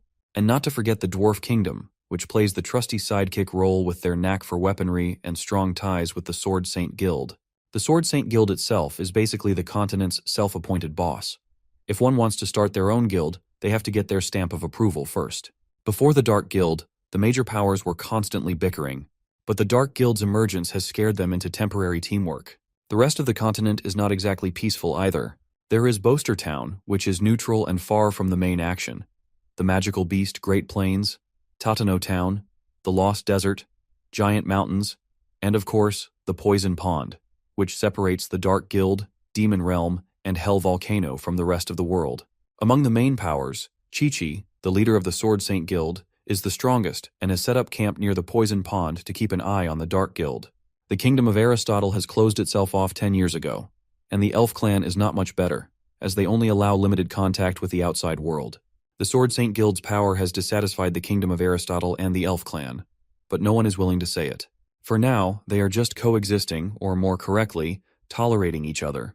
The MC tries to place the Sword Saint's name, which sounds familiar to him. Annie then asks how he plans to achieve peace. He explains that resolving the Dark Guild conflict is not enough. The real problem is the endless bickering among the three powers, which will inevitably escalate into chaos. Sure, Elizabeth can suppress everything with her power, but he wants to unite the forces into a real alliance. He has already abandoned magic long ago, and as he tried to join the Sword Saint Guild to learn swordsmanship, he was rejected, and even Elizabeth turned him away. Still, he sees the Dark Guild crisis as an opportunity. His plan is to convince the powers to work together willingly. Annie, with her over-the-top imagination, decides there is definitely a secret bet going on between him and Elizabeth about whose method to rule the world is the best. 5 centuries ago, Elizabeth achieved peace by ruling with an iron fist. But now our boy is out here trying to teach people to achieve peace on their own. It sounds nice in theory, but even Annie has to admit it's unusual and, honestly, a bit too optimistic. Still, she cannot help but feel honored to be part of his grand chessboard. Not that she has a choice. If he does not find her useful, she might just end up as collateral damage. That thought alone is enough to make her want to train harder, even if only to survive. The MC notices her zoning out and asks about the Kingdom of Aristotle. Annie admits she does not know much, other than the wild stories about their steel giants, massive constructs powered by a tiny bit of magic. Our hero gets intrigued, but Annie suggests he visit the Elf Clan first since Aristotle is still playing hard to get. She also mentions a new guild recently recognized by the Sword Saint Guild and now allied with the elves. And just at the mention of the new guild, the very founders of it, Burs and Evil, travel under the guise of an illusionary carriage pulled by 3 horses and reach their destination. Burs and Evil stand at the edge of the plant purgatory, the trial zone that serves as the first hurdle to entering the elf tribe.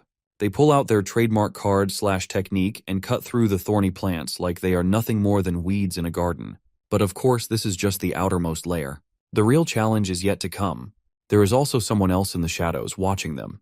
The Sword Saint Guild has already sent a head-on to the elf tribe about their arrival, but apparently, the plants don't get the memo. The further they go, the more ridiculous things get. Burs knows they are just being tested, and only the strong make it through. Lucky for them, they are so strong. Soon enough, they face the infamous 5 Elements P, the final obstacle before the elf tribe. Evil is curious how Burs knows it's the last stage. But before Burs can answer, the plant starts launching peas at them. As the peas come flying, Burs mentions that 30 years ago, when he was part of the Sword Saint Guild, he faced this exact thing to enter the elf tribe. The duo cuts through the peas with their card/technique, and when the plant tries to get too cocky, they use the duo attack and slash it together. Burs warns Evil not to get too excited as the plant is not finished. Sure enough, it comes back and even stronger than before, and starts shooting peas which blast into thorns. Burs tells Evil to make a shield and stand behind him. Evil, of course, is not having any of it. She insists she is fine and can keep fighting. Evel gives it her all and keeps the defensive barrier up. After a while, the assault stops, and she has a small scratch on her hand. Burrs tends to it and heals the wound with his magic. He tells her to take a break and rest while he handles the rest of the fight. But Evil refuses to back down and insists on staying in the fight.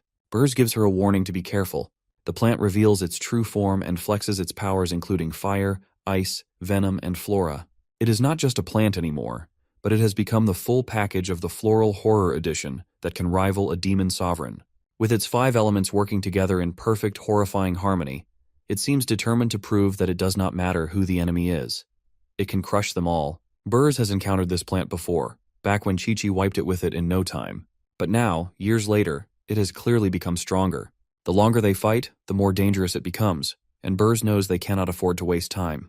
He decides to pull out his 3rd skill, but before he can act, an arrow comes out of nowhere and lands with a thud. A flower blooms from it, and the 5 elements P, despite all its earlier swagger, freaks out and gets back into the ground. Evel cannot shake the sense of familiarity in the energy, and Burrs points out it is because of her elven blood. And then an illusion of an elf appears, who invites them in. Evel, however, cannot help but wonder why her mother is not the one greeting them. Burrs explains that elves have a ridiculously complex hierarchy. To protect them, her mother went to the Holy Land 16 years ago. He assures her that her mother's love won't change. When they finally enter the elf tribe, they are met with icy glares and hostility. Evel asks Burrs why everyone looks like they want to throw them out, and he mentions that the elves are not exactly social butterflies and don't trust outsiders. Evel points out that she has seen elves in strong guilds outside. Burrs gives her the lowdown that the tribe has a ranking system, and elves closer to the giant divine tree in the center have purer blood and access to better resources. The ones on the outskirts are the less pure elves, with just enough talent in plant magic and archery to scrape by here, but are apparently hot commodities outside the tribe. Before Burrs can dive deeper into the politics of elf society, Blanchett, the great general of the elf tribe, makes her entrance. She is there to guide them to the Holy Land, and wastes no time moving out. Evel and Burrs follow her. Evel cannot help but be amazed as the trees shift and bend and create a path for them. Burrs explains that it is the guardian barrier of the elf tribe, and that without an elite elf guiding them, they would be trapped in the forest. As they finally escape the forest's maze-like grasp, they reach a massive tree glowing with a light so beautiful it could make a poet cry. Burrs stops and recalls that this is where it all began. 30 years ago, a 19-year-old Burrs is walking around as a proud member of the Sword Saint Guild. While basking in his own importance, someone yells at him to move. He turns to find a girl struggling with a holy mount gone wild. Naturally, he rushes to help her, and after the mount calms down, she thanks him. Seeing an opportunity, Burrs asks if he can ride the mount as a reward, and soon they are soaring through the skies.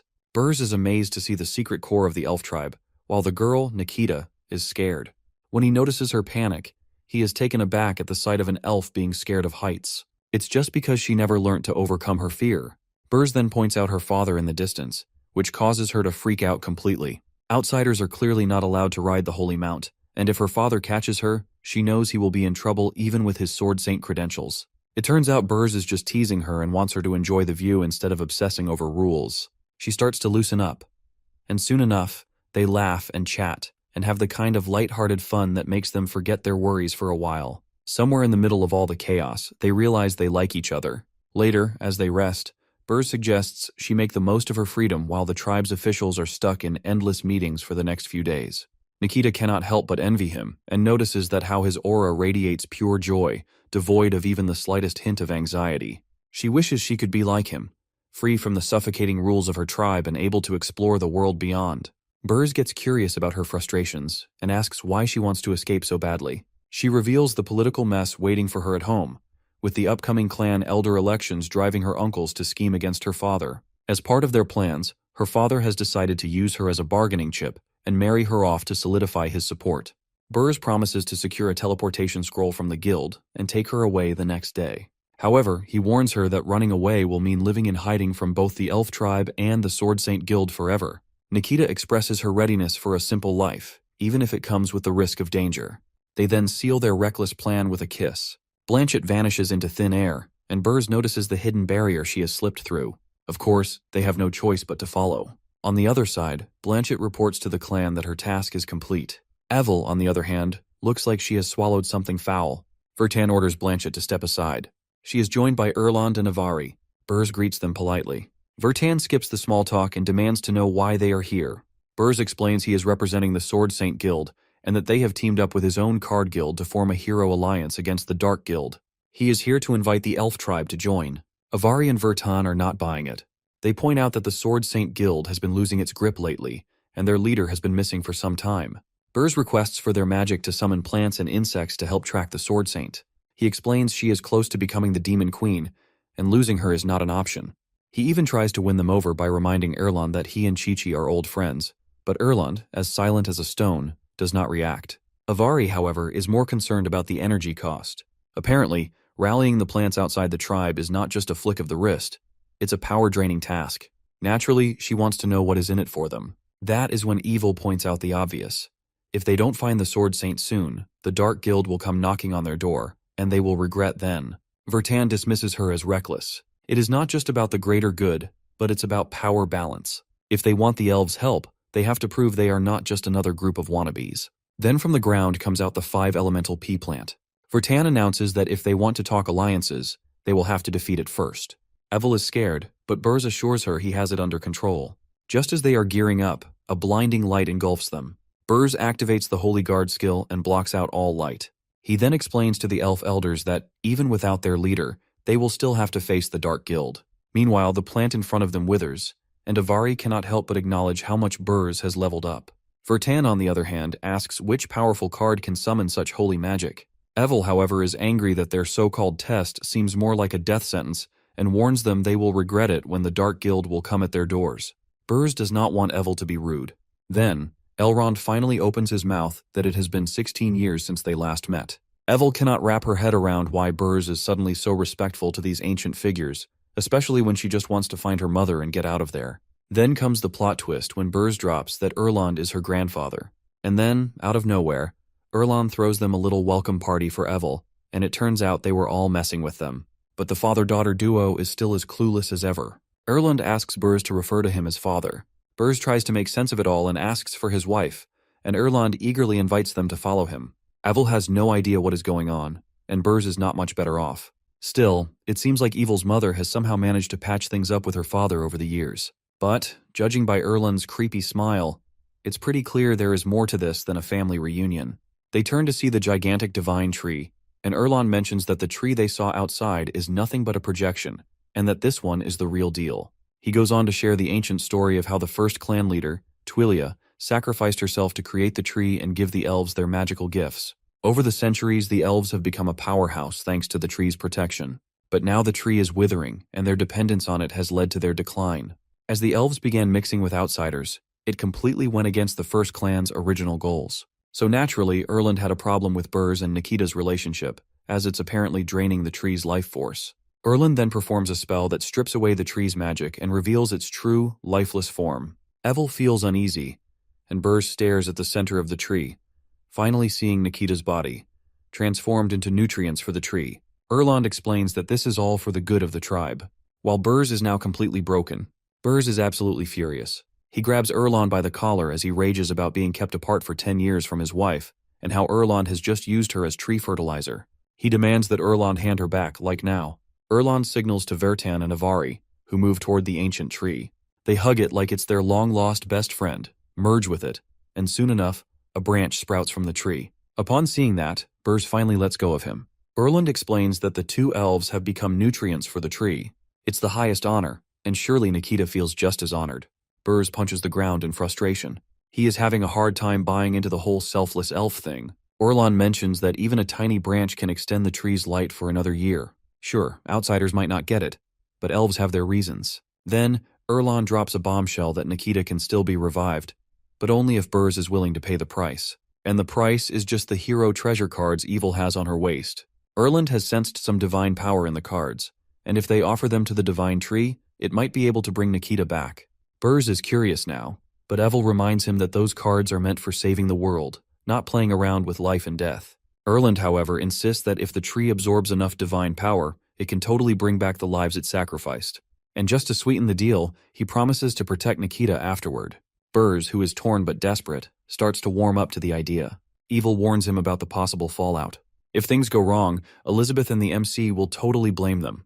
But Burrs takes the cards and agrees to take on the responsibility. Burrs hands over the full deck of cards to Erland, and Erland assures him that once he casts the elven spell and lets the divine tree absorb some divine magic, Nikita will be back in no time. Evel, who clearly has a better sense of caution in comparison to her father, tries once again to get Burrs to think this through. But Burrs is willing to risk it all to bring his wife back. Just then, roots shoot out of the ground and wrap tightly around Burrs and Evil, and Erland suddenly seems like a completely different person. He starts laughing like a maniac, and reveals dark gears embedded in his body, and drops the news that the elves have been allied with the Dark Guild all along. He is not the Elrond they thought they knew, just a puppet manipulated by something far more sinister. As if that is not enough, a plant sprouts from the ground, and from its opening petals comes out a Joker figure. The Joker then explains how he turned the Elven clan elders into his puppets a decade ago, and replaced their organs with dark gears to achieve his own twisted version of immortality. As long as he does not interfere, the elders act like themselves, but the moment he steps in, they become his obedient playthings. Erland, who is under the Joker's control, hands over the deck of cards. The Joker does not hesitate to examine his prize and pulls cards from the deck one by one. Meanwhile, Erland unleashes his plant magic and covers Burrs and Evel with flowers. Not the nice romantic kind, but these flowers are energy-sucking little nightmares. The Joker then praises Erland for his efforts and then allows him to rest. He then turns his attention back to Burrs and Evel, and after observing their abilities, he has deduced that the cards allow them to summon spirits from other worlds, though at the cost of their life force. For a second there, Burrs feels somewhat relieved and assumes that the Joker's lack of knowledge about using the deck will prevent anything catastrophic. But, as if reading his mind, the Joker's ambitions become painfully clear. He is not planning to experiment on himself. He intends to fuel the card's power with the lives of the entire elf tribe.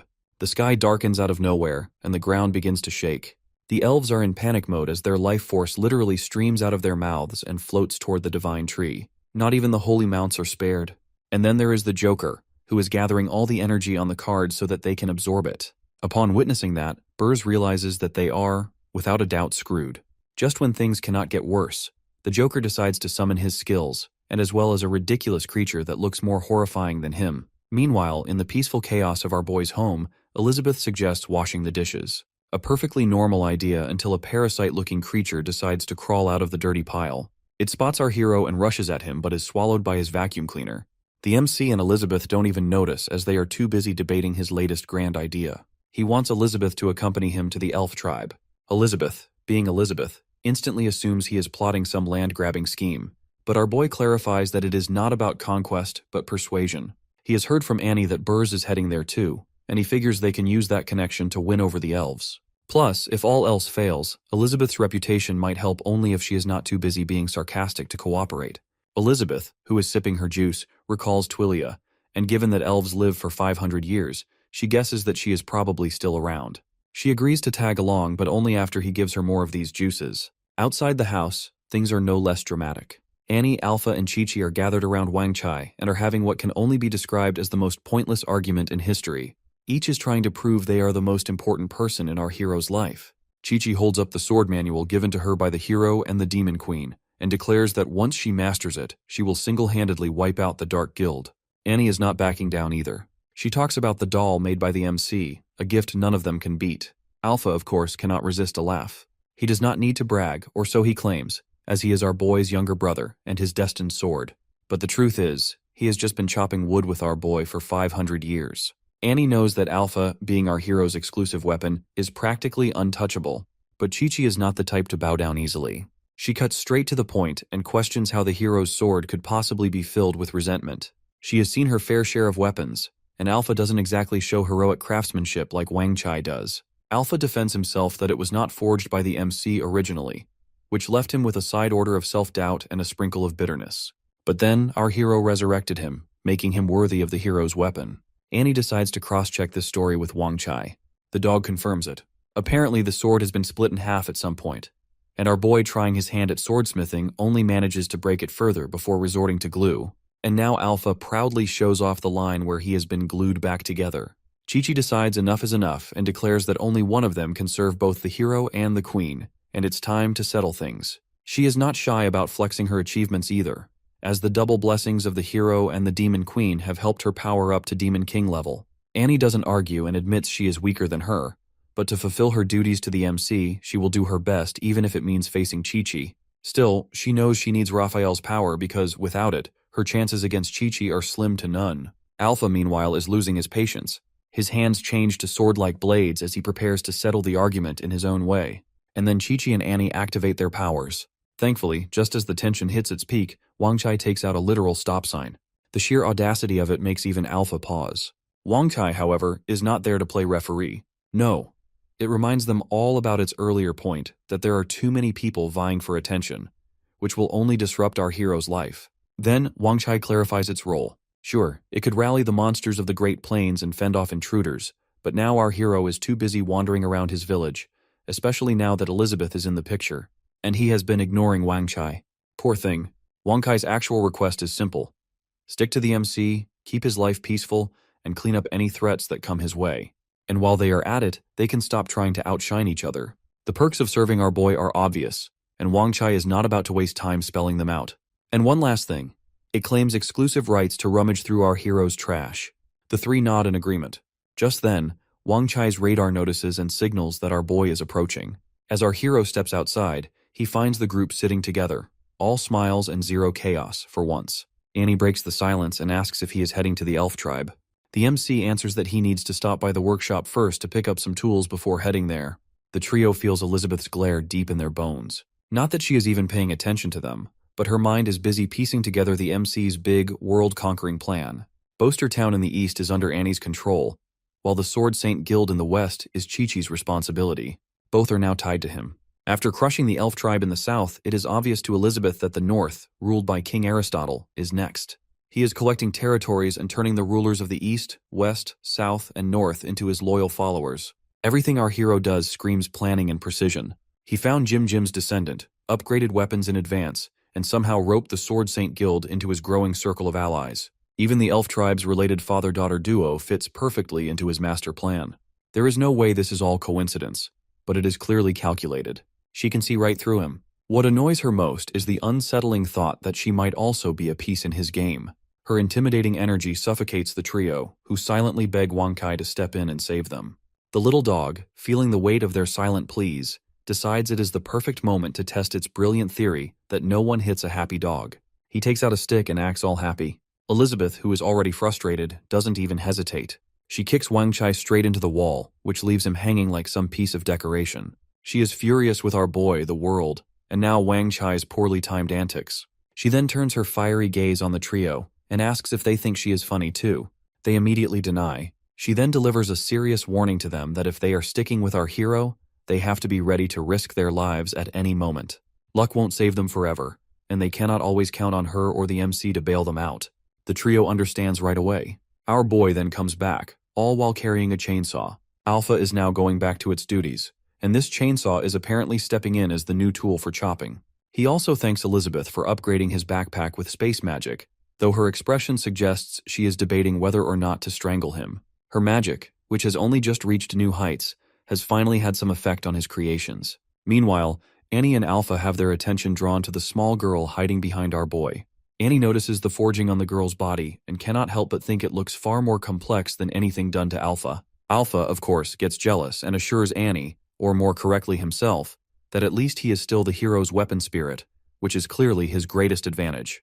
The MC, who is unaware of all the drama, focuses on his next plan, which is to collect the elf tribe's magical plants and replant them in his field. As he gets ready to leave, Elizabeth reminds him that he has promised to take only 2 people with him. This sparks immediate competition as Annie and Chi-Chi eye a spot, while Alpha tries to act like his place is guaranteed. As the hero's weapon, one spot naturally belongs to him. Our boy, however, stops him with a calm explanation that this is a peace mission, and bringing weapons would not exactly send the right message. Alpha's confidence crashes instantly and leaves him looking completely defeated.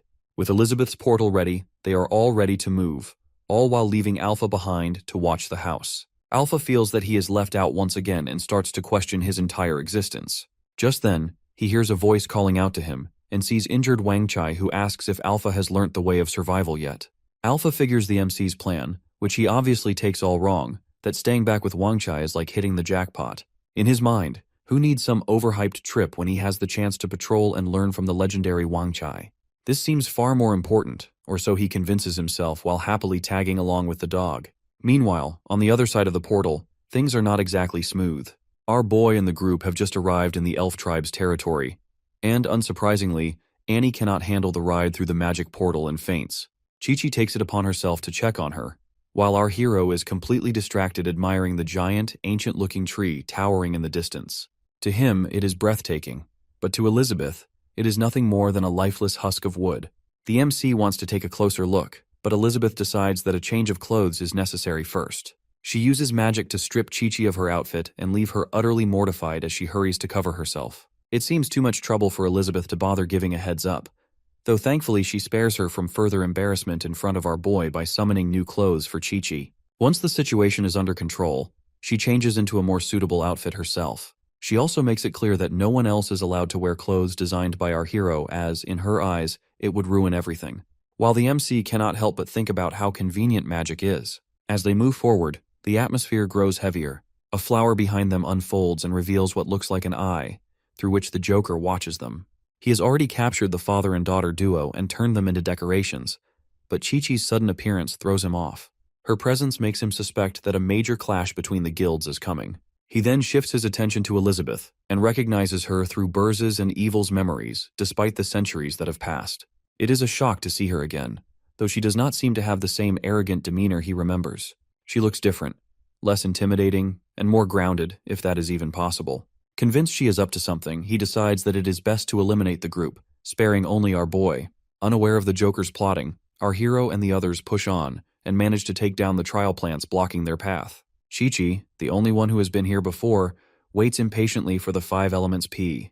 The MC asks about her connection to the Sword Saint Guild, even comparing her skills to those of the legendary Sword Saint. She then finally reveals that she is, in fact, the Sword Saint herself. Before our boy can even begin to process it, a sudden volley of arrows comes flying toward them. Chi-Chi deflects them effortlessly, all while relying on her sharp senses. Annie offers to handle the hidden attacker and claims she can sense their use of concealment magic. Chi-Chi makes it clear that she does not need help. She activates Tai Chi's first skill and locks onto Blanchette's hiding spot with ease, while Blanchette uses seed arrows on them. The panda puppet guards them against the 5 Elements P. Chi-Chi, of course, expected trouble, but this is ridiculous. With Annie and the panda puppet at her side, she fights to fend off the non-stop attacks. Meanwhile, our hero is busy narrating his life story to Elizabeth. He reminisces about his first trip outside, and admits how he would have probably fainted on the spot if he had seen a mess like this back then. But now he is a changed man, and no more faking calmness for him. Secretly, though, he is patting himself on the back for dragging Chi-Chi and Annie along. Sure, Elizabeth is terrifyingly powerful, but with her mood swings, he figures backup is a safer bet. Elizabeth, however, has her own thoughts. She remembers our boy as the quiet observer who used to hide his identity and act like a helpless puppy. But now, thanks to their contract, he has finally grown a spine, or at least borrowed one from her. The MC finds her presence oddly comforting. Well, when she is not blowing stuff up, obviously, and wishes they could stay friends forever. But peace is not on the menu for now. The 5 Elements P decides it is snack time and swallows our hero whole. Chi-Chi and Annie freeze and stare in horror. Elizabeth, however, seems to be off in her own world, as she replays our boy's earlier words like some rom-com heroine. The plant then vanishes into the ground, leaving everyone stunned. Chi-Chi decides enough is enough. She vows to find Blanchette, who is the brain behind all this chaos, and get some answers. Blanchette, however, has other plans. She realizes that her mission to capture the MC is a success, and triggers the plants to self-destruct, causing an explosion. Annie's puppets shield them from the blast, though they end up looking worse. Annie herself uses every bit of magic she has to stop the explosion from turning them into ash. Chi-Chi cannot help but give the puppets some rare praise and admits that even she, the Demon King, might struggle to survive that. But Blanchette is not done. She pulls out her ace and plants more seeds and uses magic to grow them at an absurd rate. New plants sprout up and circle Chi-Chi, Annie, and the puppets, and they prepare for another round of self-destruction. Chi-Chi activates a sword shield and drags Annie and the puppets to safety. They escape, but not without getting thrown away by the blast. Blanchette, who has been watching from a distance, has to admit Chi-Chi is tough, but she figures she can outsmart her in the forest, where scarier things than plants lurk. She then decides that she needs a break and turns to leave. But then comes Elizabeth. She appears behind Blanchette and demands answers with the aura that makes it clear she is not in the mood for excuses. Blanchette, who thought that the explosions had already taken care of Elizabeth, looks like she has seen a ghost. She even has the audacity to demand Elizabeth's identity, as if that is the real issue here. Elizabeth is unimpressed and decides to let Blanchett stew in her confusion. Upon seeing that, Blanchett's survival instincts kick in that falling into Elizabeth's hands will be a one-way ticket to the afterlife. In a last-ditch effort, she removes the armor on her hand and activates a seal and self-destructive arrows on herself. Elizabeth is convinced the elves have joined forces with the Dark Guild. 5 centuries of her rule, and people have already forgotten who is the boss. If they want a reminder, she is more than ready to oblige, as terror has always been her speciality. Meanwhile, deep in the middle of the forest, the 5 Elements P suddenly erupts from the ground and spits out the MC like a defective vending machine. Thoroughly disoriented, our boy blinks at the weird scene unfolding around him, but his confusion does not last long. The plant rushes at him, which leaves our hero to flail his arms and stumble back and hope for Elizabeth to come as some miracle and stop it. Just as it seems things cannot get worse, the plant pauses mid-charge and starts sniffing the ground. The MC gets confused, and then he notices the open packet of organic fertilizer in his pocket, spilling its contents everywhere. His carefully chosen gift for the elf tribe has, apparently, turned into bait for a psychotic plant. To make things even stranger, the plant suddenly transforms into a leafy puppy. Our boy, who is running on pure survival instinct, pulls out the rest of the fertilizer and holds it up like a peace offering. The plant puppy does not need to be told twice and devours the gift with all the enthusiasm only to collapse moments later in a bloated heap. Our hero seizes the opportunity and tiptoes away. He prays that Elizabeth will find him before the forest throws something else at him. Far from this chaotic scene, Erland delivers some unwelcome news to the Joker. He explains that the MC has vanished mid-teleport. The Joker, however, seems more intrigued than annoyed. He pieces the puzzle together and concludes that our boy is none other than the legendary hero. It is all the confirmation he needs, and he decides he will use our hero's magical cards to prove to Elizabeth that he is every bit as formidable as her. Meanwhile, on the other side of the forest, Annie and Chi-Chi are recovering from what can only be described as a terrible day. After being hurled through the air by an explosion, they crash land in another patch of trees, bruised and disoriented. Chi-Chi coughs up blood as she feels the effects of unstable magic messing her up from using those sword techniques earlier. Annie feels a powerful wave of magic coming their way and alerts Chi-Chi. Annie and Chi-Chi are deep into the fight, with their puppets moving fast to block the attacks from the little cartoon mage, a 5-star demon sovereign. They notice that the cartoon mage has the aura of a hero, but there is something dark and nasty hiding under it. Chi-Chi uses her Tai Chi 3rd skill, a perfect move that should work, but the cartoon mage covers itself with a matrix guard. Then something else charges right at her, but Annie throws her puppet owl in the way just in time to protect Chi-Chi from the attack. But as if that is not enough, Annie starts to feel drained. Her red demon eye has been overused, and she is getting pretty worn out. And then another monster appears. That is the cartoon guardian, at the peak of a demon sovereign. Chi-Chi wants to take it on, but before she can even react, she coughs up blood, because of course her magic is unstable again. No matter how hard she tries to mix her sword skills with what our boy has taught her, it is not working. The cartoon mage, on the other hand, is busy making something that could probably blow up half the world. It combines ice, poison, fire, thunder, and void all into one big attack. Annie instantly knows this is way too much for her to handle alone. Chi-Chi is already hurt, and Annie is not doing great either. But then she remembers all the time our hero has spent training her. She cannot let him down, not now at least. This whole peace plan thing is way too important. The cartoon mage throws the big bomb, and just as the smoke clears, Annie's snake puppet swallows it whole. And then, like a miracle, Annie feels her bloodline awaken, which gives her a big boost in power. Chi-Chi, who is still shocked, watches as Annie's strength shoots up to the peak of Demon Sovereign, maybe even stronger than Chi-Chi herself. Now feeling a lot more powerful, Annie sends her snake and owl puppets to attack. Of course, the cartoon guardian raises its matrix guard again.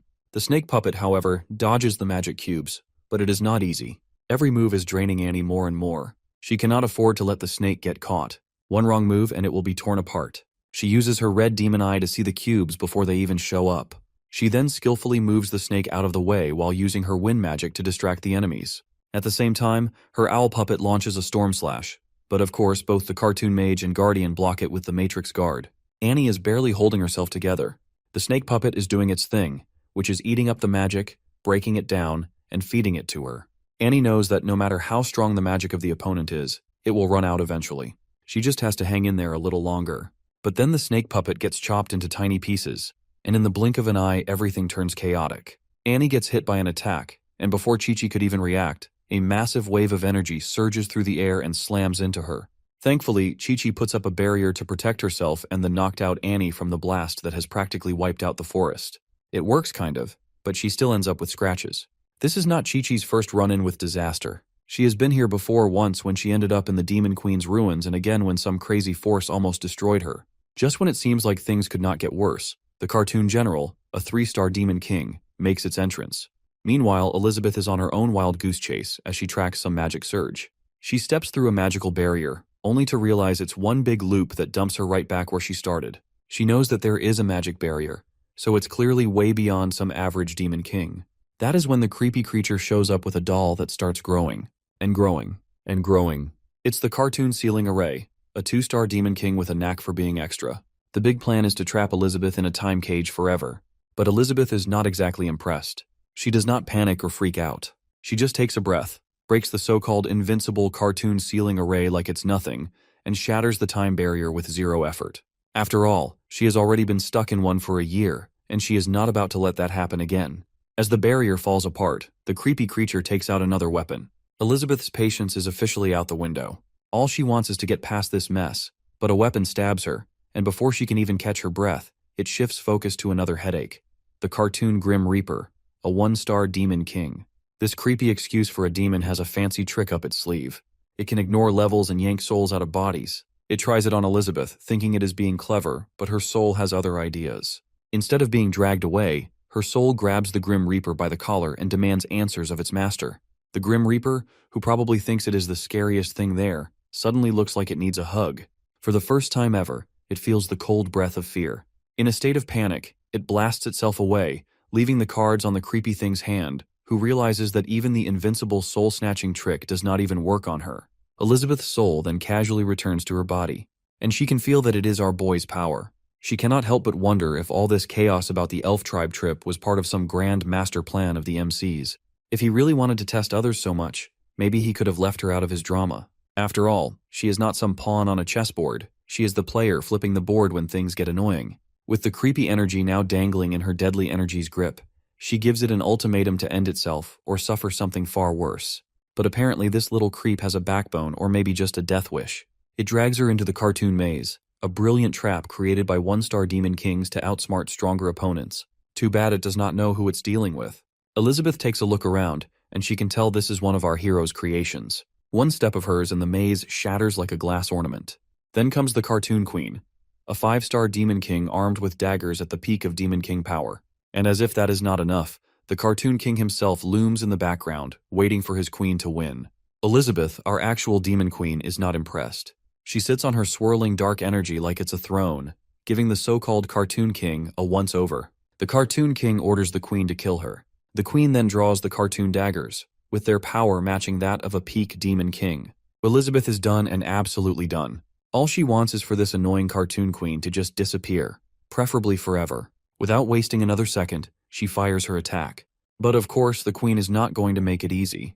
She calls on something called a swift wing and throws it at Elizabeth, along with her other move, Ace Kill. Elizabeth does not even flinch. With a flick of her fingers, she creates a barrier and stops the attacks mid-air. She is ready to move on when she notices a scratch on her nail. She then decides she has enough of this nonsense and fires her magic bullets at the queen and hopes to end this for good. But the queen just cuts through the bullets. The bullets, however, are not giving up. They heal themselves in no time and keep coming. The queen keeps slicing through them with perfect timing. Then, in an attempt to up its game, the queen merges her daggers into one big fancy weapon and hurls it at the bullets with all the confidence in the world. She clearly thinks she is being clever, but her face drops when she notices there are now even more bullets heading its way. Elizabeth cannot help but boast about her magic bullets, who are the ultimate answer to irritating enemies like this one. With a casual point, she directs the bullets straight at the queen, and the bullets tear through her and leave nothing but pieces. Finally, some peace. Or so Elizabeth thinks. But no, because apparently this queen is not done being a pain. Some creepy energy starts swirling around and absorb into something, and then the queen reappears, now dragging along the cartoon dinosaur, a 2-star Demon King. Elizabeth can see that these two are the queen's final tricks. One card to absorb magic, and another to bring itself back to life. And because the queen just cannot help itself, she starts throwing out threats about consequences towards Elizabeth. To top it all off, she pulls out another card, the Cartoon Bottle of Treasure, a 1-star Demon King. Meanwhile, the dinosaur does not look much better. It's shaking like it's about to explode, struggling to hold in some weird dark energy. The Cartoon Queen borrows the cartoon dinosaur's special skill, thinking doubling the absorbed magic and sending it back would be the ultimate power move. Turns out it is not. The spell hits and stops in front of Elizabeth's barrier. The duo freezes while Elizabeth calls them idiots for using her own magic against her. She does not waste time indulging their amateur theatrics and crushes and blasts them like they are nothing more than practice dummies. And for the record, that trick she did is totally inspired by Wang Chai. She then notices all 4 of the 9 cards from the deck, and then Cartoon Queen tries a sneak attack. She lunges from behind Elizabeth with her cartoon dagger, probably thinking this is its big moment. But Elizabeth, now in her Demon Queen form, splits her in half before she can even finish the thought. The Cartoon Queen goes down, but her trusty cartoon bottle of treasure is not ready to give up. It kicks into action and starts to regenerate the Queen.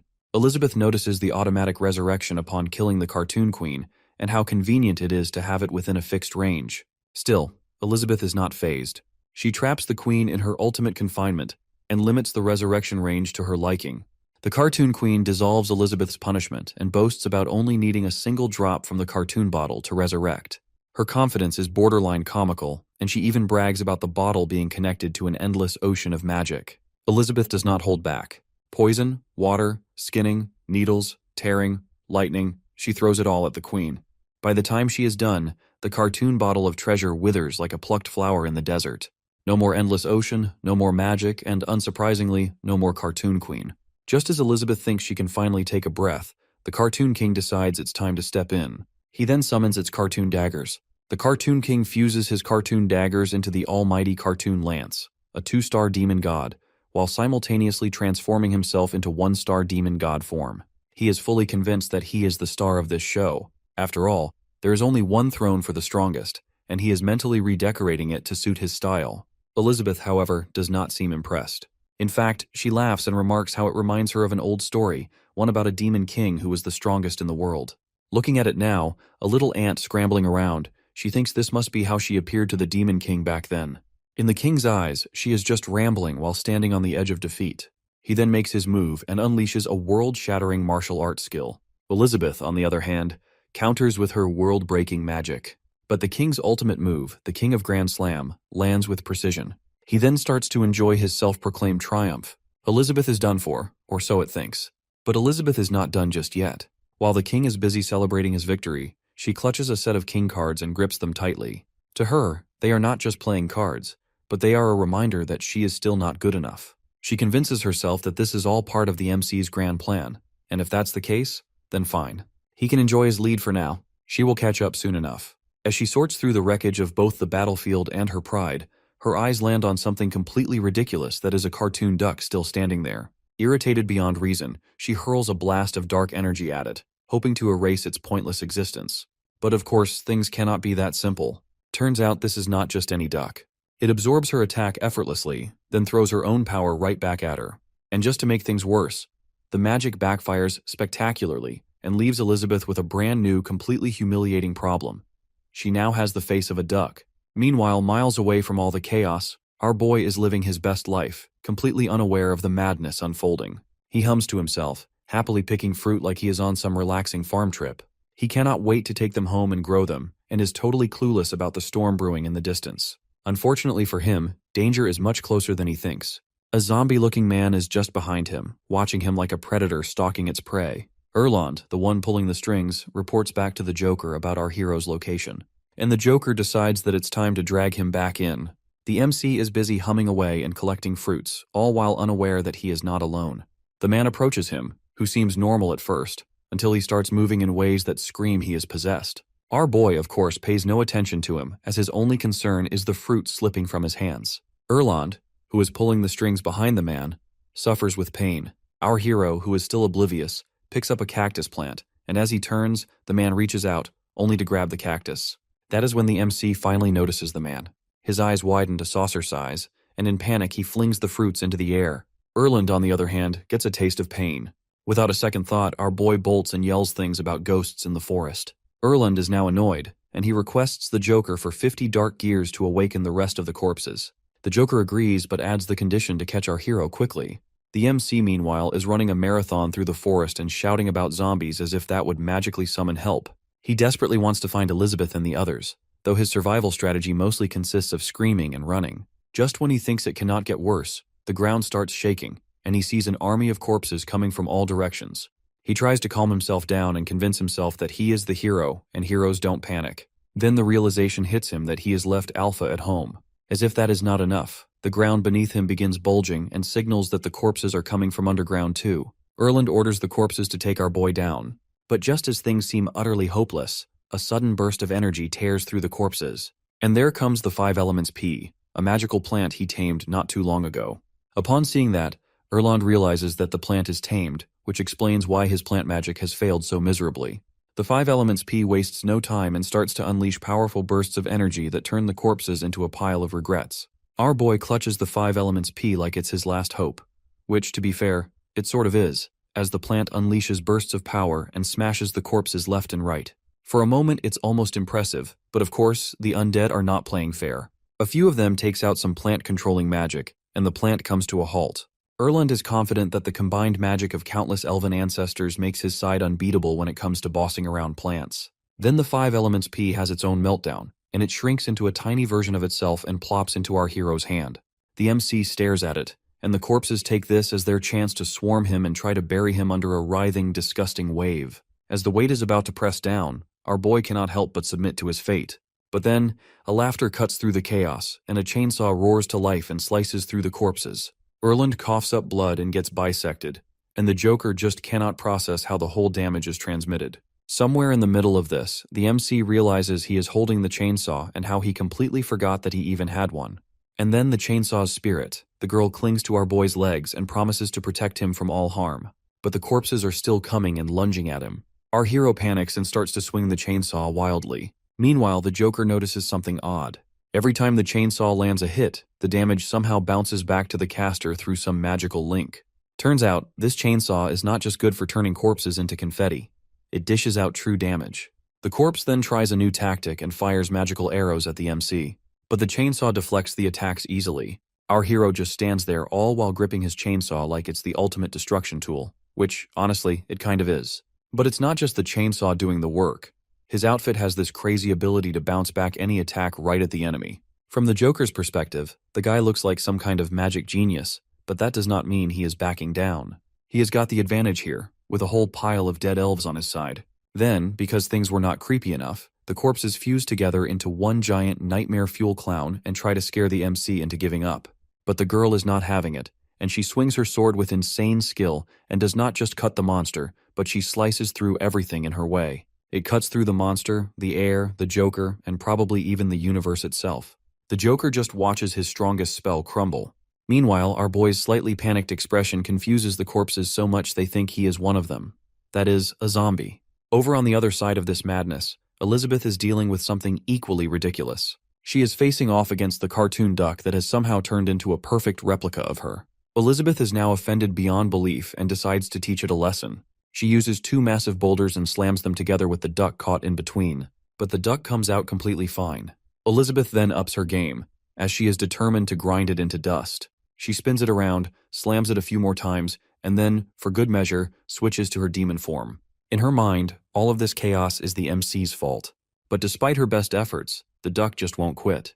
Elizabeth is furious that this lowly creature has used all her most prized abilities against her, including time seals, soul attacks, and infinite resurrection. Then, she remembers something our boy said once about how strength is not just about raw power, but mastering the basics. Even the weak can beat the strong if they understand the fundamentals. Still, she has to admit he might be onto something.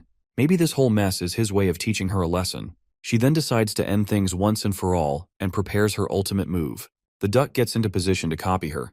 Elizabeth unleashes the Demon Queen's sword less art.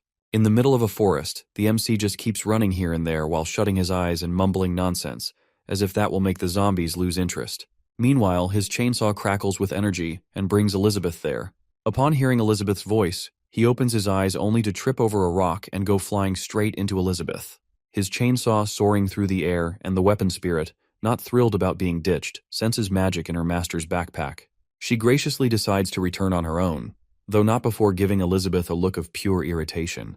Elizabeth smirks and provokes her further by gripping onto our hero. Realizing just how close he has come to getting himself killed, he clings to Elizabeth's waist like a lifeline, looks up at her, and mentions that he has narrowly escaped death. Upon hearing that, Elizabeth pieces together that her last attack has been copied by the cartoon duck. And since those copies are essentially reflections, the whole thing has reversed time and space itself. If she had not been distracted, the result would have been total annihilation. So, our boy of all people has actually saved her by being his usual self. Feeling guilty for dragging her into this ridiculous mess, he apologizes and swears he won't be so reckless again. But internally, he has already made up his mind that he is not letting Elizabeth out of his sight because without her, he would not last 5 minutes. Elizabeth pulls him closer and tells him to give her more trials and toughen up the training. The MC does not understand and mostly just focuses on the fact that their faces are way too close. Elizabeth, on the other hand, finds herself in a similar predicament that on one side, she sees him as a mentor pushing her to be stronger, and on the other, he actually cares about her dignity. But before the awkward tension can escalate further, their heartfelt moment is rudely interrupted by none other than that stupid duck, who looks disturbingly like Elizabeth. Our boy freezes in place upon seeing the duck in front of him, obviously because it's not just any duck, but this one just looks like Elizabeth. He barely has a second to process the insanity of it all before Elizabeth snaps him back to reality. She is done, and whatever this mess is, she wants him to clean it up. Our hero gets confused because, honestly, how does one even begin to respond to a situation like this? But Elizabeth shoves him forward. He fumbles ahead and puts on a fake smile. But then things get worse. The duck starts to change into a twisted, unsettling version of himself. Upon seeing that, our poor boy almost has a heart attack. Elizabeth, on the other hand, stands behind him and watches with a mix of curiosity and irritation. She notices the duck ditch her supposedly strongest form to imitate the MC. Her ego takes the hit, but a part of her is curious. She wants to see how our boy handles this. As for our hero, he is in chaos. The guy is practically biting his fingers off in panic as his doppelganger duck stands there, looking creepy. But then, something unexpected happens. The fake Lee starts to twist and change, and then falls apart into a gross, slimy mess that splats onto the ground, with the cards floating above it. The MC recognizes them immediately as the cards he gave to Burrs. He then turns to Elizabeth and goes for some kind of reaction, but of course she completely misreads the situation. To her, his face screams that he is the strongest, and that stings. A 7-star demon god, and yet here she is, feeling like an amateur in his shadow. Her frustration bubbles over. Does he want to train her? Mock her? Or maybe just ruin her self-esteem entirely? The possibilities are endless, and none of them are good. The MC, who is unaware of the storm brewing in her head, quickly changes the subject and suggests she just teleport them to the sacred tree. Elizabeth surprisingly does so without any complaints. Meanwhile, things are not looking great on the other side. Annie and Chi-Chi are down with the area around them resembling the aftermath of a typhoon. Poor Chi-Chi is literally split in half. Just when it seems like things cannot get worse, an angelic figure who appears to be Raphael, Annie's doll, appears, radiating light and magic, and brings the two back to life. After healing Annie and Chi-Chi, Raphael realizes his work here is done. His master, that is the MC, and Elizabeth have shown up, and he figures they will handle things from here.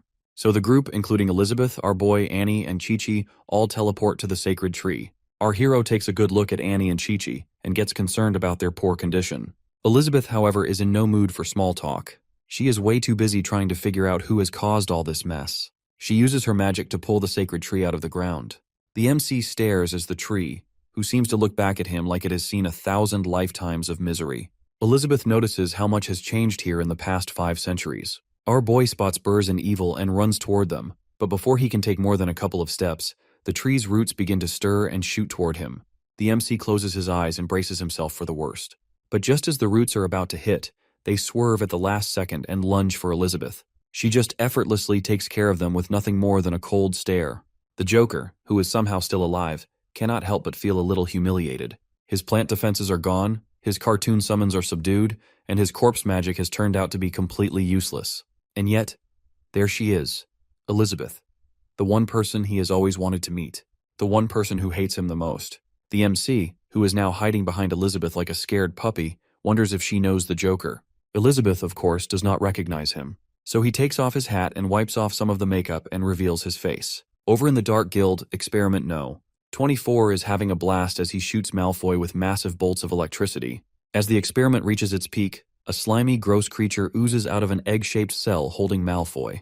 The thing wriggles around and slowly takes on Malfoy's shape, but still looks downright nasty. Experiment No. 24 is curious about what makes this thing different from a regular clone. Malfoy explains that he has done something brilliant as he took a piece of his own personality and stuffed it into the clone. So in a way, it's him, but just not fully him. Once the stage is set, Experiment No. 24 announces the start of the fight as the freshly made clone faces off against another clone, which is a younger version of Malfoy. Things get wild fast when the fresh clone suddenly transforms into a huge monster, and his stretched-out head lunges forward for an attack. But the younger clone dodges it and then pulls out some corpse magic and takes the big guy down in seconds. The fight gets over before anyone can even blink. Experiment No. 24 calls the younger clone the strongest one yet. Apparently, he has earned the title after winning 10 straight battles, which sounds both impressive and kind of weird. Meanwhile, the defeated clone just lies there and realizes that the younger one has hijacked his body cells. The younger clone does not waste time and finishes the job and moves on. No fuss. With the fight out of the way, Malfoy starts planning his next move. His goal is to turn this perfect clone into the ultimate weapon. He is going to teach him all about clone tech and dark gear so he can sneak into the elf tribe and gather intel. Experiment No. 24 suggests making a whole army of these perfect clones to conquer even more places. But Malfoy shuts the idea down and explains that perfection has its limits as it cannot be mass-produced. And if he divides himself too much, there will be nothing left of him. But this clone is special. Malfoy admits he gives it the one trait he hates most about himself, which is humbleness. Strangely though, this decision seems to make Malfoy feel better, like ditching humility finally makes him worthy of Elizabeth. The clone, however, clearly does not share the warm and fuzzy feelings. He glares at Elizabeth's clone, another one of Malfoy's projects, and shakes with rage. Experiment No. 24 warns Malfoy about some energy surge building up in the clone. The clone, who is fueled by anger, gets ready to attack Elizabeth's clone using corpse magic. But Malfoy gives the clone a sharp reminder to stay in his lane and reminds him why he exists in the first place. He is just a tool and nothing more, which is created to help him achieve his plans. The clone seems to back down, but back to the present, under the sacred tree, he drops a bombshell. He declares that he is not just a tool and has realized that he has his own purpose, which is to surpass Malfoy, kill Elizabeth, and live life on its own terms. Not exactly the kind of loyalty Malfoy was hoping for. On the other hand, Elizabeth and our boy are dealing with their own drama. Our hero wonders if Elizabeth has made a ton of enemies while climbing her way to the top. She does not deny it, which, let's be real, is probably a yes. The MC then starts feeling uneasy, as he realizes that being under Elizabeth's protection might also make him a target. But Elizabeth does not let it faze her. She wants him to focus on his ruined plan on building an alliance with the elf tribe, as the tribe is a total mess, with no decent leaders left to help him. The MC is too simple to think about the peace treaty in such chaos. Instead, he wants Elizabeth to deal with the mess. After all, it is the reason why she is here. Elizabeth, on the other hand, is annoyed that his plan was to use her from the start. While they keep bickering, the so-called perfect clone is ready to blow a fuse. He is not exactly thrilled about being ignored like some background character. Elizabeth has already figured out he is tied to the Dark Guild, but honestly, he could not care less about that, or even Malfoy. All he wants is to see them dead. Even though our hero has stripped him of his corpse magic earlier, the clone is not out of tricks. With the power of elves and his fancy dark gears, he decides it's time to get dramatic. With a loud crack of the sacred tree, he makes it clear that he is not messing around. Elizabeth, though, has seen enough. She knows what he is about and is not about to hold back anymore. Her magic hand shoots out and grabs him like a fly in a web. He cannot move an inch. Our boy, who is just too soft, asks her not to hurt Burz and Evil, the father-daughter duo caught in the middle of this mess. So she moves them safely to him, and then turns back to the lunatic she has pinned down. She has questions like what the deal is with Amelia and those ridiculous rumors about her being revived. But the clone is too busy drowning in his own drama. Built as a tool to chase after Elizabeth, he has gone completely off the rails. His grand plan now is to deliver Elizabeth's dead body to Malfoy just to watch the guy lose his mind. Elizabeth starts to lose her cool, but the clone is not done. Fueled by whatever twisted grudge he has, he swallows the dark gear and breaks free of her magic and pulls out the Joker cards. Then, he summons the King Bomb, who is the Supreme Clown King, a 3-star demon god. The clown appears in all his glory, and the clone orders him to destroy them all. Elizabeth cannot stop getting irritated as a powerful being like the Supreme Clown, who is supposed to be a ruler of worlds, is now taking orders from this guy. It's embarrassing. Still, she is not about to take any chances. She prepares her defenses, just in case the clown's title is not just for show. The clown, though, is itching for a fight. He's been waiting for the chance to take on Elizabeth. Both of them are masters of dark magic, and he wants to prove who is better. Elizabeth uses her forbidden time zone as a defense while the clown throws some knives. But to her frustration, it does not work on him at all. The clown just stands there and brags about how his rules are stronger than hers. Elizabeth is starting to get fed up, but she is not stupid. It hits her that his skills are all tied to these so-called rules. She turns to the MC and hopes he will have some answers. But when our boy turns his face, the clown's reaction is instant. His eyes bulge, teeth bared like he has just seen a ghost. Apparently, meeting the creator of his precious rules is a little too much for him. The Supreme Clown King changes sides to Elizabeth and our boy just in time as Elizabeth's forbidden time zone shatters. Meanwhile, the so-called perfect clone stands there like a confused idiot who is lost on what is happening. He gets furious and accuses the clown of playing tricks on him and demands that he finish the job. After all, they have a deal. The clown, however, could not care less. What is he supposed to do with a broken, useless soul? Frame it and put it on display? He sends a surge of energy toward the clone, and he is gone. Just like that. Ashes to ashes, stupidity to dust. He then turns to Elizabeth in the MC and apologizes. Elizabeth, however, confirms that he wants to fight her. Our hero, meanwhile, is struggling to keep up. First, the clone just turned to ash, and now Elizabeth is chatting with someone like they are old acquaintances. Elizabeth, on the other hand, is still fuming over how downright evil the clone was. But the clown has enough for today. He never expected that after all this time, Elizabeth and our boy, who are supposed to be enemies, would now be acting like best buds. That is more shocking than anything else. With a final request asking Elizabeth to assure the MC that he won't cause trouble, he vanishes with the Joker cards falling into our boy's hands. Elizabeth warns our hero not to take these cards lightly, and that if the wrong person gets them, they are all doomed. Our boy points out that Burrs had them, and that did not burn the world down. Elizabeth now understands that if the user has good intentions, they can summon the 13 holy warriors. If not, then well, they will be possessed by black magic. She then turns her attention to the father and daughter in front of them. Tweelia is already dead and now she needs answers. She demands an explanation, but instead of talking, they just sit there looking like they forgot how words work. Our boy suggests giving them water. As he pours it over their undead-looking faces, they instantly heal back to normal. The MC cannot help but feel a little bitter and envious of them as magical users. The father and daughter immediately drop to their knees and beg for forgiveness. Burrs insists on taking the punishment, and then spills the truth that the elf tribe is corrupted by the Dark Guild. The enemy tricked them by using our boy's cards to their advantage. Evil adds that they were captured, have their magic drained, and after that, they remember nothing. Burrs himself blacked out after the clone sacrificed a ridiculous amount of life energy to recover the stolen deck. Elizabeth processes all of this and comes to a conclusion that their memories are tampered with. She then casts memory extraction magic, and the poor duo drops like flies. Our hero panics while Elizabeth scans through their memories but finds out that they are telling the truth all along. Our boy pours more water on them. Elizabeth, on the other hand, is deep in thought and trying to figure out where to get information. The entire elf tribe is practically crumbling, and their best leads just passed out. And right on cue, Blanchett pops up from underground and wants to help them. Blanchett slowly removes her eye patch and reveals a dark gear embedded in her eye, which she aggressively pulls out.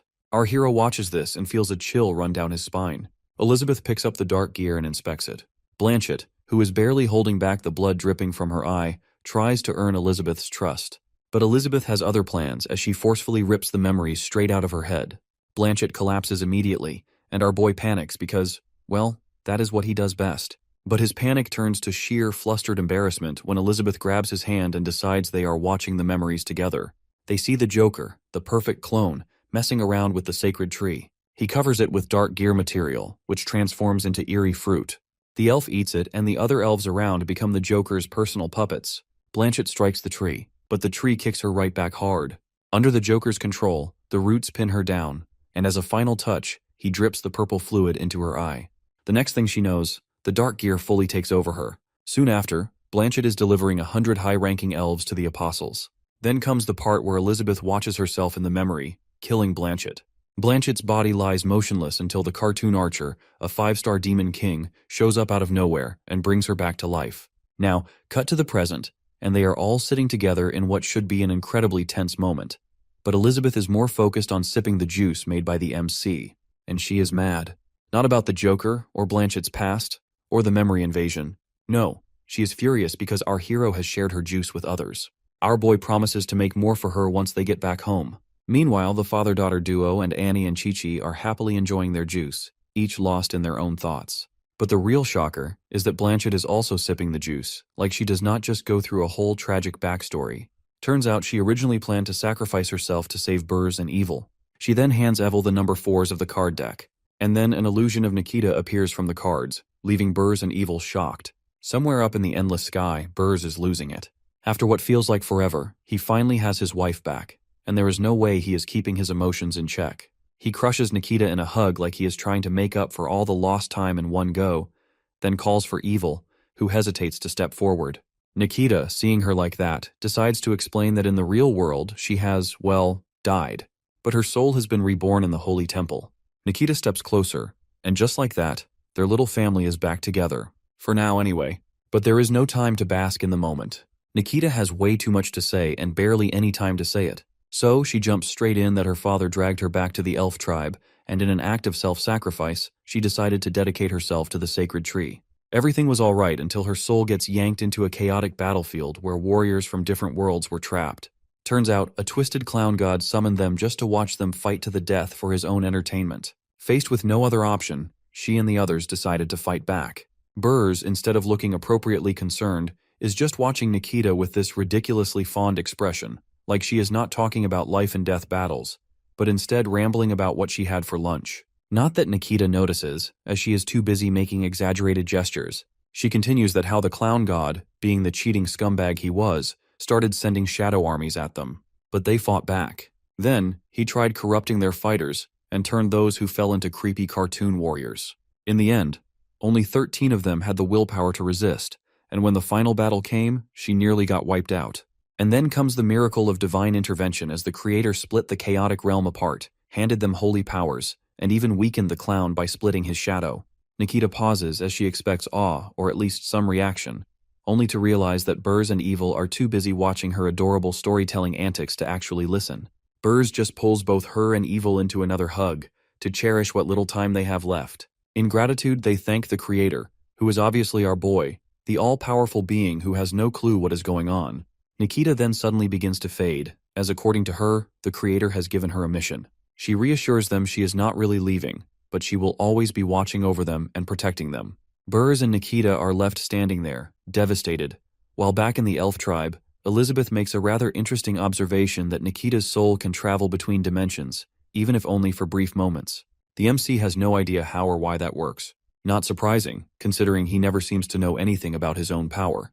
Meanwhile, Burrs and Evil, now brimming with newfound purpose, pledge eternal loyalty to our hero. Elizabeth, on the other hand, turns to him as she is curious how he has managed to manipulate dimensions, trap souls into forms, and summon them at will. Our boy has no idea what she is talking about. Then there is Chi-Chi, who is getting increasingly annoyed. Everyone has drunk the same magic juice, but somehow only Burrs and Evil get power-ups. Annie reasons that maybe it is because they started fighting the Dark Guild earlier, but that makes Chi-Chi start to self-doubt. And then Blanchett brings up a ridiculous request that she wants Elizabeth and the MC to resurrect the entire elf tribe. Elizabeth, who is already done with everyone's nonsense, shuts it down immediately. But our hero suggests that if anyone can pull it off, it is definitely Elizabeth. Elizabeth lays out the harsh reality that resurrecting an entire tribe is not just difficult, it is impossible. She can only revive a handful of people at a time, and they are talking about an entire civilization. On top of that, the corpses are still tainted with dark energy, meaning any revival attempt will likely backfire. And even if, by some miracle, they manage to bring the elves back, they won't last long. The tribe has always relied on the sacred tree for survival, and with it gone, their revival will only lead to another slow, painful extinction. Our boy then comes up with a much simpler idea to plant a new tree. Our boy takes one look at the sacred tree's roots and immediately knows that there is no saving those. Instead of wasting time, he scoops up some soil and finds it similar to the one back home. The problem is that if he plants new seeds from outside, they will take forever to grow into a proper tree. Elizabeth watches him and wonders if he is seriously thinking of replanting the sacred tree. Blanchett, on the other hand, is convinced our hero has officially lost it. The original tree was born from the sacrifice of the first patriarch, Twilia, something that cannot be recreated. But the MC, being the MC, seems to have found a way around that inconvenience. He just needs a little help. Before he can even finish asking, the father-daughter duo, Annie and Chi-Chi, throw their hands up like eager students in class. But he only needs Chi-Chi. And just like that, the girl who was sulking about feeling useless 5 minutes ago is now beaming like she won the lottery. Our boy asks for the branch she brought from home. She hands it over, and he mentions that it's not much use to her anyway. Now, any rational person would take that at face value. But Chi-Chi decides that he is utterly disappointed in her performance, that he is taking away the legendary sacred wood sword, and that she must now embark on a journey of self-reflection. Girl, it's a regular tree branch, not a divine artifact. Get a grip. While our hero walks off to do something actually productive, Chi-Chi punches the ground and vows to never let such a humiliation happen again. The father and daughter duo also misreads the situation and are convinced that the MC just used Chi-Chi as a walking caution sign for them. Evel tries to comfort Chi-Chi not to feel bad because at least she is stronger than them. And then there's Annie. Of course, she cannot be left out of the overthinking club. She decides that since she was with Chi-Chi the whole time but still too weak, our boy did not even bother reprimanding her. Chi-Chi refuses to let anyone call her the Sword Saint ever again and swears that she will carry this shame for the rest of her life. Elizabeth, meanwhile, is just relieved.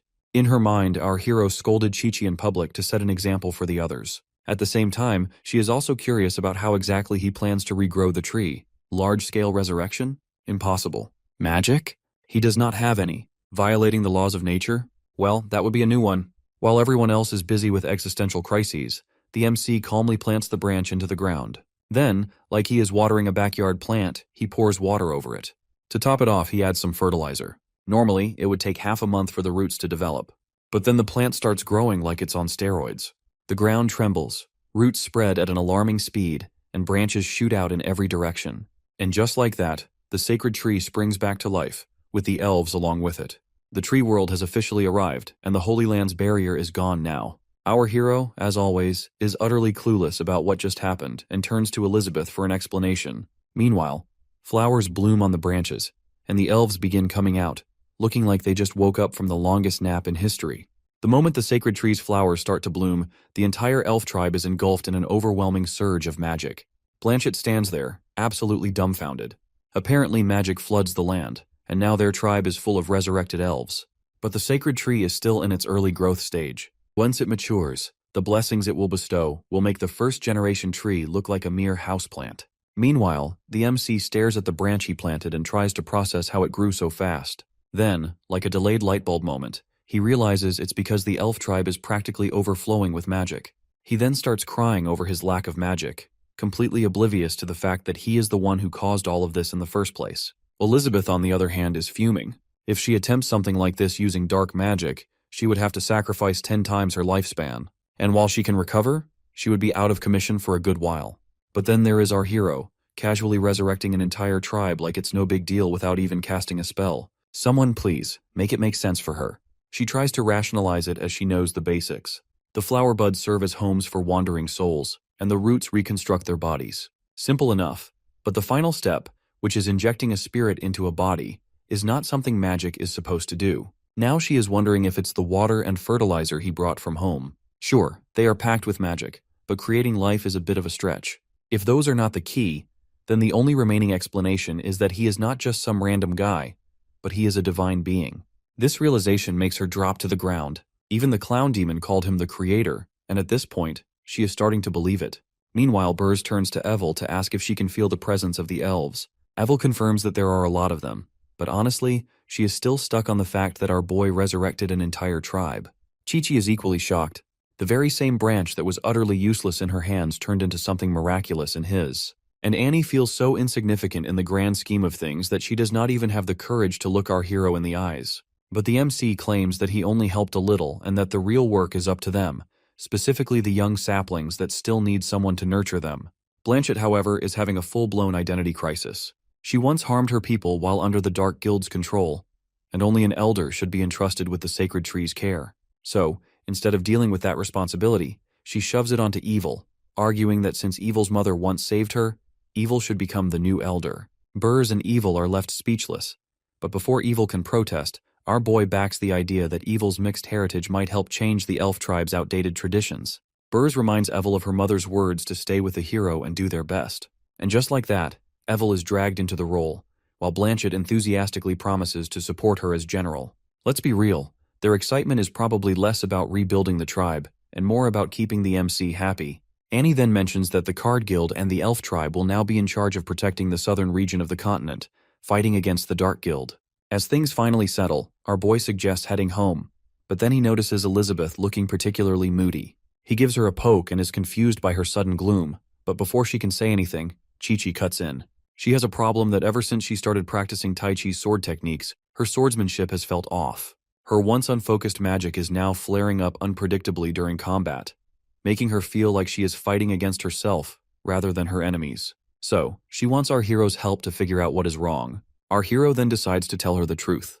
It turns out that the MC has forgotten, and suggests that Chi-Chi should go to the Sword Saint Guild to improve her swordsmanship. The moment the words leave his mouth, Burrs, Evil, and Annie look at him like he has just suggested a fish take swimming lessons. Chi-Chi? The same Chi-Chi who basically invented the sword techniques in that guild? They cannot decide whether to be shocked or just deeply concerned for her. Chi-Chi, on the other hand, is going through a minor existential crisis. After all, she is the one who has trained the others. Before her self-doubt can twist further, our boy clarifies that it's not what he means. What has truly impressed him is the Tai Chi sword's final move, the swordless form. He has seen Ching use it during the Tatano Town competition, and it has stuck with him ever since. Unfortunately, unlike Ching, he does not have magic, so pulling off that flashy energy sword trick is a no-go for him. And just as Chi-Chi is about to process that gem of wisdom, our hero points at her. Before she can even blink, it feels like her soul is doing a quick getaway. It zooms through the air, lands on a sword, and suddenly, she is in a temple floating somewhere in the sky. There is a group of kids practicing swordsmanship, with an old man overseeing them like some kind of sage. The kids, on signal from the old man, rush to attack her. Chi-Chi hits the ground and her sword lies beside her. Next thing she knows, she is young again, wearing new clothes, and joining the kids in their training. She meditates by a waterfall, gets knocked around by the kids, and by the end of it all, she is sipping tea with the old man. Chi-Chi stands on the still water, all while holding her sword and swinging it around. But then she coughs up blood, and the sword slips right out of her hand. It sinks straight into the water. Not that she cares. She just keeps going like nothing happened. Fast forward a few years, and Chi-Chi is no longer the young warrior. Now she has become a lady and is sweeping up autumn leaves while the kids have their little fun running around. The wind flings the kids into a giant pile of leaves. Chi-Chi, however, just keeps sweeping. A bit later, she shares the tea with the old man who asks if she has learnt the way of Tai Chi yet. Chi-Chi pauses and realizes that's what she came here for. She admits she has kind of forgotten. The man tells her it's time to return, but he has some wise words. Forget controlling Tai Chi and just become one with it. Chi-Chi, however, is curious about the man's identity. With a smile, he introduces himself as Zhang Sanfeng. As Chi-Chi is gone, Feng waits to see who else shows up next. Our boy watches as Chi-Chi meditates mid-air and her aura surges with newfound strength, and she officially becomes a 4-star demon king. Annie processes what just happened. Even Burrs and Evil seem a little shaken, though at this point, our hero casually helping people reach insane power levels starts to feel like normal. Chi-Chi expresses her gratitude to the MC. Not that our boy has any clue what he did to help, so he just accepts the thanks like a true professional. Regardless, she sticks to his advice. Instead of obsessing over swordsmanship like a battle-crazed maniac, she has decided to dedicate herself to Tai Chi. With that, she vanishes, leaving our hero to marvel at the fact that the stronger someone is, the more unpredictable they seem to be. Maybe it's a side effect of all that power. He then turns to Burrs and Evil to ask about their next moves and whether they need Elizabeth to teleport them somewhere. Evil wants to stick around and slowly get familiar with the elf tribe. Burrs, on the other hand, declares that he will be moving the Card Guild's headquarters there and helping Evil manage things. Meanwhile, Annie, who is still dizzy from her last teleportation experience, decides to take the scenic route back, riding a puppet instead. She thanks our boy for his help, but keeps her next destination a mystery.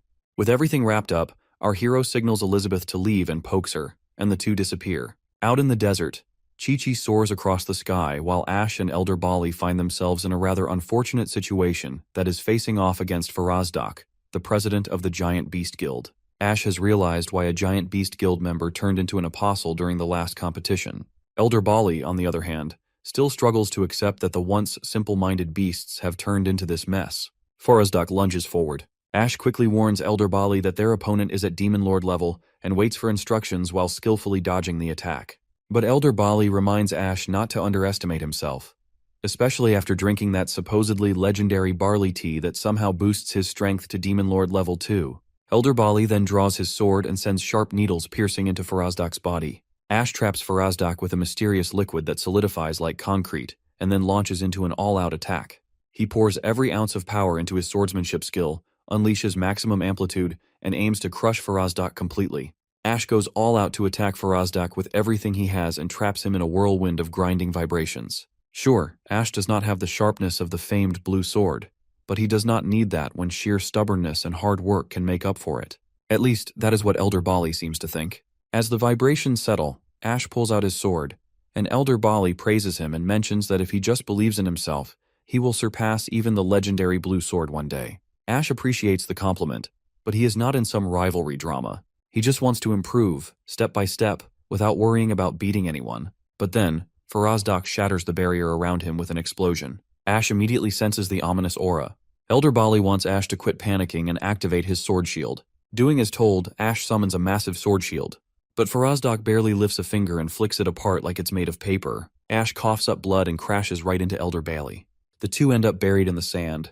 Meanwhile, Farazdak has his own main character moment, as he radiates dark energy like a newly promoted boss villain. He is no longer just an enemy, but he is an awakened demon king now. And with the chaotic power of the Dark Sea, he feels unstoppable. The whole Dark Gear thing is just a stepping stone, and now he sees everyone below him as ants and is absolutely convinced that he has surpassed Malfoy. A little early for that kind of confidence, but sure. Before he can bask in his newfound glory, Chi-Chi arrives and slices him clean in half. She then turns to Elder Bali and questions why he is even here instead of guarding the guild's headquarters. Elder Bali explains that he brought Ash south to investigate a so-called small nation that might have something useful against the Dark Guild. Meanwhile, the Sword Saint Guild is busy repelling attacks and has sent its 10 colored swords into the demon realm to gather intel. But now that he thinks about it, there is no small nation here, which means that he has been played by the MC, Elizabeth, and Burrs. Chi-Chi decides that it's best to haul them back to the guild first, but she will need Elder Bali's help to summon everyone as she has got some big news to drop. Over in the Demon Realm Goblin Cave, the beastman who once sold competition tickets to Elizabeth and our boy is now rethinking his life choices. He has heard that the goblins there are nothing like the ones outside, but are completely wild, aggressive, and utterly unreasonable. The green-haired boy, though, tells him to relax. They have got the green sword and Travis with them, so if the goblins turn out to be savages, they will just handle it. Travis, on the other hand, is only here to return a favor to the Sword Saint Guild, and would probably rather be anywhere else. The girl in their group does not share their confidence, especially after hearing the rumors. The Beastman himself is not exactly thrilled either. He is used to making a profit from selling tickets, not from missions that involve dying. But a bounty is a bounty, and he is here for the reward. The green-haired boy reassures him he will be protected, though how reassuring that actually is remains questionable. Just then, the girl stiffens as the magic sensor goes off the charts. Something is coming, and not just one thing but a lot of things. A group of goblins surrounds them.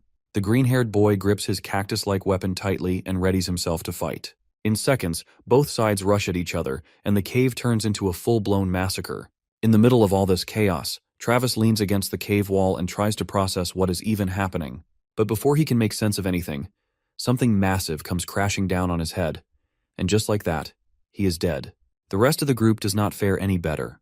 They are all lying lifeless, leaving only one survivor, the terrified girl whose hands are bound tightly with ropes. The goblins eye her in the most disgusting way possible, with their grins making their ugly faces even uglier. The cave fills with her terrified screams. Meanwhile, one goblin, who is covered in some unknown liquid, laughs and behaves strangely. Ruth watches as the barbaric creatures grovel before her like obedient pets. She presses the dark gear to her chest and absorbs its power. A dark aura swirls around her, and just like that, she ascends to a 5-star demon sovereign. She then commands someone to reveal themselves. A bug-like creature crawls forward, and from its disgusting insides, Azathoth emerges. He gets straight to the point that if she wants the Dark Gear's power, she might as well go all in and hunt for the seeds of Malfoy. Ruth knows that Azathoth and Malfoy are not exactly on friendship terms, so she is curious about his reason for offering to hand over something so valuable. She reasons that maybe he is looking to backstab. She then uses her attraction magic around him and fully expects him to fall under her spell like countless others before. But Azathoth barely blinks. Instead, he wants her to stop wasting her magic, as he has no desires, no interest, and absolutely no time for whatever she is trying to pull. Now that's a first. Her charm magic can even bend demon lords to their knees, yet this guy is completely unaffected. That could only mean that he is at least at the Demon King level. Now she is doubting herself. Azathoth catches on immediately and tells her the Dark Gear is just a stepping stone. If she is serious about power, she should ditch the training wheels and sign a contract with him. In return, he will grant her chaotic energy strong enough to let her skip the Demon Lord stage entirely and ascend straight to the Demon King level, something 1,000 Dark Gears could not even dream of matching. His reason is simple. Her charm magic is valuable, but he is not here to play mind games. The choice is entirely hers. Ruth does not need to think twice. If a deal with the devil gets her the power she wants, then so be it. Our boy has managed to grow the 5 elements pea in his backyard, a feat he is quite proud of. He hopes the plants will all get along, but from the way the rest of the garden glares at the new arrival, it looks like the poor thing has just crashed an exclusive plant party. Our hero goes inside the house, where Elizabeth lounges like a bored queen. He suggests eating some freshly picked apples, but Elizabeth decides that processed snacks are far superior. When he warns her not to eat too much junk, she finds him unbearably noisy and just focuses on sipping her cold drink. The MC cannot figure out why she has been acting like a ticking time bomb since they returned from the elf tribe. She is not just upset, but she is straight up bullying the poor soda bottle. His imagination goes into overdrive that she must be disappointed in him. After all, he has no magic, cannot swing a sword to save his life, and is basically the definition of average. But still, he has helped unite the outside forces against the Dark Guild. Sure, he had to borrow her name to do it, but that still counts as an achievement. Elizabeth, on the other hand, is into her own existential crisis. She just cannot process that how is our boy bending the rules that apply to normal beings? If he can just defy logic like that, then there is no point to all her blood, sweat, and training. She feels like the stepping stone for his success, but he is not even trying to be famous. He is living in isolation and completely uninterested in glory. So maybe the real issue is that she has overestimated herself. No matter how much she struggles, she cannot surpass him. She then decides to abandon all ambition and flops down, hoping sleep will fix her problems. Our hero, in his infinite wisdom, observes her mood swings and of course lands on the most brilliant conclusion possible, that she is on her period.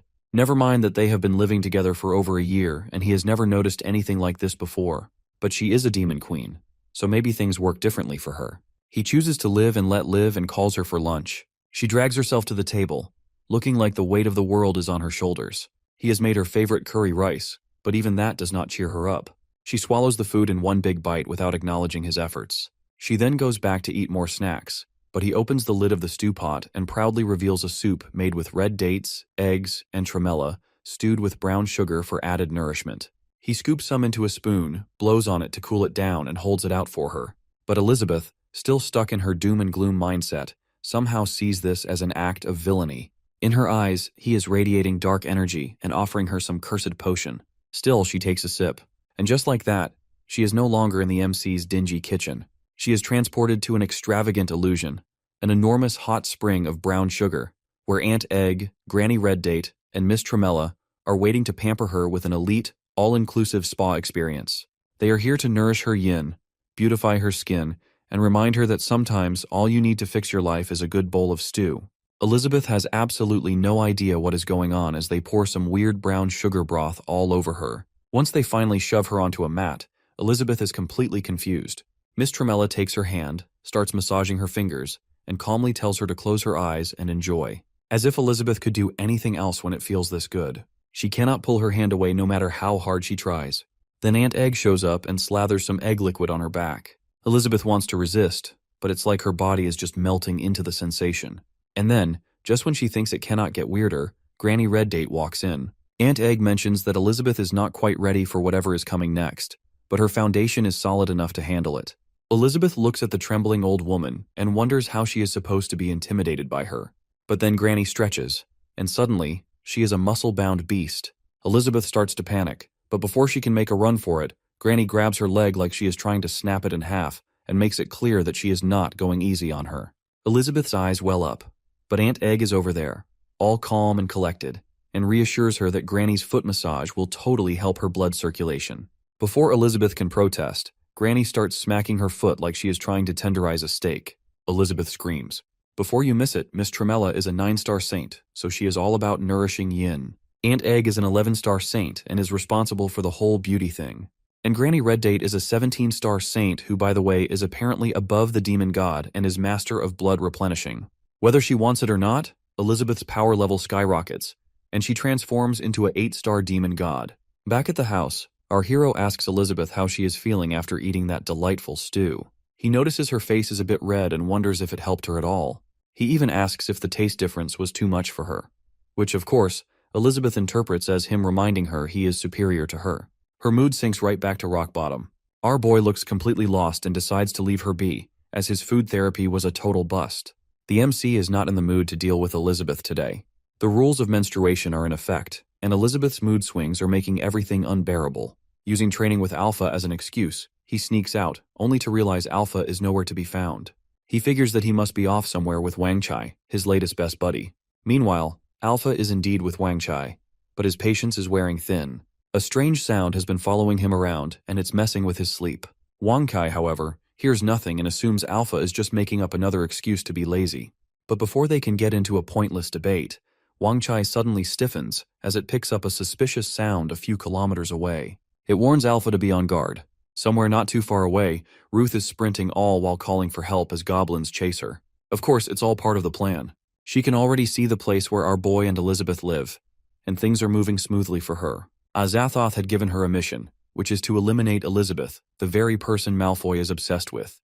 Not that Ruth cares about Malfoy's weird obsessions. She does not know where exactly Azathoth, the so-called Sea of Darkness, came from, but if he can promote her to Demon King, then he is clearly in a whole different league. She is not picky about who she works with. Whoever gives her the best deal wins. Her charm ability is her greatest weapon, and she knows how to use it.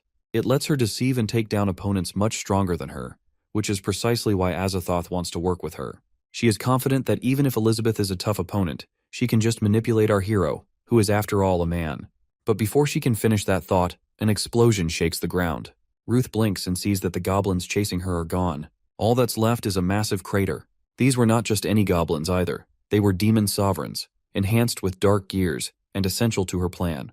Yet someone had just wiped them out in a blink. Before she can recover, Wang Chai's weapons lock onto her, and it demands to know who she is. She can feel that one wrong move, and she will be joining the goblins in the afterlife. Alpha, however, sees something completely different. In his eyes, Ruth is just a poor, helpless girl being hunted by monsters. He scolds Wang Chai for scaring her and puffs out his chest and proudly introduces himself as the right-hand man of the legendary hero, the MC. Wang Chai calls him an idiot. Instead of spilling classified information to a complete stranger, it wants Alpha to let it do its job first. Ruth, on the other hand, is internally panicking. She has no clue what Wang Chai even is, but if it scans her too closely, it might uncover something she really, really does not want it to know. So, she does what she does best and casts her attraction spell. Alpha's vision blurs and suddenly he is somewhere else. Our hero stands beside him and is clad in armor. They train together, fight monsters, and share some deep warrior camaraderie. And in the end, our boy wields Alpha, cutting down their enemy. Our hero now reaches Elizabeth's territory in Alpha's ridiculous fantasy, and as expected, the legendary hero does what he does best, wrecks everything in his path, and wins. With the battle over, he turns to Alpha and gives him a rare moment of appreciation for sticking by his side through thick and thin. But before they can bask in victory, another story begins that is the grand fairy tale of Wang Chai. The little dog is having the time of its life, running around our boy who, for some reason, is actually indulging it. He even shields it from Elizabeth's anger. Meanwhile, Ruth stands there, positively glowing with confidence that her charm has done its job. But Wang Chai snaps out of the daydreaming and picks up on a virus. It aims its weapons at Ruth and demands answers. Sure, she does not seem dangerous, but Wang Chai operates on one simple principle. When in doubt, eliminate the problem. Alpha, on the other hand, is off in his own world and is completely useless to the current situation. Ruth, however, is still trying to wrap her head around the fact that her Demon King magic failed. To add insult to injury, Elizabeth, a literal demon queen, is just chilling somewhere, and Ruth fears that she will die even without meeting her. Just then, our hero arrives, looking for Wang Chai and Alpha. The second Wang Chai spots him, it instantly retracts all its weapons and bolts toward him like a loyal pet. Our boy heard some commotion, so he came here to check. Upon seeing him, Ruth realizes that this man is not just some random warrior. He is the legendary hero, which means he is a nightmare to deal with. But everyone knows the classic hero saves the beauty trope always works. Before she can even start her act, the MC notices Alpha grinning like an idiot. He asks what is so funny. Alpha, of course, gives no response. Our hero then helps him out with a solid slap to the face. That does the trick. With Alpha finally back to reality, our boy decides he has far better things to do, like chopping wood. Without so much as a glance in Ruth's direction, he walks off. Ruth waits, then waits some more. When it becomes painfully clear that our hero has zero interest in her, she finally gives up and asks for help. Back at the house, Elizabeth is snacking away when Wang Chai and Alpha return, followed by our boy and, much to her irritation, Ruth. Before Elizabeth can even process this unwelcome addition, Ruth decides to go full drama mode. She stumbles, pretends to feel dizzy, and claims she needs to rest. Elizabeth just stares. The MC suggests she rest on the sofa while he goes to make her some tea. Elizabeth's aura is so intense it might as well be a death sentence. Wang Kai and Alpha are frozen in place and are absolutely terrified. But their fear does not save them as Elizabeth launches Wang Chai outside with a kick that could probably send it to another dimension. Alpha instantly reverts to sword form. Wang Chai scrambles to explain that this is all just a big misunderstanding. But Elizabeth is not interested in explanations, but just justice. And by justice, she means beating it senseless for bringing home yet another uninvited guest and completely ignoring her warnings. Ruth watches the so-called Demon Queen turning Wang Chai into a punching bag. She has no idea what started this, but she sees an opportunity, and she is not about to waste it. If Elizabeth and Wang Chai are at odds, this is the perfect time to strike. She eyes our boy and plans to use him and Alpha to take down Elizabeth. She then casts an attraction spell on him. Nothing happens. She tries again. Still nothing. The MC, instead of falling under her spell, notices her twitching eyes and assumes she is unwell. So, like the thoughtful idiot he is, he hands her a cup of barley tea. Ruth, barely swallowing her irritation, takes it. Our boy, who is completely oblivious to her scheming, just wants her to recover so they can send her back to the outer town and be done with it. The moment Ruth takes a sip, something shifts. A wave of power surges through her, her veins darken and bulge, and just like that, she is now a 2-star demon king. The cup slips from her hands and falls on the ground. Our boy immediately assumes that it's due to an allergy. Before he can think further, Elizabeth appears and explains that Ruth, just like Chi-Chi, has been infected ever since signing a contract with the Sea of Darkness. Our boy suggests that Elizabeth should just save her, same as before, but Elizabeth immediately shuts him down. He gave Ruth that tea knowing it would force her to cancel the contract, and now he expects her to clean up the mess, and she is absolutely not doing it. Ruth, who is still struggling, manages to glare at them and mention something about them showing off the greatness of the Creator. Then, out of nowhere, a dark mass escapes her mouth. The writhing creature tries to lash out and aims a curse at Elizabeth with chaotic energy. It does not even get the chance. The vacuum robot swallows it whole before it can do anything. The MC, who had been bracing for disaster, stares in shock, but now feels relieved that it was just some dirt. Elizabeth orders Ruth to start talking. Ruth puts on her best pitiful act and swears she had no choice in all this. But deep down, she is still trying to wrap her head around what just happened and how her contract with Azathoth broke so easily. Honestly, even she did not see this coming. Elizabeth, however, is not buying it. The sheer pressure of the Demon Queen's presence pressing down on Ruth like a weight she cannot escape. Suddenly, she feels very small. Our hero, who has probably had enough of Elizabeth's temper these days, reminds Elizabeth that terrifying the guest might not be the best strategy, and calmly tells Ruth to explain things. Ruth then does something no one saw coming and throws herself at our hero's leg. The MC freezes while Elizabeth looks 1 second away from setting Ruth on fire. Ruth hurriedly spills everything. The Dark Guild has teamed up with Azathoth and forced her to work for them. She totally did not want to do anything bad, so she ran away. But it turns out they left her a little parting gift inside her body. She throws in some fake tears for good measure and pleads for our boy to save her. Our hero tells her he will help, but only if she lets go of him first. Sometime later, Ruth reappears in a fresh set of clothes, looking slightly more put together. Elizabeth points out that the MC made those clothes for her, not Ruth, and makes it clear that she is leaving tomorrow. Ruth confesses that she was originally sent to assassinate Elizabeth, but after being purified by our boy, she is apparently turned into a new person. If Elizabeth wants her gone, she will leave, but if our hero wants her to stay, she won't disobey him either. She also mentions how heroes tend to fall for a pretty lady, and, well, Elizabeth is not exactly giving it her best shot. Elizabeth takes a look at her body and then casts a spell. A second later, she is back in her perfect, radiant form. The effect is instant, and Ruth's confidence wavers. Elizabeth reminds Ruth of her place. Tension crackles between them as a not-so-friendly competition kicks off. But before things get really interesting, the MC walks back in. Ruth sees an opportunity and takes it. She grabs Elizabeth's hand and slaps herself with it. Then, with the biggest, most innocent eyes she can muster, she sobs that our hero must not blame Elizabeth, because it's all her fault. Our boy tries to calm the situation, and suggests that this must all be a misunderstanding. Ruth is now convinced that she is winning. As long as she keeps playing the poor victim, he will take her side. Elizabeth, however, has reached her limit and openly admits that she does want to beat Ruth up. Ruth immediately turns to the MC for help because apparently he is the referee now. Our hero comes to a decision that Elizabeth must have her reasons. Maybe she can still sense something evil in Ruth. Either way, he tells Ruth to cooperate, even if Elizabeth's methods are a little intense. With that, he turns and walks off, leaving Ruth at the mercy of a very not amused demon queen. Ruth's brilliant plan to frame Elizabeth goes perfectly if you consider perfectly meaning a total failure. She stands there trembling with fear, while Elizabeth barely spares her a glance. She turns to leave, and does not consider Ruth a threat. Ruth stands there gritting her teeth. Outside, Wang Kai is repairing the damages caused by the Devil Queen, that is, Elizabeth, on the poor puppy. Inside, Ruth just finishes a bowl of braised pork rice and finds herself leveling up to a 3-star demon king. Our boy offers her more, but Ruth, already feeling like a stuffed turkey, declines. She can barely handle the first round, but part of her screams for more. Our hero, however, does not even bat an eye as he piles more food onto Elizabeth's already overflowing plate. But then it hits Ruth. Maybe Elizabeth and the MC are not just eating. Maybe they are eating like gods. She realizes that they might be way beyond the Demon King level, and this whole world might just have power levels she cannot even begin to comprehend. That is when it clicks.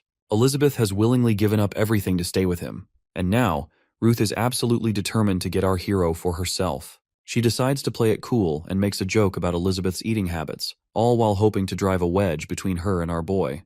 But our hero just smiles because he is the happiest when Elizabeth enjoys his cooking. Not to be outdone, Ruth turns on the charm and wishes that someone would cook for her every day. Elizabeth's face immediately sours, but it's just how Ruth wanted it. She makes it sound like Elizabeth has taken the MC's cooking for granted. She continues her relentless flattery about our boy being the best cook she has ever met. Our hero is blissfully unaware of the sabotage happening right under his nose. His eyes are fixed on Elizabeth, whose mood has clearly taken a bad turn. She is upset, and that is making him uneasy. Later, Ruth takes a bath, and after using the MC's magical body wash, she shoots up to a 4-star Demon King. All of a sudden, world domination does not seem so far-fetched. She has never been interested in ruling, but now, she realizes that if she can get him for herself, she can have everything she has ever wanted. She makes up her mind then and there. Her old self is dead to her. Ruth's only goal from now on is our boy. After her bath, she asks him to bring her some clothes, but of course, he does not hear her properly. So, she emerges from the bathroom wrapped in nothing but our hero's towel. She walks over to the couch and plops down between the MC and Elizabeth, completely ignoring any notion of personal space. Then she leans in closer to our boy and sticks to him like an overly clingy leech. Ruth collapses onto the sofa while our boy gets up to find some clothes for her. He escapes again, but she is not too worried. There will be plenty of chances, and as long as she keeps going after him, he will eventually fall. Before she can plan her next move, a cold, dark hand clamps over her mouth. Elizabeth stands in front of her with a deadly aura. Originally, she had no interest in wasting her time on someone as insignificant as Ruth. But now she is curious. Ruth is from the Dark Guild, and that makes her worth questioning. But Ruth does not fear. Instead, she prepares to trap Elizabeth in an illusion of a 4-star Demon King. A perfect plan, except for the tiny problem that the moment she blinks, she is the one standing in a prisoner's uniform, tied up in a torture cell. Elizabeth strolls in and looks completely unbothered. Ruth panics that Elizabeth should be the one caught in her illusion, not standing here like she owns the place. But it turns out that Elizabeth let herself get caught just so she could drag Ruth in with her. Ruth warns her about our hero finding out, but Elizabeth has already thought of that. She has adjusted the illusion with 1 hour in there equals 10 seconds outside. By the time it ends, Ruth won't remember a thing. Ruth now realizes what is happening. Elizabeth wants her to back off from the MC. Well, she is not going anywhere. She has worked way too hard for this, and she knows that if she sticks with our boy, her future is limitless. And even if Elizabeth does kill her, Ruth is confident he will bring her back. Elizabeth does not understand what is cooking inside her head. She just wants to know about Amelia. But Ruth denies knowing her, so Elizabeth starts beating her. Ruth cries in pain and insists she has no clue. But Elizabeth is not buying it. The Dark Guild is not completely wiped out, and Amelia has been missing. That means Ruth might have her. Elizabeth keeps hitting her, and Ruth keeps swearing she knows nothing, but Elizabeth is not stopping. And the worst part is that she knows she is not just doing this for information alone. But there is something oddly satisfying about seeing Ruth suffer. Maybe it's revenge, or maybe it's because a part of her is jealous over our hero, but she is totally not going to admit that. Elizabeth sees the MC walk in wearing a different outfit and immediately snaps out of the illusion. Our hero is holding up a shirt, asking if it's big enough, but before he can even finish, Elizabeth bolts out of the house like it's on fire. Meanwhile, Ruth is half unconscious on the sofa and mumbles something about letting her go and promising she won't do that again. Our boy just stands there as if he has no idea what is going on. Night falls, and Ruth, now wrapped in a blanket, tries to piece together what happened during the day. For someone supposedly powerful, she feels like an ant in front of Elizabeth and the MC, tiny, helpless, and just waiting to get stepped on. Shaking it off, she decides she is not going to go down without a fight. But just as she turns toward the window, she freezes. Elizabeth is standing there watching her. Ruth does the only logical thing and buries herself deeper under the blanket. Earlier, Elizabeth had reminded our hero that no one is allowed to sleep in his bed anymore. She knew exactly what he was trying to do by saving Ruth, pushing her buttons, and waiting for a reaction. Too bad for him. Emotions were not something even the almighty creator could control. But once Ruth is gone, Elizabeth decides it is time to challenge him again. In her mind, she still has a shot at winning. Morning arrives and our boy wakes up to a sight he never expected. Ruth cleaning the lounge. He tells her there is no need since they have a robotic vacuum. Then he turns to Elizabeth, expecting an explanation. Elizabeth just does not care. Ruth insists she is cleaning because she made a mess yesterday. But the truth is that Elizabeth had been watching her all morning, and Ruth needed something, anything, to escape that level of discomfort. And well, proving that she is not completely powerless in front of the Demon Queen wouldn't hurt either. Our hero takes Ruth's hand to help her up. Elizabeth, watching this little moment unfold, has had just about enough. She slams the glass onto the table and then grabs the mop from our boy's hand. If it's such a big deal, she will mop the floor herself. But the MC, of course, does not let go. Because, in his mind, her rules mean her period is going on, and no way is he letting her touch cold water during them. Elizabeth realizes that this argument is going nowhere. Let's go, and our hero turns away to take a bath. He had noticed earlier that she drank the red date and wolfberry tea he made for her, which is his proof that her period is not over yet. He wonders if she is having stomach pains and figures the whole mopping the floor out of nowhere act was just another one of her impulsive episodes. Either way, he is relieved that the crisis is averted. Ruth, who watched this ridiculous exchange, cannot help but poke fun at Elizabeth. Elizabeth reminds her that she needs to leave that day with no extensions. The weight of reality crashes down on Ruth. The MC might be a treasure, but with Elizabeth guarding him like a dragon over gold, there is no way she is getting anywhere near him. With that in mind, she makes the smartest decision of the day and decides to give up. Our boy has prepared egg noodles for breakfast. Ruth asks Elizabeth if she can have some. Elizabeth wants her to eat and get lost. Ruth, however, treats the meal like it's the Last Supper and her final gift from our hero. The MC asks if she is really leaving. Elizabeth confirms that she will teleport Ruth away after breakfast and checks if he has any complaints. He does not, except for one minor thing. They should inform Burrs and Chi-Chi, considering Ruth is also running from the Dark Guild. A little heads up would not hurt. The moment Ruth hears those names, she recognizes them, but before she can say a word, Elizabeth shuts her down, basically telling her to quit stalling and finish her food. Ruth sits there, helpless against Elizabeth's control, but inwardly makes a promise that once she is out of here, she will build her own strength. Still, something about what the MC just said nags at her. The sudden rise of the Card Guild, Chi-Chi's disappearance, it all feels connected to his domain.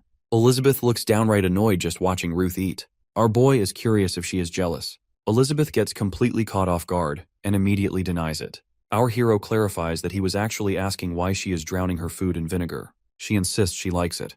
But the moment she takes a bite, extreme sourness blasts through her mouth. But pride is a powerful thing, so she keeps a straight face well, as straight as someone on the verge of taste bud destruction can. As she suffers through her own bad decisions, her mind wanders. She and the MC have been through so much, from enemies to unlikely allies to whatever they are now. They have explored the world together, played games, and even taken turns ruling. Whether by fate or some cosmic joke, they kept crossing paths. But recently she learnt that he is the creator, someone she can never, ever surpass. In his eyes, she is probably just another insignificant existence, one among many, and yet his kindness feels genuine. It confuses her. It excites her. And so, throwing every ounce of her pride into a corner, she finally asks him whether he has feelings for her.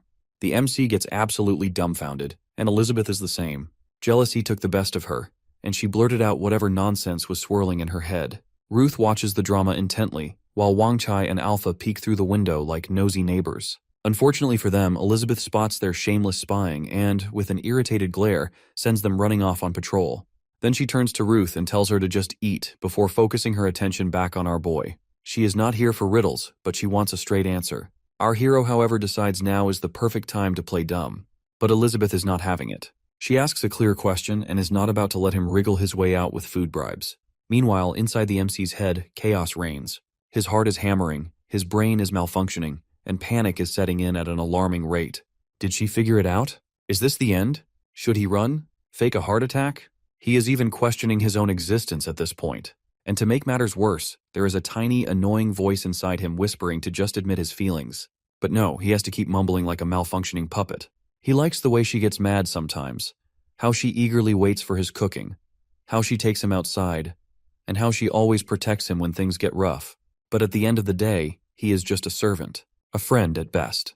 And she is the mighty Demon Queen. After making Elizabeth wait for what feels like a century, he remembers that he made her a pudding, and surely that will buy him some time. If she is busy eating, maybe she will forget all about this terrifying conversation. So, in a desperate attempt to shift the focus, he hands her the pudding, with a half-baked confession about how he is happy living with her.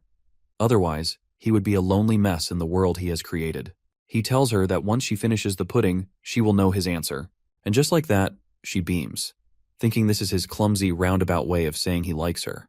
But before she can take a bite, he snatches the pudding back. Elizabeth stares at him, completely lost, and he is still in his own ridiculous delusion of the rules. Then, out of nowhere, an illusion of Elizabeth appears, questioning him why he refuses to just say his feelings out loud. And in his eyes, she just does not get it. The MC, who is the head of the clan in Elizabeth's illusion, makes it clear to her that his feelings are entirely governed by the rules he has set, because, of course, he is the one who creates them. Back home, Elizabeth is absolutely furious.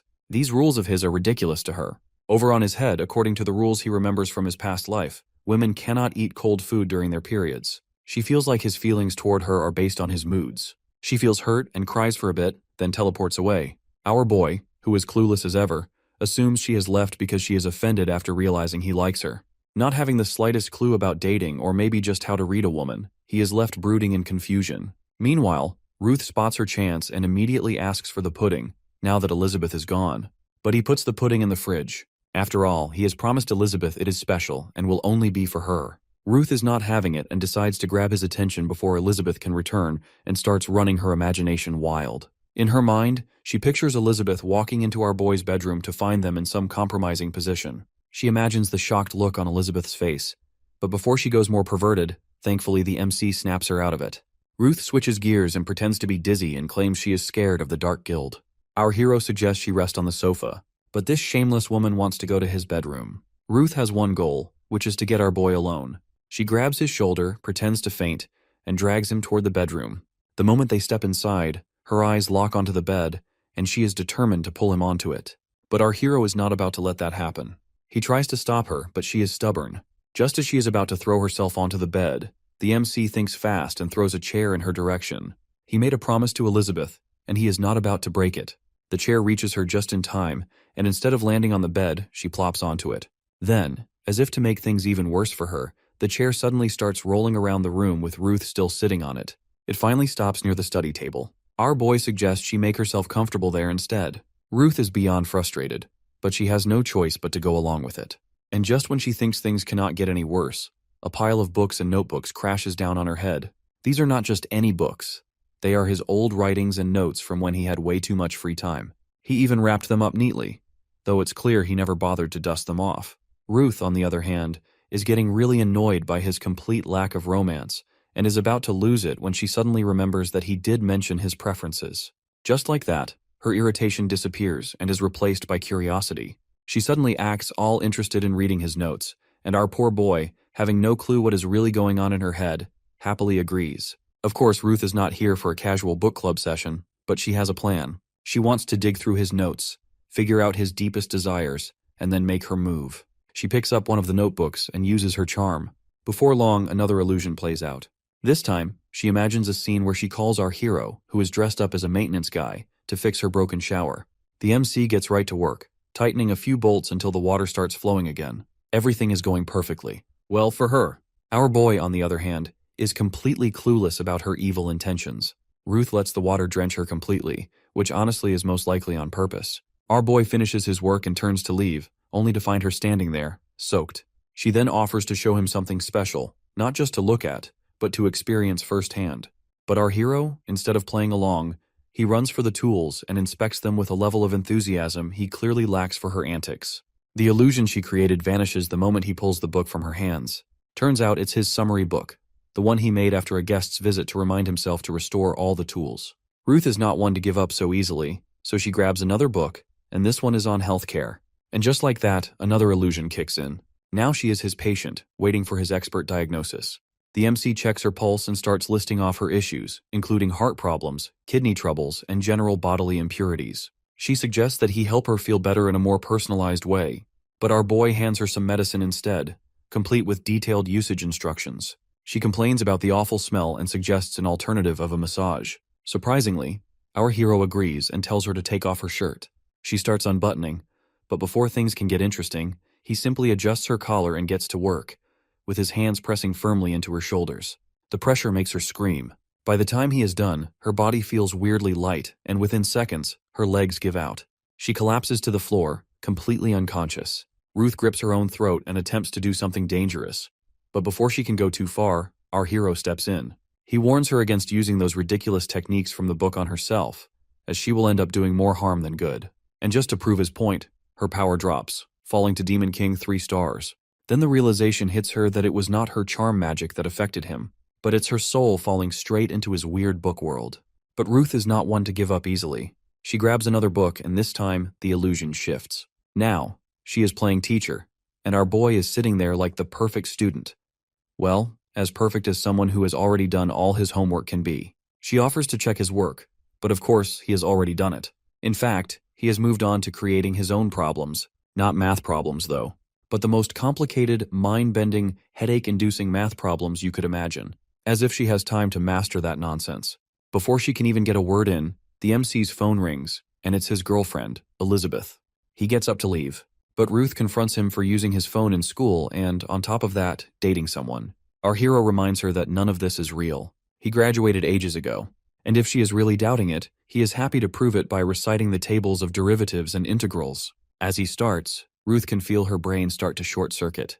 She has enough. As our boy and Elizabeth meet, Ruth feels something gnawing at her, like someone digging into the deepest, darkest corners of her heart. She struggles to push it away, but it's useless. The sadness is relentless. Just when she is about to lose it, a crack rings out, followed by the sharp sound of a bell shattering the illusion. The MC grabs the book from her hand and hands her the bell instead. The book in his hand is some geometric nonsense that, while he wrote it, transformed into a cheesy high school romance. She realizes that the pain she felt does not come from the book or the illusion. It comes from the memories. The ones she buries so deep she thinks she has forgotten them. A man, a proposal, a lie, the love that was never love at all, the violence, the cheating, the moment when she had to kill him. That is where everything goes wrong. Forced to survive, she awakened her charm magic, wandered the brave continent, lured men, drained their energy, and got stronger. The more miserable she got, the more powerful she became. It was not long before she became one of the 6 pillars of the Dark Guild. But at the end of it all, she realizes something. She is not really after power or revenge or even survival. She is just running from the one thing she wants most all along, which is pure love. Ruth rings the bell, and then she transforms into a nun. She thanks the MC for waking her up, as if he did it on purpose, then declares she is taking on her mission again, and spreading the power of true love across universes to fight evil. She then vanishes, with the sound of the bell lingering behind. Our boy just stands there, staring at the empty space she left behind. Yeah, he will never understand how people from other worlds think. Meanwhile, in the demon realm, a dog-like creature is busy munching on something questionable when a cat-like being suddenly appears. Before it can do anything, some weird thing engulfs it, and then Malfoy absorbs it. Not that he is paying much attention, but he is too busy sulking over Amelia. The fact that she is Elizabeth's contract partner is driving him up the wall. As he goes through Amelia's memories, he watches her reunion with Elizabeth and finds her just as stunning as ever. Then Experiment No. 24 reports the news that Farazdak and Ruth have vanished, and there is a chance they have switched sides. Malfoy could not care less. But the report does not stop there. His so-called perfect clone has been defeated, and the Card Guild has taken over the Elf tribe. But Malfoy has no interest in any of it. Experiment No. 24 is understandably confused. Malfoy has been draining Amelia's magic for ages, yet now that he knows where Elizabeth is, all he does is sit there and play Amelia's memories like a lovesick fool. But Malfoy has his priorities straight. Elizabeth sent Amelia to kill him, which obviously means she is paying attention to him. So Experiment No. 24 decides it's time to do something before Malfoy completely loses himself. But before it can act, a crushing pressure fills the air. Elizabeth is back. Experiment No. 24 states the obvious, but Malfoy already knows. He should probably be focused on the danger, but his biggest concern is his appearance. Elizabeth is now in the demon realm, and her heart is sinking because to our boy, his precious rules mattered more than she did. As her tears hit the ground, the surroundings erupt with life, vibrant and flourishing. She wipes her tears and makes a decision. She will live well without them, and when they finally realize just how irreplaceable she is, they will come crawling back. Just as she solidifies her resolve, a familiar presence prickles at her senses. That is Amelia.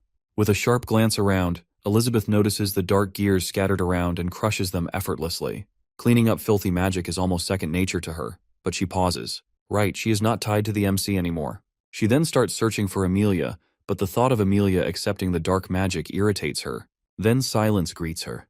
Which is weird because, last she checked, the servant master contract meant Emilia could not ignore her orders. Still, the idea of Emilia actually dying does not even cross her mind. Emilia is too powerful to go down so easily. With a flick of her magic, Elizabeth retrieves the egg containing her. A few quick spells later, the shell dissolves, and turns out the Dark Guild is way more of a problem than she thought. Emilia's magic is completely drained, leaving behind nothing but an empty shell. Elizabeth uses her magic to bring Emilia back. She watches as Emilia blinks and finally wakes up, but she does not recognize her. Emilia does not even remember herself, and Elizabeth's anger blazes, and her gaze sweeps across the world and beyond in search of Malfoy. The sheer force of her presence sends shockwaves through the realms. Annie immediately senses it, and wonders if this has something to do with her incident involving the 9-colored demon serpent. Xing and Chi-Chi feel it too, as does Burz in the elf tribe. Azathoth, on the other hand, the mighty being that he is, takes one look at the situation and decides that running to the Dark Sea is the wisest choice. Alpha and Wang Kai sense the disturbance as well, while the MC, who seems to be lost in thought, is of course crying over Elizabeth. But he is not the only one. Somewhere in the shadows, another figure contemplates whether Elizabeth's fiery presence is an invitation to attack or not. Elizabeth, however, is too busy making some vows. She might have been amused by our boy's tears, but there are bigger things to focus on, like promising Emilia to restore her memories. Over in Deep, the Demon King's training grounds, Experiment No. 24 questions Malfoy about their sudden teleportation. Malfoy explains that he has set up a barrier to block Elizabeth's magic, because now is simply not the time for a grand reunion. To keep himself occupied, he decides to dig through Emilia's memories to see Elizabeth. Experiment No. 24, however, is less sentimental and more practical, and it is worried about the Sword Saint Guild getting stronger, which might mess with Malfoy's master plan. Back at our hero's place, the reason for his emotional breakdown turns out to be onions. He is making Elizabeth's favorite meal, which is onion soup with garlic bread, in an attempt to cheer her up. A noble effort, except he is also drowning in existential dread. If Elizabeth ever finds out about his feelings, she might not even want to be friends with him. At last, the door creaks open. The MC spins around all while hoping to see Elizabeth. But it turns out it's Alpha and Wang Kai. Wang Kai and Alpha are back with the meat, but Elizabeth is nowhere to be seen. Just as our hero starts overthinking, she suddenly appears and starts eating like nothing ever happened. She is back because, well, now that Ruth is out of the picture, she has no reason to sulk in the shadows. The MC is relieved as after the morning disaster, he was convinced she would vanish forever. Elizabeth shows off that she is merciful and implies that she is giving him a chance to redeem himself. But before our boy can even process that, the air turns awkward. Then, out of nowhere, Emilia pops out from under Elizabeth's chest. Elizabeth hands her food and drops another bomb that Emilia has lost her memories. The culprit is gone without a trace, and now she wants our hero to help fix it. This is when it truly sinks into him that Elizabeth has been keeping tabs on everything. She even sent Emilia to wipe out the Dark Guild, while he, the supposed hero, has been, well, just existing. Feeling the weight of his own uselessness, he apologizes. Elizabeth, however, is more focused on the fact that he is apologizing at all and takes it as a sign that he likes her. Alpha starts to brag that he has experience in memory recovery. The MC asks what exactly Alpha plans to do, but Alpha just tells him to trust him. He then leans over and whispers something to Wang Chai. Elizabeth, however, looks less than impressed. Then it happens that Alpha and Wang Kai suddenly radiate pure terror and scare Emilia. The poor girl clings to Elizabeth for dear life. Turns out, Alpha's genius plan is to scare her memories back. Elizabeth finds it pure nonsense and flicks her magic and smacks them both aside. But Alpha insists that it actually worked for him once. Elizabeth reassures Emilia that they will find an actual logical way to restore her memories. Our boy then suddenly remembers something. They head to his farm, where he confidently suggests walnuts might help. Elizabeth has tried all of his produce except walnuts, because he had big dreams of making walnut cake and only grew them by wishing from the magical fruit tree. Our hero hands Elizabeth a few walnuts. The moment she bites down, her face twists. It's bitter and horribly so. Our boy, of course, finds this hilarious. Then he cracks one open and shows her the kernel inside. Elizabeth stares at it and realizes that it looks disturbingly like a brain. She marvels at how he can casually create a fruit that resembles that of a brain. She then hands it over to Emilia. Our hero offers her some too, but she finds the whole thing unimpressive. Still, she hopes the walnuts might do something for Emilia. All three of them eat at the same time, and suddenly, Elizabeth senses something strange. A weird sense of synchronization washes over her, like they are accidentally performing some kind of ritual. Then it hits her that our boy eating alongside them must be amplifying the effect and messing with her perception. And then her memories start projecting onto the wall like some movie screening. She glances around and freezes. The theater is filled with Elizabeths. Not one, not two, but an entire audience of herself, each one slightly different, some looking like they are having a better time in life. And of course, they all have opinions. The room is filled with murmurs and commentary. Then, she spots an elderly version of herself sitting comfortably beside her. Granny Elizabeth explains that this is Elizabeth's theater, a place where the stories of all her alternate selves play out like some kind of Netflix binge. She does not have all the details, but one thing is clear. Every Elizabeth only gets here when her relationship with the MC reaches a certain level. Granny just wants her to follow her heart. After all, Elizabeth is the protagonist of her own world. As for Granny Elizabeth, her story is simple. She married our boy, raised a family, and lived the classic happily ever after.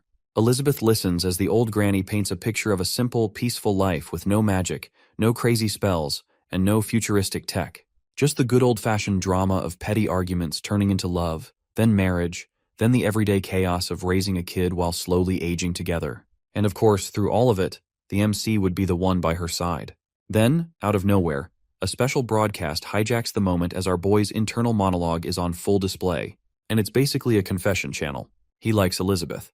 He thinks about Elizabeth. He practically has Elizabeth written all over his mind like a lovesick teenager. Watching this very public airing of his private thoughts, Elizabeth finally gets the message. The other versions of herself react with some who are thrilled and cheer for our hero, while the others are unimpressed. Granny, however, just gives her a knowing smile and reminds her that the trailer is over and her time with the temporary ticket is running out. Back at the MC's farm, Elizabeth barely has a moment to process everything before our boy pulls her aside, as he is worried about Amelia. Apparently something is off with her. Elizabeth casts a healing spell. Except instead of getting better, Amelia starts acting even weirder. Our hero wonders if it's an allergic reaction. Elizabeth, however, knows the real problem. When he used the walnut synchronizing effect, it forced Amelia's brain to unlock old memories. But because she lacks the ability to retrieve them properly, the gaps are causing her unbearable pain, and there is absolutely nothing Elizabeth can do about it. The hunt for the mastermind behind it has also failed, despite searching every corner of the world. As for Amelia, the moment the MC apologizes to her, something inside her snaps, and she feels fear. On the other side of things, Malfoy stares at the barrier he built, watching as it starts to crack. He has a sinking feeling that the original memory data might have been stolen back. What is worse is that there is a chance Elizabeth has finally found the place. The little dragon girl freaks out and asks our boy for help with tears streaming down her cheeks. In her frantic flapping to escape, she slams right into Elizabeth. The crash knocks the poor kid out cold, and she flops into the Demon Queen's arms. She holds her carefully as if she's a kid, but her face turns serious since she has a hunch about what's going on. The Demon Queen figures the MC has used the rule's power to unlock Amelia's buried memories. Her mind drifts to Leping, who usually brushes off anything he deems not his problem. Yet here he is, tangled up in this mess. She can't quite pin down why he'd bother. Meanwhile, our boy looks like he's just stepped on his own tail, mumbling apologies left and right, swearing it's his screw-up. She doesn't say much and simply zaps Amelia to the contract space to let her rest. The two of them stand in an awkward silence, just staring at each other. The silence thickens, and Leping, out of nowhere, blurts something about how starry the night is. His face flushes pink. Elizabeth raises an eyebrow and then nods with a faint blush creeping up her own cheeks. Nearby, Wang Chai and Alpha are spectating. The guy gripes that when he tries spooking someone to jog their memories, it's a total snooze, but Leping pulls it off, and suddenly it's amazing. Wang Chai just grins, saying his master is on another level and he can't possibly compare to him. Then suddenly, the guy freezes. He can hear a noise in his head calling him and threatening punishment if he refuses. He wobbles, nearly face-planting off the wall, clutching his head and whining about the piercing noise. Quick as a flash, the dog whips out some noise-canceling headphones and slides them onto his head. This gives him instant relief, and he passes out in peace. The robot dog can't pick up any noise through his sensors, so he scoops him up using his mechanical arms and hauls him off to the workshop for a tune-up. Meanwhile, Elizabeth tells our hero that if there is nothing else to say, she will leave and start walking away. As her figure blurs into the distance, she wonders if he'll just let her go, thinking how in some other world, he might have been braver. Leping doesn't move because his brain is a war zone. A dozen tiny versions of himself bicker, some yell to chase after her, some warn he'll regret it if he doesn't, and others call him spineless. One voice pipes up, saying once he spills his guts, there's no going back. But then a single thought slices through. Even if she shoots him down, he'll hate himself more for staying quiet. Elizabeth is halfway through casting a teleport spell when he shouts at her to stop. Nervously, he brings up that time she asked if he liked her. She turns, intrigued. He admits that after sharing space with her for over a year, he realizes how different they are. In his mind, she's a queen, and he's just some hero who can't even swing a sword or cast a spell. Still, if he had his way, he'd pick a simple, quiet life with her. He confesses he's clueless about love, has no idea how to make someone happy, and is always too chicken to speak up. But with her putting him on the spot, he can't dodge it anymore. Taking a deep breath, he finally confesses that he likes her. He took 135 chapters, but our boy finally did it. The Demon Queen doesn't miss a beat. She rushes over and wraps him in a tight hug. Next thing he knows, they're soaring through the night sky, moonlight all around. She whispers that she's just going with her heart. When he asks what she means, she answers with a kiss. Stunned, he says it again, and she admits she feels the same. Then immediately she's gone, vanishes into thin air, leaving him floating in the sky, wondering if it's all a dream and how the heck he's supposed to get down. Later, he is in the kitchen, humming a chill tune while he preps breakfast, carefully carving every veggie into cute little heart shapes. By the time he's done, the noodle dish looks so sweet and thoughtful it practically sparkles with love. He calls Elizabeth over, and her eyes zero in on the plate. She notices the hearts right off the bat, and asks why this morning's food feels a little different from usual. Aside from the rich magical energy, there's this mysterious sensation in the food that is totally new to her. He just chuckles and brushes it off, saying that they should just eat before it gets cold. But deep down, he's second-guessing himself, wondering if the whole heart-shaped thing was a bit over the top. When Elizabeth takes a bite, her face lights up. The taste and effort hit her hard, showing her love can sneak into even the tiniest gestures. Leping catches her pausing mid-bite and freaks out, thinking he botched the flavors. Without thinking, he leans in to try the noodles himself, grabbing the same strand she's eating. The noodle shrinks, pulling them closer, their eyes locked, inches from a kiss. Then Alpha bursts in, all hyped up, yelling about what our boy got planned for the day. Elizabeth loses it. With a flick of her wrist, she blasts him with magic so strong he goes flying out of sight. Slamming the door, she grumbles about her ruined moment. Leping tries to lighten the mood, suggesting they chill with some TV after they eat. Later, they're sprawled on the couch, and he tries to sneak his hand toward hers, but she pulls away, only to grab her juice. His brain goes into overdrive, questioning if last night's big moment meant anything, or if he's just overthinking. Before he spirals too far, she grabs his hand and leans into him, making his heart do backflips. She starts asking what couples in his world do for fun. He says it's basic stuff like grabbing food, taking walks, and binging shows. The Demon Queen points out they're already doing all that, then pushes for what's special for couples. He mumbles something about holding hands, like they're doing now. Hearing this, she grins, clearly fishing for more. Red-faced, our boy hints they could repeat what they did last night. She plays coy, but her eyes speak her true feelings. They lean in, ready for another kiss, until they spot Alpha peeking through the window like a total creep. Elizabeth turns to her demon mode and demands an explanation for the interruption. After seeing her like that, Bro loses it, shouting so loud the whole neighborhood could hear that he wasn't creeping on them. His freakout totally blows their cover, and with a nervous gulp, he reveals that the whole crew Leping rounded up was huddled at the window, gawking. They all come inside and sit on his lawn. The MC is the first to speak and asks why they all showed up so suddenly. Annie, blunt as ever, says she picked up on Elizabeth's magic in the demon realm a few days back and came to snoop. Under her breath, she's stressing that they might have caught on to her cracking open the nine-headed dragon's treasure dungeon to test Raphael's real combat. Juji jumps in, saying she also felt the Demon Queen's power and showed up ready to take orders. Bossy nods, tossing in some news about the divine tree growing like crazy. Alpha, in his usual oddball way, calls them dispatched fringe characters and grins, saying that he envies them since he is the one who gets to stick by Leping every day, carrying out his important tasks. The mood lightens for a sec, but Elizabeth shuts it down fast. Her voice is ice cold as she snaps that she didn't call anyone, and they need to bounce. Before it gets ugly, our boy steps up, suggesting they at least swap updates from their corners of the world. Shuzi says she's back with the Sword Saint Guild, and the Dark Guild's been eerily quiet. Annie adds that they've basically ghosted,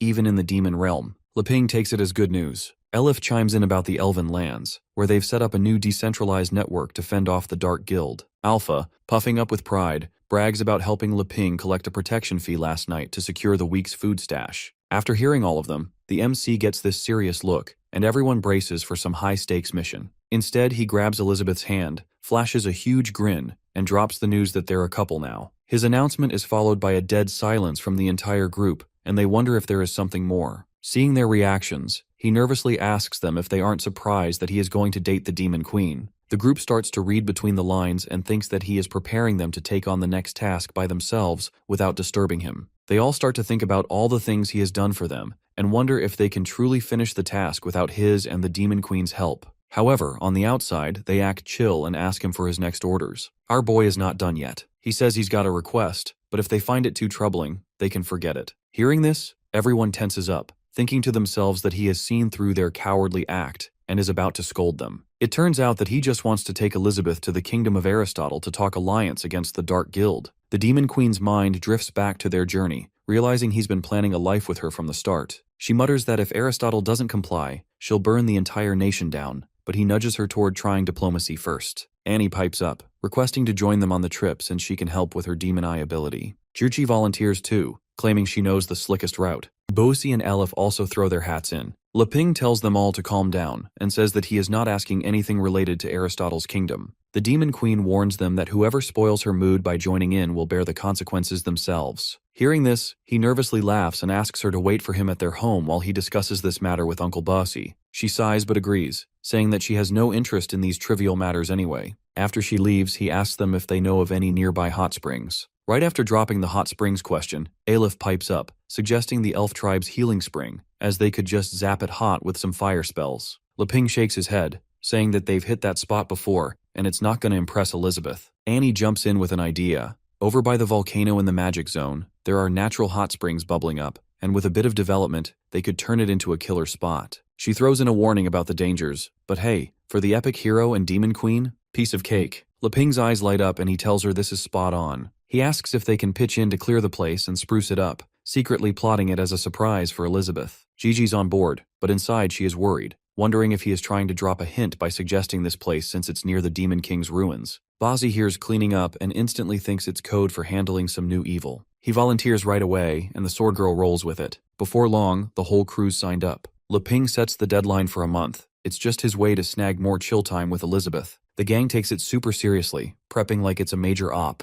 As he bounces, Bozzy drops a heavy warning telling them that in a month, some dark force is going to hit near the Death Volcano, and this time, the hero and the Demon Queen are sitting it out. Gigi figures it's something from the Sea of Darkness and vows to scout more info. Annie agrees since her Crimson Demon Eye has been picking up a mysterious aura while she was training there. The elf girl reminds them they've got a solid month to gear up, so she will try to break through to the demon rank within this time. Alpha smirks and teases that Lei Ping rounded them up for something else entirely, only to get zapped away with the group mid-sentence. Back home, Elizabeth snags our boy by the arm and hauls him inside, declaring it's finally uninterrupted time. When he asks what's up, she straight up says they're picking up where they left off doing stuff just for couples. What comes next is a wild week that leaves him totally wiped. No matter if he's doing chores, showering, working, or crashing, she pops up, craving that closeness. Days later, trekking through the woods, he looks like a zombie. But he's got a trick. He whips out a small bag of his energy boosters, herbal pills, whipped up from old-school traditional medicine books. One down and he's revved up.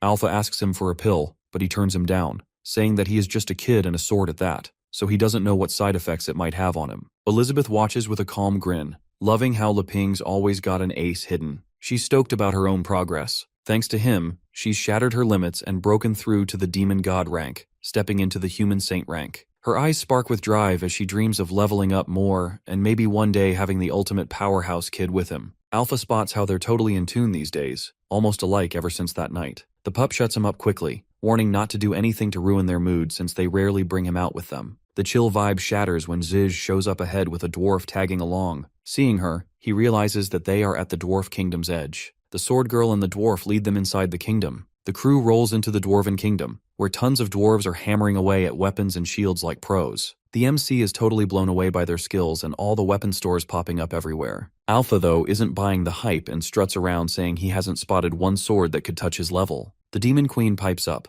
wondering why they're detouring here before heading out. Gigi fills her in and explains that the dwarves are the last folk still trading with the kingdom of Aristotle, so snagging a nod from the dwarven king could get them in smooth. No fights needed. Their dwarf guide nods but drops a heads up saying it's not gonna be simple. They've lost the knack for cranking out S-rank gear because they're out of this rare celestial ore. Even the legendary hero's fancy gadgets can't hit that quality. The dwarf spills the backstory. Way back 2,000 years, a huge meteor slammed into the hero continent, forming the holy mountain that's now the dwarves' hideout. His dad, the dwarven king, has been buried in the sacred Hammer Peak mines, fixated on bringing back their old forging glory. The scene cuts to the king in action, Heimerdinger, the top smith around, on his 10,197th try. He nails an A-rank blade but spots tiny defects under super zoom. In a rage, he smashes it and laments the end of the dwarven forging legacy. Right then, his son shows up with guests. Still fuming, the king barks at them to scram, even after hearing they're vouched for by Gigi from the Sacred Swordsman Guild. She tries talking sense, offering a new angle to fix things, but the Dwarf King takes it as a slap. He jets over with his custom flight boots, looming big, and boasts he's the ultimate blacksmith, and if he can't figure out how to make S-grade weapons, then no one can. Before it blows up, heavy footsteps ring out. A voice drops a saying about monkeys ruling when tigers bail. My man goes stiff as he realizes that it's Elizabeth, the Demon Queen. Just her aura makes him drop to his knees so hard the floor shakes. He owns up to his dumb moves and calls himself an idiot, shocked she's still alive after 500 years. The Demon Queen icily asks if he seriously believed the rumors that she was gone and slams him for grabbing the throne too quickly. Our boy, caught off guard, asks if the dwarf was one of her subjects. Still on the ground, the Dwarven King says he's ready for punishment but begs to spill his side, swearing he had no options. The dwarf explains that as the world spirals into more chaos, he has no choice but to hunker down and protect his folks. He headed back to Sacred Hammer Summit, dead set on bringing the Dwarven Kingdom back to its prime. Right then, his son connects the dots that Gigi's crew includes the legendary hero and the Demon Queen. Shocked, he asks why she didn't tell him before. The Sword Girl shrugs it off, saying they wanted a low-key life to stay off the radar, but now that the Queen's secrets are out, no point hiding anymore. The Queen pushes for updates on their old crew, and the Dwarf King starts telling her what happened to everyone. Malfoy, who used to be on their side, started the Dark Guild, snatching folks from every race for twisted magic tests, not even sparing the dwarves. Lord Jim hunted high and low for the Queen, but went missing after the guild came after him, leaving a half-human kid behind. Mugor, the big orc boss, got stabbed in the back by other chiefs, kicking off non-stop orc infighting after he died, and the elf Tuela sacrificed herself to shield her people with a blessing. Finally, he talks about Aristotle's kingdom, which is the destination she wants to visit. He mentions that it was originally a human settlement led by the high priest Barrow. Later, the man named Aristotle made an enormous contribution in fighting the Dark Guild using science. Thus, the name of the kingdom was set to Aristotle's kingdom in his honor. However, since humans have comparatively short lifespans, the guy died, and other leaders replaced him. The kingdom increasingly became isolated, but they have been trading minerals with the Dwarf Kingdom for the past few hundred years. The Queen rips into them for ditching her orders to team up against the bad guys. The Dwarf King admits that ego and greed chipped away at their alliance over time. Leping jumps in to lighten things up, comparing it to a class going wild without a teacher. That seems to cool her off a bit. Chat shifts to the dwarves' big headache. Gigi nudges the MC to use his talents to fix their weapon-making slump. Brian breaks it down. They're out of this special celestial sharpening stone from a meteor crash. The Dwarf King shares how his grandpa found it buried in Sacred Hammer Mountain, and it could turn basic tools into legends. They rationed it over the years, but wars sped up the drain. 500 years back, after the Queen vanished, he used the final bit to gear up allies against the Dark Guild. That was 5 years ago, and nothing's worked as a replacement since. The Dwarf King also mentions that the legacy of their kingdom was built upon this heavenly ore, and now it seems like it will perish. Hearing all this, our legendary hero reveals that he also knows a bit about forging techniques. He asks if they can let him try once. The Dwarf King points at Alpha and mentions that he is the spirit weapon that the Demon Queen once drew out. From his analysis, it seemed like the perfect weapon, so he asked if it was made by him. Our boy denies it, saying that it's out of his scope and instead pulls out a sharpening stone from his stash. Seeing the normal-looking stone, the Dwarf King starts fuming, but the Queen pushes him to try, so he caves. They head to the forge's core, which is a blazing hot room with rivers of glowing metal. Brian talks up the mineral mix they've honed for ages. To show off, he grabs his gear, swirls the molten stuff, flings it skyward, mists it with booze, and quenches it in the air. As the steam clears, a perfect sword shines in his hand, snagged just before it hits the ground. Still a bit wobbly from the booze, he tells his dad he's got the final polishing stage covered. Without missing a beat, the Dwarven King chomps down on the hot metal, gripping it with his teeth while his son yanks it with all he's got. This wild move, dubbed Iron Jaw Honing, leaves our boy floored. He is quite impressed by their fierce forging method and starts clapping. Once it's done, the son hands the finished sword to his father for the verdict. The king peers at it through magnifying lenses, checking every curve and testing the edge. Finally, he dubs it the 100-Ore Furious Tide Blade, a blade with some wild perks. It gives its user a buff and immunity to pain when they're in a drunken state, and it also has a 30% chance of making the enemies drunk. The MC is genuinely impressed that the blade even comes with special skills. Brian, on the other hand, nervously asks for the sword's final quality score, only for his dad to crush it in his hands. The king explains that, cool weapon effects aside, it's just high A tier. The son is gutted, muttering apologies for letting him down, but the Dwarf King just messes up his hair and says he's getting there. Give it a few hundred years, and he's sure he can outshine him. Now it's the hero's turn. Even the Queen is interested since it's rare to see him doing something he is good at outside his house. Alpha starts bragging about himself, saying that all these ranks don't matter if the weapon can't manifest a spirit. According to him, he is meant to be the most formidable weapon. When Robodog presses him, he waves off basic cutlery as beneath him. Then, dead serious, claims the forks and plates back home are basically god-level artifacts. Our boy finally gets to work, carefully pouring molten metal into a mold. The king, eyeing it, figures he's just making a plain dagger, which is way too basic for a legendary piece. It's cooled and ready fast, with only polishing left. The son critiques it, saying the technique's nothing special and most dwarf smiths could do better. But the king tells him to look closer. Upon closer inspection, he realizes that the difference isn't in the moves, but in the mindset. Dwarves grind and wrestle to perfect every weapon, but the hero is simply enjoying the process. Our boy sets the knife against his sharpening stone and tells everyone to pay attention to the sound. He starts polishing with smooth, steady strokes, each one letting out a sharp metallic chime. A soft glow sparks between the blade and stone, like the steel's waking up with some kind of life. When he's done, he casually says he's finished. The sight grabs the Dwarf King's full focus, and he calls his son over. Brian squints, saying the glow's too intense to see clearly. The Dwarf King gets chills. In his nearly 700 years of smithing, he's never seen anything like this. It's like a god swoops down and fuses with the knife, leaving a piece of its spirit in the blade. Alpha, floored, nudges Wang Chai to take a closer look, saying this is exactly what he was talking about earlier. A nervous thought hits him as he realizes that this weapon might actually pull gods from other worlds and let bits of their essence live in it. The legendary hero strolls over to the Dwarf King and asks him to check out the knife. Still shaken, he uses his appraisal skill, zooming in on the blade 10,000 times.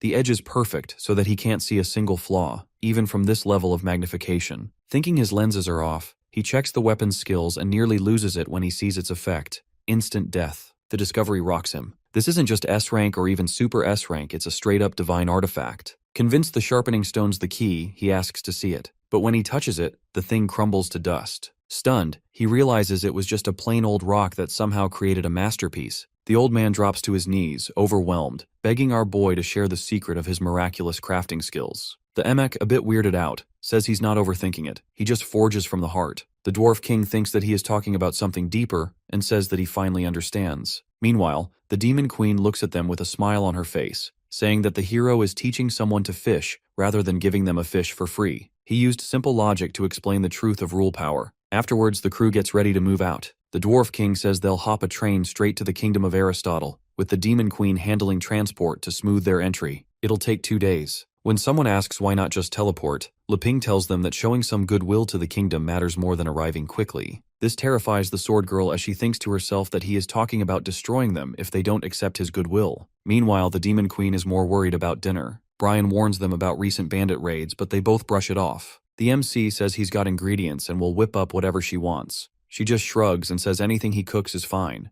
With tears in his eyes, the Dwarf King shows him the knife and asks if he is really giving it to them as a gift. Our boy plays it off cool and says that it's no big deal. He thinks that they are acting this way because he is the boyfriend of the Demon Queen. Overcome with gratitude, the Dwarf King and his son drop to their knees, declaring him the god of forging in their kingdom forever. The MC, red-faced, tells them to get up already. Alpha cuts in, yelling that the train's about to leave. Hearing this, the Demon Queen tells everyone to hustle and mentions that the faster they wrap this up, the sooner they're back home. After saying bye to the rest of the gang, our hero and the Demon Queen gear up to head out. She unfurls her wings, scoops him up tight, and they touch down on a mineral-hauling train headed straight for the kingdom of Aristotle. The vibe between them is super obvious, and by this point, they're way past just being teammates or fight buddies. She glances at him all curious and asks what's on his mind. In her head, she's picturing a chill life after he wraps up his last fixes, without any drama, just them kicking back in their world. He leans in with his eyes locked and says there's something she's gotta know. When she probes, he drops a curveball.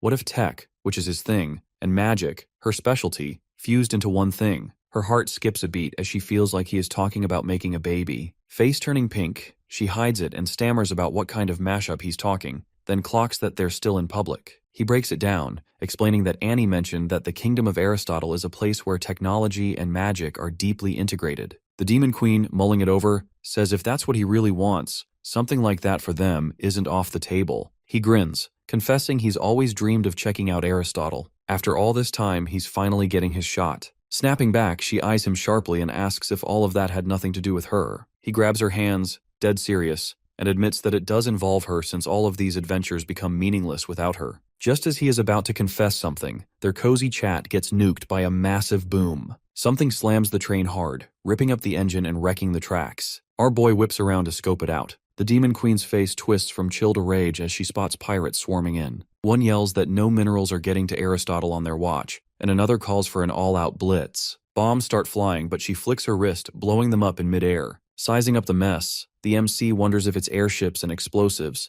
and if these are just thugs or part of something bigger. He tells Elizabeth to go easy, as they might need to snag one for questioning. Moreover, the Kingdom of Aristotle might show more sincerity if they just captured them and handed them over. She nods but adds that if they're tied to the Dark Guild, all bets are off. Inside, she's counting down. Emilia wakes up tomorrow, and then she can wipe out the Dark Guild for good. Suddenly, Alpha shows up, telling our hero to leave the matter to him. When Le Ping double-checks, Alpha's all in, declaring it's prime time for the real sacred sword to shine. The pirates realize that these aren't dwarves and guess they're maybe bounty hunters. Their boss, Perseus, from the Flying Fish Bandit crew, figures anyone zapping their fancy bombs with magic is no joke. He barks orders to skip the scrappers and blast the engine full force, then bail once it's toast. The pirates hustle, zipping along the train to line up their shot. The MC spots their play and warns they're gunning for the front of the train. Our boy Alpha levels up, and with the sunlight directly reflecting from his blade, tells them that he has it under control. Massive cannons fly toward the train's engine, but before they connect, they get sliced clean in half at insane speeds. The man behind all this is Alpha, who at this point is in a completely different realm. For a second, that rush hits him again. In his head, he's only below 3 folks but towers over thousands. Today, he's itching to smash some scrubs and blow off steam. A few pirates get spooked by his show and start whispering about who he is. Their boss yells for Plan B, but his brain's spinning with questions. He wonders if this kid is a weapon spirit, and how the Kingdom of Aristotle even managed to develop such a divine weapon. The pirates swarm in, boxing the sword with slick moves, then unleash this weird smoke from their rides. He squints, thinking it's just fog, until it turns solid. It turns out to be some spray that hardens into gunk, trapping him midair before he slams down. One pirate cracks up, hyping the boss's invention. Our hero shouts his name, all worried, but the Demon Queen stays chill, saying he's got it covered. She nudges him about what he was going to say before the chaos, but he sticks to his guns, saving it for their love anniversary next month. She huffs, annoyed, right as Alpha busts out of the foam trap. He rockets skyward, making the pirate chief scream for everyone to scatter. Our boy shifts to his sword mode, carving through their ships in a flash before popping back to normal. Glaring daggers, he snarls that they're way too late. With all of the bandits crashing, the boss admits that their magic ranks are pretty high. He flips his mechanical arm into a Gatling gun and blasts away, bragging that it won't matter in the face of science. Alpha dices the bullets mid-flight, grumbling that if the Emic hadn't said to keep him breathing,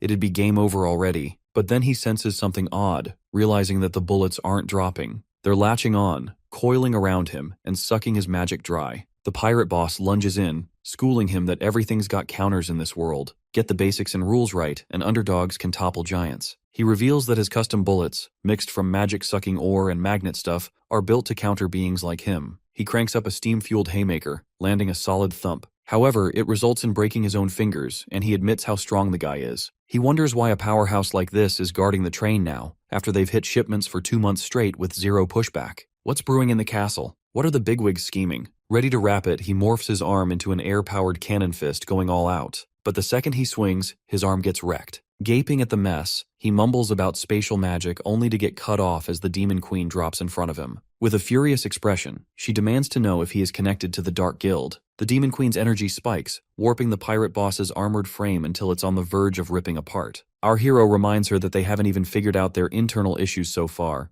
and also that she swore off straight up killing folks. She halts and shoots him a glare, calling him out for already piecing it together. With a quick burst of magic, the facade crumbles, and it's revealed that the pirate leader's just a hollow suit. From the shattered armor, a girl gets yanked through a glowing shield as the whole thing blows up behind her. The girl snarls curses at whoever trapped her, swearing she'll never let it slide, even if it kills her. The girl turns out to be the runaway princess of the kingdom, also known as Pisces, or the genius inventor. Our hero does a double take, baffled by how this tiny girl could handle such high-tech mech armor. The queen smiles at him and says that she will be leaving the interrogation part to him. He is already geeking out over the suit's build, but it's obvious he's got a ton of questions brewing for her. The nabbed bandits, spotting their leader in trouble, start hollering for her freedom, with some even bargaining their own lives. The puniest one blurts he's the squad captain, so they should listen to his plan. Before he can spit it out, the whole bunch gets fried into nap time. The culprit is none other than our hero's loyal dog, who saunters up casually with his robo-arm stretching into a gap. He fishes out Alpha, totally wrapped in those nasty metal balls. With a swift zap from a demagnetization rod, the pup strips the orbs off and sets him free, chuckling that the kid has miles to go yet, but our mighty sword is still out cold. Suddenly, an alert flashes in the system informing them that it has detected a vulnerability and is now rebooting. Meanwhile, over in the kingdom of Aristotle, thunderbolts zap down, scrapping robots left and right. A hovering TV from the Dark Guild appears and asks the Emperor how dare he take their gear and still refuse to submit. The Emperor shuts it down, saying that they offered the gear to his kingdom of their own will, and he accepted it out of courtesy. However, right now, he is more interested in dissecting his lightning magic-enhanced body. He bangs his staff, calling up his iron sentinels to smash it, but the TV rips through with lightning, mocking their tough materials. With all the sentinels being torn to pieces, he laughs and says that he might have swapped his soldiers for high-resistance materials, but they are still conductive, so it's no use against his high voltage. As the TV continues to trash talk, a massive bot named Iron Sentinel 3 stomps in, steered by the kingdom's minister. He reveals that he's been tinkering with electric magic to ditch steam power, but it's too inefficient. An energy entity like him, capable of generating endless power, might be able to solve his problem. The TV calls BS and lays out the ultimatum: he can either submit to the Dark Guild or die on the spot. Suddenly, the robot launches a steam-powered haymaker, but the TV dodges. He wonders why his master hasn't taken this kingdom already, even though it's not that strong. Whatever the case, he decides that he is going to be the one to do it today and make his master proud. The robot fires his finger missiles, but the TV laughs, dodging them all and calling him slow. After getting close, he counters with a mega thunderblast, frying the bot and claiming that the kingdom of Aristotle is now Dark Guild turf. However, even with smoke coming out of his clothes, the minister smirks, saying it's all going as planned. Before the TV can react, the bot starts up his steam engine again and slams it to the ground. He is confused how the robot didn't get vaporized even though he used his maximum output on that final attack. Moreover, he couldn't react to his attack just now, even after seeing it. He realizes that the missiles before must be a distraction, and he planted something during the move to disrupt his electricity. Before shooting a projectile at the TV, the minister talks to him through the robot and says that he is curious to know what he actually is, since no lightning magic should be capable of that kind of output. Without wasting another second, he blasts the TV to oblivion and mentions that the Dark Guild isn't the only one who can do sneak attacks. As the minister flies his robot over the rubble, he suddenly notices the TV's energy increasing. Sparks explode from the ruins, and from the destroyed remains of the TV,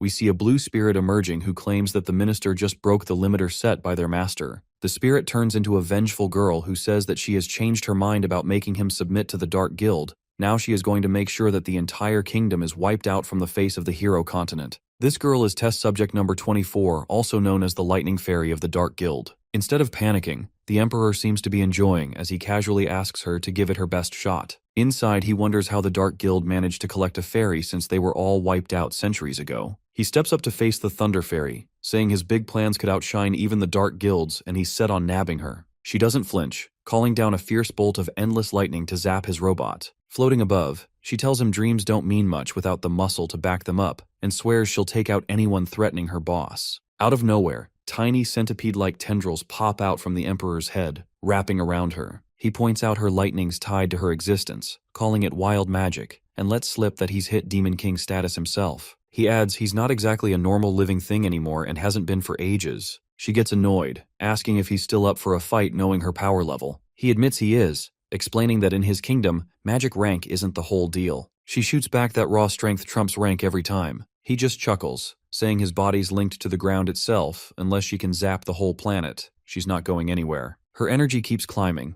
but before she can let it loose, he leans in close, asking her who does he look like. Suddenly, she's caught in a vision, finding herself held by her master. Flashback 400 years. During a tune-up on Leping's robot dog, a stray spark slips out and zips to the demon lands. That spark grows into what's now test number 24. She's out cold, almost gobbled up by a demonic boar, when a blast of lightning fries it. Crawling from its jaws, she opens her eyes to see Malfoy. He grabs her, only to get zapped by her electric vibes. Using some kind of body-boosting trick, he bulks up to shrug off the shock, promising not to quit on her. She wonders if he means he's got her back, and before passing out, she thanks him. Malfoy hauls her to his lab, sealing her in a pod. He starts pumping electricity from trapped dark creatures into her, dead set on waking her up no matter what. She wonders why he is so obsessed with bringing her back, but seeing his devotion, decides that she won't give up either. His experiments worked, and she eventually passed the critical threshold needed for her to generate current on her own. This meant that she no longer needed any external power source. The Lightning Fairy flies over to him to thank him, but her immense electric power almost fries him from that distance. Worried, she asks him if he is okay, and he explains that he got completely paralyzed just by her being close to him. Judging from her power, he believes that she is at Demon Sovereign or even a much higher level. She apologizes to him, saying that she will back off, but before she can move, he pulls her closer and embraces her in his arms. He is enduring the pain because he thinks that he won't be worthy of her if he can't even overcome this.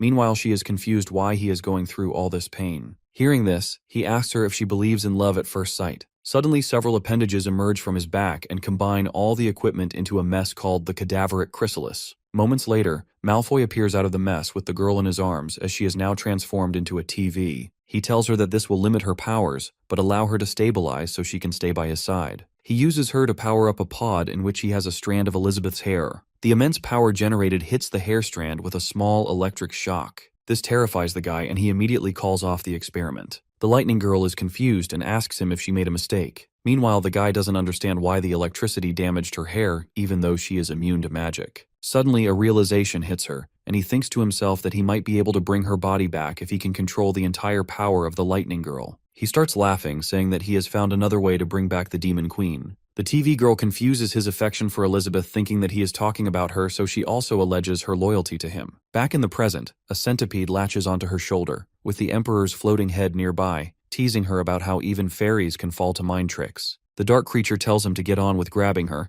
but the head says there's no hurry since he'll keep his word soon enough. The dark one isn't convinced, pointing out his past flop in catching that other girl and wondering if he can really produce out 10,000 dark gears in a month. The head boasts that with the Thunder Fairy's power, their energy issue is already solved, and they don't need the girl's designs anymore. He drops to the ground, adding that some of the Dark Guild members have run while others have scattered. The guild is on its last legs, and soon he will be able to descend into their world. The dark being thinks back. Ever since Elizabeth popped her seal, he'd pinned his bets on 3 people, but never saw this oddball coming through. The floating head sketches a quick magic symbol, pulling up a weird gadget. The Thunder Fairy, stuck under the Dark One's mind control, doesn't fight it. She thinks she's giving it all for him, and drifts into the machine like it was meant to be. Back on the train, Leping's crew lets go of the strange girl they'd snagged earlier. She's suspicious, figuring they're hunters after her bounty from the kingdom. Our boy clears it up, saying it was a mix-up as they thought that she was from the Dark Guild too. Though he's curious why Aristotle's princess would hit her own country's supply cart, the princess reveals that she's cutting off the resources to topple Aristotle, thinking it'll free folks from the heavy hand ruling them. She pushes to know who they really are. The MC tells her that he's the famous hero, and Elizabeth's the Demon Queen. They are here to convince the kingdom to link up with the Heroes' Alliance against the Dark Guild. The girl says she's clueless about the alliance, but warns that the mess from the Dark Sea is the real danger now. The hero asks the Demon Queen if the Dark Sea is the same thing that was inside Gigi. She shrugs it off, not recalling, though she is still wondering what he plans on saying to her a month from now. Leping asks the princess to spill the full story. She starts in her early days, when Aristotle was cut off but doing okay, until Elizabeth jumps in, telling her that it's enough. Our boy asks her if she is trying to use that spell again. She says that if they keep listening to them talk, they might have to wait till the next lunar age. With this, she uses her mnemonic violation spell to link to their memories and watch it all directly. Well, she mostly did it because she wanted to get inside our hero's memories to figure out what secrets he was hiding. From the memories, they can see the entire backstory of the young princess as she tinkered with robots and upgraded them, even surprising the science minister. She grew up reading books and got smarter with time. It came to a point when she started inventing new ways of converting energy. The science minister freaks out when he spots the princess tinkering with the board, begging her not to wreck it since it's the fruit of his teacher's lifelong work. But she's not breaking anything. Instead, she's upgrading it, pointing out that by dividing and powering the magical flow a specific way, each part can run on its own without burning out. The following day, the princess steps into the lab with her gear and stumbles on a creepy scene. The science minister got captives who are being used to generate power. He says sorry, explaining he just couldn't hold off on the experiment. He lets loose this odd mist from the Dark Sea, describing it as pure energy that can rework living things. The only flaw in this system is that it needs a desire for life as a catalyst to briefly manifest in their world. He reveals that he spent 60 years wondering how to stabilize this power for practical use, but finally, thanks to her invention, he can solve it. The setup produces dark gears. He picks one of them up and literally inserts it into his own body. A strange creature inside his body grabs the gear and announces that the purity level is 60%. The body twists in agony, but he pushes on, saying they could push humans past their edges and turn Aristotle into the top kingdom around. Even though she looks shaken, she agrees to continue with the research. A few weeks pass, and she claims that she might have achieved a purity of 80%. As she presses the red button, the machine starts working, pumping out dark gears buzzing with sparks. This time, though, she's flipped the wild energy around. It rushes back at him, shocking his entire body until it blows up. She reveals that during his absence, she tweaked the machine so they could amp up their own desires, turning that against him to take him down. She heads to the palace, grabbing her parents' hands, but they are not responsive. Her mentor's cut-off head pops up, poking fun at her for fighting fire with fire, and noting that even her parents can't dodge life's tough cycle. He wonders if she's sure they didn't know what was going on. Fast forward to now. The hero wraps it up, saying the princess put together a crew of saved fighters to go against Aristotle. He wonders why she didn't reach out to the dwarves or the Sword Guild. Elizabeth, keeping quiet, is annoyed that she still can't dig deep into his memories. The princess explains that she lacks any outside connections, and that the science ministers put a reward on her capture, making trust hard. The bandits chime in, noting she rescued and fixed them up so they could survive, and they'd lay it all down for her if needed. She stresses it's not about her, since if the minister keeps at it, the whole castle's doomed to the Dark Sea. He hasn't replicated her designs for a full converter tool yet, but it's coming. Right now, their best bet is blocking the kingdom's supplies to force him to come out. On the train, Alpha picks up on the weird quiet, and the Demon Queen asks Leping what's bugging him. He confesses that, logically, what they're chatting about shouldn't work without some magic boost. You can't make or run anything like that. But after peeking at Miss Pisces' memories, he's got it now. In Aristotle's setup, magic gets pumped into a booster, heated to crazy levels until it's gas, then shot into a closed chamber for a big magical boom. Still, he figures his own gadgets won't ever stack up to those contraptions, which bums him out. Elizabeth, catching his take, jumps in. She starts yanking the dark gears out of the princess's bandit pals. The princess flips out, saying they rely on those gears to stay alive, but the queen lays out the risk. The gears are packed with messy stuff from the Dark Sea, which eats away at the spirit. They might give a power kick or extra time,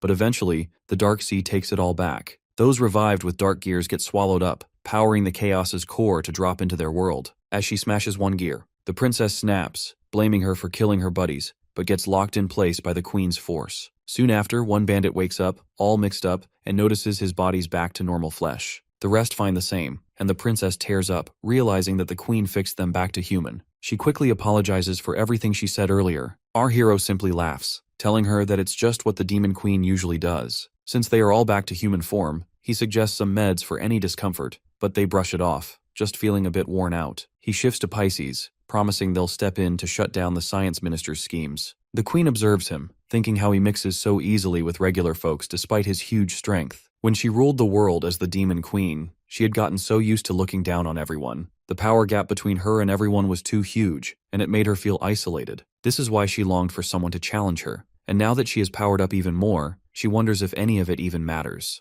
Looking at our hero, she can see him towering above her and everyone else, but still considers them his equal. This makes her mad, and she questions why he chooses to be on the same level as them despite being several dimensions ahead of them. As she looks closer, it all starts making sense to her. He isn't doing it out of pity, but something else. Her strength has always reached heaven, but she never once thought of looking inside. This realization makes her break through to the next stage of Saint. The Demon Queen smiles, thinking to herself that it's the same way. He deliberately suppressed his godlike powers in order to date her. This is his idea of romance. She suddenly gets up and asks if he needs her help with anything. He asks her if she is really going to help, and she confirms it, saying that she wants to learn more from him. But this only makes him more worried as he wonders if she is mad, since he made the decision to help the princess by himself. The princess, not totally sure about their strength, thanks them but says she's still fuzzy on what they're really after. Our boy pushes for details on her scheme to shut down the science minister's plot, offering their backup. The princess says her first idea was to block the kingdom's supplies, but with extra hands, they can hit first. She breaks it down, sneak in as mineral guards, dodge the border checks, lay low till dark, then dip into the sewers under Central Street 3. It's a 5-kilometer trek to a locked door tied to the royal city's heart called the Aristotle Magic Steam Reactor, which is also the whole place's power core. In order to cut off the science ministry's energy source, they need to destroy the entire thing. However, entering the reactor will kick off alarms and send steam bots in 10 minutes. By this time, all the exits will also be sealed, so 4 of them gotta hang back to plant the special bombs she developed, and they all must be ready to die. The mess will pull the minister's focus, letting her slip in with a gadget to mess up the castle's main system, bringing the whole thing down. Without it, the science minister won't be able to construct the capital giant armor, and without that, his plan to conquer the world will fail. She says that they are not afraid to die for the revolution, but if possible, she must revive her teammates and her parents too. The princess is willing to trade her own life for them. Her bandits push back, saying she needs to stay alive and guide them. She shuts that down, insisting it's on her shoulders. The Demon Queen grins, saying that splitting her lifespan between others is perfectly fair and checks Leping's take. Noticing his silence, the princess wonders if her sacrifice isn't enough. He tells her straight to put that foolish idea out of her head since he has a better plan. At first he thought it'd wrap with him, but now he sees too many have already paid the price. He looks to Elizabeth, asking her to handle the mess right away. She agrees, set on nipping it at the source since she also can't wait to live in a world with just our hero. Over in the kingdom's lab, the tech minister is producing almost 5,000 dark gears in one day, fueled by the lightning fairy's non-stop mana. At this speed, they won't even need a month and can crush the hero continent by tomorrow. With the lightning fairy still trapped as an energy slave, they both laugh, thinking about tomorrow when they will open the gate to the dark sea. The weird creature Azathoth says that everyone, including the hero and the demon queen, will pay dearly for their arrogant defiance. However, just as my boy is yapping, the demon queen appears in front of him and crushes him beneath her feet. The creature senses her presence and wonders if she's shown up. The minister spots his weird reaction and asks what's up. The little guy thinks she's messing with his schemes again, but since he can't afford a full-on clash with her, he brushes it off as nothing and decides to pull the gears back to the dark sea. His partner questions why the hurry, noting they'll be set tomorrow. Azathoth starts sucking all the gears and tells him not to worry since he will come back tomorrow if he is still alive. That leaves the minister scratching his head as he wonders what that even means. As soon as the creature vanishes, alarms blare. The minister sends out steambots across the city while folks wonder why troops are heading to the royal castle. Up in the air, Elizabeth, Leping, the princess, and their crew drop down right in the kingdom's center, where the minister's piled his toughest units. The princess warns them that they might be walking into a trap, but our hero tells her to chill since they've got the demon queen on their side. Alpha grumbles that's a bit much. The steel fighters charge, but the queen flips them into coins with a casual wave. The minister, stunned, figures Princess Pisces must have fiddled with his magic control. Locals, watching metal protectors turn into sewer lids, guess it might be a drill, but that doesn't fit. Suddenly, dark gears start popping out of every person's mouth. The people drop like flies as the gears float up. Elizabeth wipes them all out with a quick flick. The minister gets that she's yanked every hidden dark gadget from the people. Without skipping a beat, he hooks himself to his rigs, saying he'll unleash his ultimate tool even if it trashes half of Aristotle. Pulling extra energy from the lightning fairy, he gets the castle moving.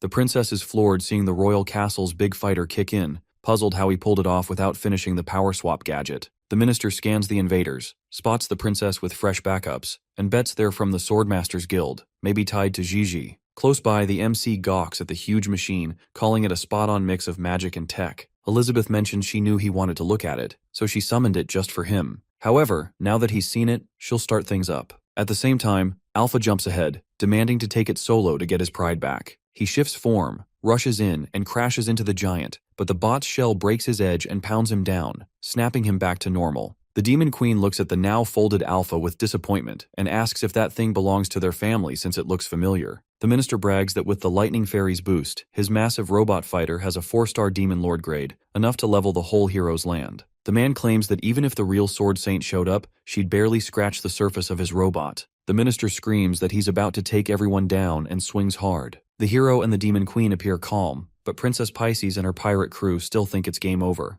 With a casual flick, Elizabeth turns his robotic arm to dust. Then the whole thing crumbles away. The minister's left gawking as the lightning fairy hovers in the air. The demon queen snags him with a glowing energy grip, squeezing his head off and holding it up for the group to see. She casually checks with the princess if this is the science minister who messed up Aristotle. The princess nods, and the minister admits she's got a heavy-hitting friend. The pirates wonder if they've finally nabbed him, calling it a big deal. The demon queen asks everyone if they have any questions for the man since she wants to end the job. Hearing this, the princess furiously asks her to just end his life as she has nothing to say to him. However, the guy laughs, threatening them that his backers would be here soon. Before he can say anything else, the demon queen squeezes his head and destroys it completely. Meanwhile, the lightning fairy snaps awake, unnoticed. Our hero commends her, saying that nothing goes wrong when she is the one handling stuff. Elizabeth responds that true power doesn't need to flex, and what people call problems are just solutions waiting in another realm. The fairy spots them and wonders if they're the demon queen and hero from her master's old stories.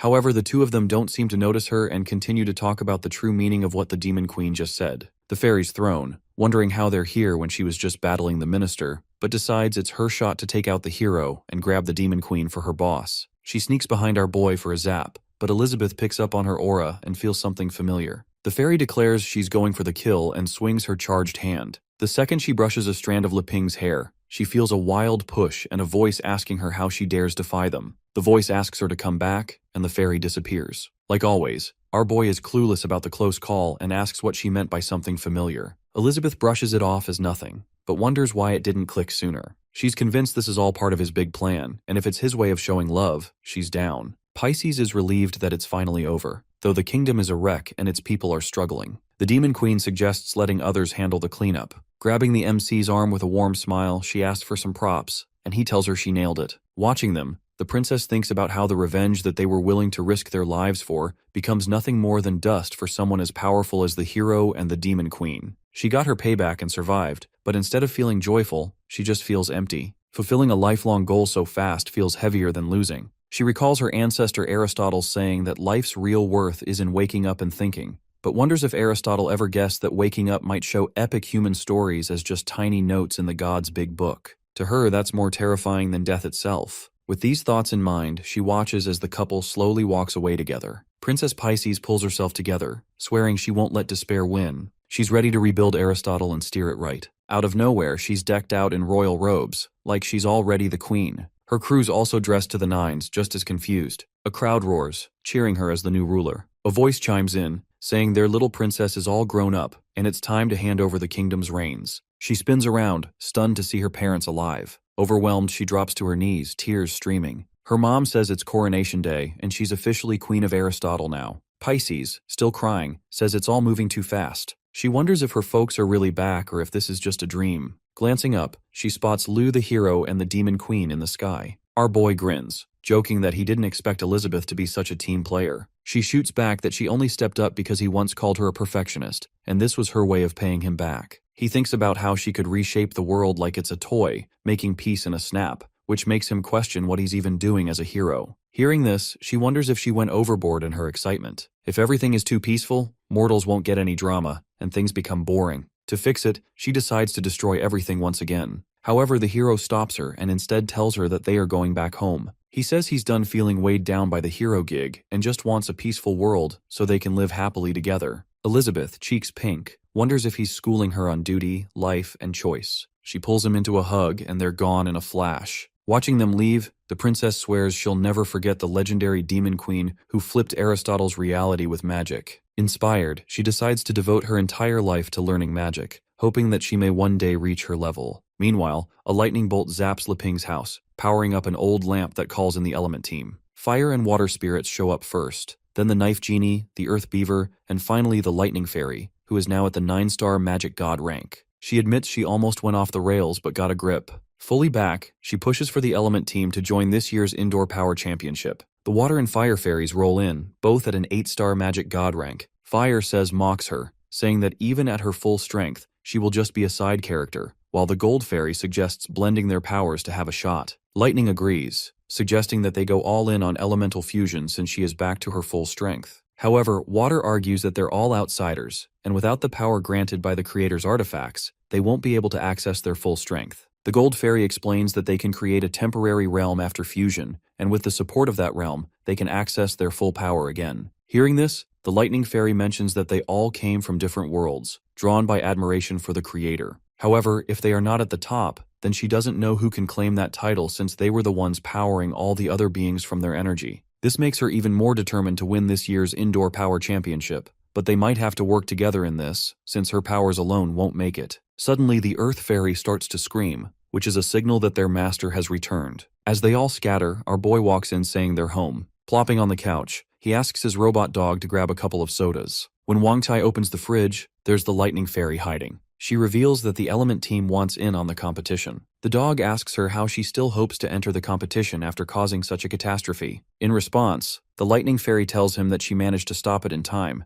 and it was he who released all that voltage. If they're talking about responsibility, she says, he's the main culprit for nearly causing trouble. The dog thinks it happened because his master pushed his chip too hard, but he refuses to admit fault and asks if she's threatening him. She insists she would never dare, and suggests leaving the past behind since the problem was resolved. She adds that the Elemental team has missed the last 3 indoor championship events and begs to be allowed to participate this time. The robot dog understands and says the tournament will take place while his master is away, and on that day, everything will be decided. The fairy thanks him but says that while regaining her lost energy, she discovered information about someone named Wismarf. Before she can explain further, Wang Chai shuts the fridge and hurries to bring the drinks to his master. Our boy takes the can and comments that he's finally seen both the dwarves' forging techniques and the technology of the kingdom of Aristotle. The Demon Queen says the most important thing is that they achieved mutual balance. He thanks her but says he wouldn't call it that. He only hopes everyone can unite and maintain peace, since with his level of power, demanding things from others would be pointless. Elizabeth agrees, thinking that his grace and strength have united their followers more deeply than fear ever could. She reflects that in the past, she ruled through fear,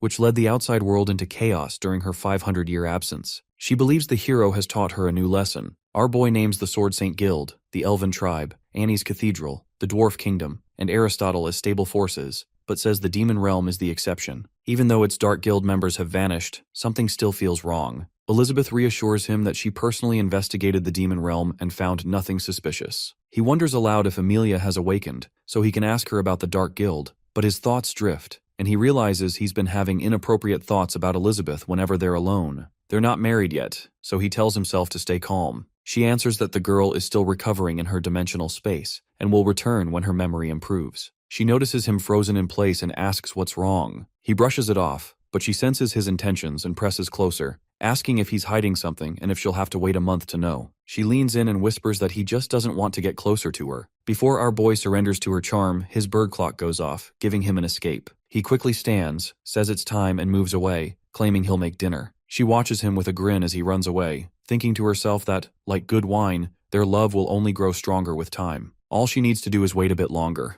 3 days pass, then 10, then 18. Elsewhere, Bosi cuts something with his cards while the other members of the Sword Saint Guild face the Lava Octopus King, a supreme 5-star demon. Luna Sorgus of the guild says she doesn't understand her aunt's strange orders, first sending them to clear an empty place, then announcing her resignation as president, forcing them to learn a complicated Tai Chi style, and now having them build hot springs for the arrival of someone unknown. Anna Sorgus adds that Lady Gigi said it's all part of that person's plan and they should just follow orders. Luna nods, recalling her aunt's power as a rank 4 underworld king, far beyond any hero or legendary demon queen. The red-haired girl wonders why someone so strong would obey another person, believing even the Dark Guild had vanished out of fear of her. Suddenly, the elven leader, Aleph, warns them to watch their words, threatening punishment in Lady Gigi's name if they insult that person again. The redhead girl mocks her, saying she's arrogant for someone barely recognized by other forces. Luna questions how a half-elf became the leader of the elves and doubts she could teach them a lesson, claiming she isn't taken seriously. Enraged, the leader calls them insolent and hurls a card at them,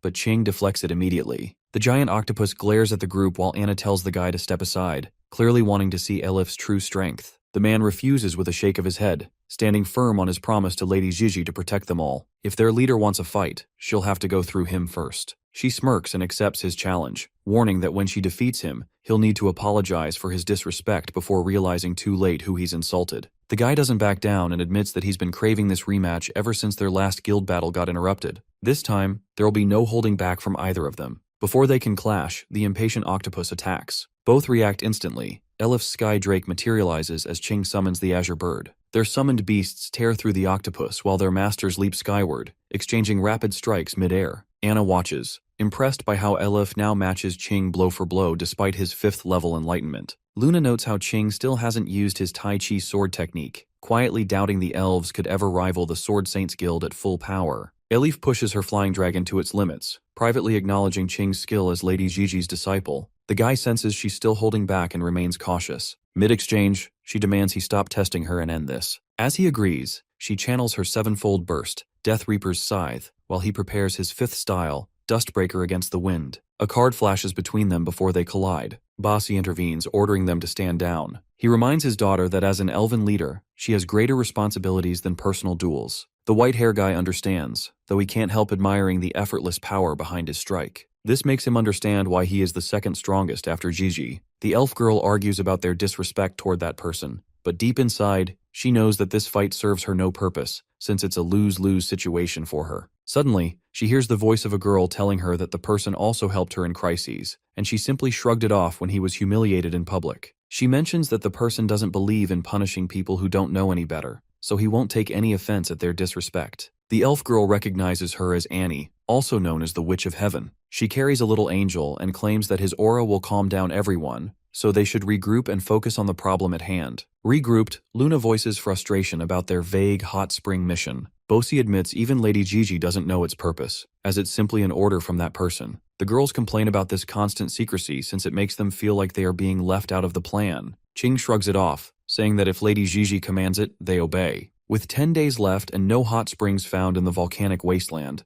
the Count explains it's a test from that person, with success earning his blessing. He does give them a small hint about the person's identity, saying that they've already met him. Annie is a bit confused about the whole situation since, according to the records, this place should be overflowing with geothermal springs. However, it's all dried up. The elf girl agrees with her dad, saying that if it's a test, they might learn its significance later when they are ready. The other girl suddenly stiffens, sensing immense magic forming overhead. Bosi is also shocked and asks if the evil descent is happening early. The crushing pressure leaves them all gasping as Alif's father orders battle preparations. Annie warns of something descending. The impact sends debris flying. When the dust clears, a colossal robot stands before them. As everyone tries to figure out what it is, Ching goes in for a preemptive strike. The Count tries stopping him, but it's a bit too late, and the guy releases his Azure Bird Cross Slash. However, before he cuts through the robot, his attack is blocked by the Dragon Slayer's cut, which can only be performed by a sword saint who has killed a dragon. His confusion is soon ended as he witnesses the Dwarf King, the Princess of Aristotle, and Lady Gigi walking out of the robot. Luna checks on Ching with a concerned look. He brushes himself off, saying he's fine, but his eyes lock onto the figures ahead. There's doubt in his voice as he wonders if these are really who they seem to be. Turns out Heimerdinger had intercepted the earlier attack using Leping's knife. He asks if this is the mission site left behind by the hero. Gigi steps forward with a nod and explains that, except for her disciple, everyone present was personally chosen by the hero. The princess practically bounces with excitement as she introduces herself to the group, immediately asking if anyone can teach her magic. The guild leader apologizes to the Count for the wait, but he thanks her instead for finally arriving. Pisces launches into her backstory, telling them that with help from the hero and demon queen, she's now ruling the kingdom of Aristotle. The Dwarf King chimes in and says that the hero also helped him resolve the S-class weapon crises in his kingdom, and they can now produce S-class weapons anytime. The two girls from the guild exchange skeptical glances, wondering if they are truly the legendary hero and demon queen. She also questions whether the person they keep referring to is actually the hero. Pisces keeps chatting excitedly about how Leping's mechanical dog inspired upgrades to her latest model. This is her first trip outside her kingdom, and she's determined to make friends. Hearing this, the elf girl questions how she can reveal the identity of such important people so casually. Luna tugs at her sister's sleeve, whispering that the name Leping rings a bell. The Count explains that the Dwarf King used to serve the Demon Queen, so there's no need for secrecy now. The Dwarf King's expression turns serious as he asks about the hot springs. He remembers this volcanic area bubbling with magical springs centuries ago.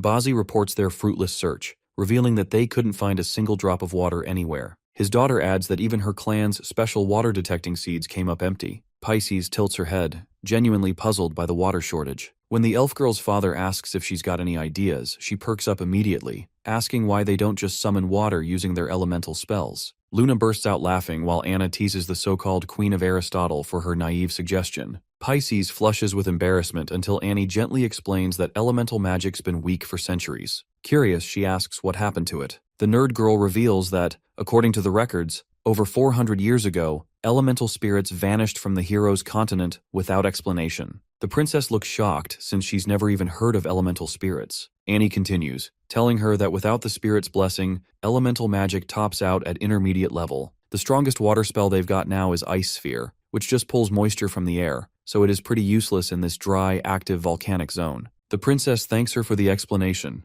vowing to study hard to match the Demon Queen's knowledge. Heimerdinger suggests a more practical solution as tells them that they can try diverting the water. Maybe Gigi could slice open a channel from some distant lake with her sword skills. Hearing this, she tells him that she could, but she won't do it. Anna guesses her aunt wants them to solve this themselves. Luna points out that the nearest lake is miles away, so it's pretty much impossible for them to do it. Ching volunteers to try, but the aunt stops him with a warning, saying that altering the terrain on that scale would cause a major ecological disaster just for a hot script. This, she explains, is probably the hero's real test. Blind obedience for rewards leads to greed and destruction. Everyone in the group is shocked as they realize what she means. Annie remembers how the hero helped her when her intentions were pure, and how chasing power almost corrupted her until Gigi stepped in. The Dwarf King agrees, telling them that harming lives for power would make them no better than the Dark Guild. Hearing all this, Pisces suddenly lights up with another idea, suggesting that they could try digging for water underground. Luna starts to mock her again, but Pisces reveals that her giant robot could do the digging in just 7 days. Bozzy nods, saying that with teamwork, it's possible. He and his daughter will use elven seeds to restore the land. Heimerdinger's already planning the furniture for their future hot spring hotel, promising S-class quality even for the chairs. The princess excitedly announces that she's got a bunch of new ideas for the hotel and hot spring layout. She then asks if everyone can help her gather volcanic rocks. Annie jumps in, saying it's no problem as her dolls can carry the heavy stuff for her. Gigi offers to take charge of cutting the rocks and keeping the worksite safe with her squad of expert swordsmen. Seeing all of this, the Count proudly tells them that they are all working together towards the same goal, no matter their race and rank. His daughter nods, saying that this type of atmosphere really fires him up. The Dwarf King even cracks a smile, saying the last time he saw this kind of teamwork was 5 centuries ago. One by one, they put their fists together and shout in unison, promising they're in this together. Deep beneath them, about 1,000 meters underground, Malfoy sits in stillness. He's puzzled as to why Heimerdinger, Gigi, and the heirs of Jimji's bloodline have all gathered here, wondering if they have discovered his hideout. However, he rejects the thought since he is still confident that he can't be traced in the barrier he crafted using the mana of the Demon Queen. Still, the sudden absence of number 24 gnaws at him, and he questions if she has betrayed him. The thought feels almost insulting, especially now, when he is rooted in place, absorbing his master's magic. Yet he swears that once the absorption is complete, every last one of them will be sacrificed to his lord. Meanwhile, in the hero's courtyard, chaos erupts as monsters clash. A beam of freezing energy blasts forward, but a giant serpent evades it, wrapping tightly around its foe. From the skies, flaming meteors rain down, the undying bird's meteor flame, scorching the battlefield to cinders. Just when the phoenix seems victorious, a brutal blow lands from the Mammoth King. Before the mammoth can finish things, the Toad Lord launches a tongue strike, wrapping around the massive beast and slamming it into the ground so hard the earth cracks. Retracting his tongue, he casually tells the mammoth to get back up and keep going. Before the fight can continue, slow clapping echoes through the air. A voice compliments the attacks, saying they weren't bad at all. The toad turns to see Wang Chai. The dog mentions that he has really taken the master's free-range poultry doctrine to heart. The toad smirks, explaining that without the struggle for survival, magical beasts have gone soft and complacent. Since his last check-in, though, he's pushed them to train harder so they stay sharp. The robot dog says it's time to pay the protection fee again. The toad laughs, saying it's not really a fee, but more like a respectful tribute to the creator. These creatures live on the vast magical beast plains. Among them, the lucky ones who are chosen by the hero are called the Chosen Ones. They believe that being eaten by the creator isn't death, but a form of evolution and transformation. To them, it's a form of rebirth where they evolve into a higher life form. The toad tells Wang Chai that in just a year, the magical beasts have leveled up, and on average, their creatures have gone from the mageling rank all the way to archfiend rank. Then he asks which ingredient the creator is craving this month, reminding him that every type of creature produces a completely different food. The magical bird becomes tender and juicy fried chicken, the eel becomes grilled eel rice, while the mammoth becomes big grilled meat, and the lamb makes a lamb belly hot pot. The robot dog teases him, saying that it's been a while since his master had any spicy stir-fried bullfrog. Hearing this, the toad freezes on the spot, horrified that this might be his last conversation. Meanwhile, back at home, Elizabeth is lying on a bed enjoying a massage. She tells Liping to ease up as he's pressing way too hard, only for him to remind her he's barely massaging her feet. At one point, he suggests picking this up later, but she waves him off, saying she's not afraid of a little pain. Then a sudden jolt runs through her, making her whole body tremble. He casually says he hasn't even started yet. She tries to buy time to mentally prepare, but quickly changes her mind, telling him to stop talking and just get on with it. He explains that in traditional Chinese medicine, there's an old saying, if it hurts, it's not flowing. If it flows, it won't hurt. The pain, he assures her, will fade once her blood is moving freely. He'll start light and go deeper, so she just needs to relax. He begins by scraping the sole of her foot, a method meant to release tension throughout the body. Elizabeth feels a strange mix of pain, ticklishness, and pleasure all at once. With the scent of essential oils in the air, she feels herself drifting toward an almost otherworldly state. Then he presses the Yongquan point. The moment his fingers touch, her mind slips into the bamboo realm, where bamboo's hollow joints still shoot upward like arrows. She realizes that channeling magic requires leaving space, or else it clogs. Next, he works on the Taichung point,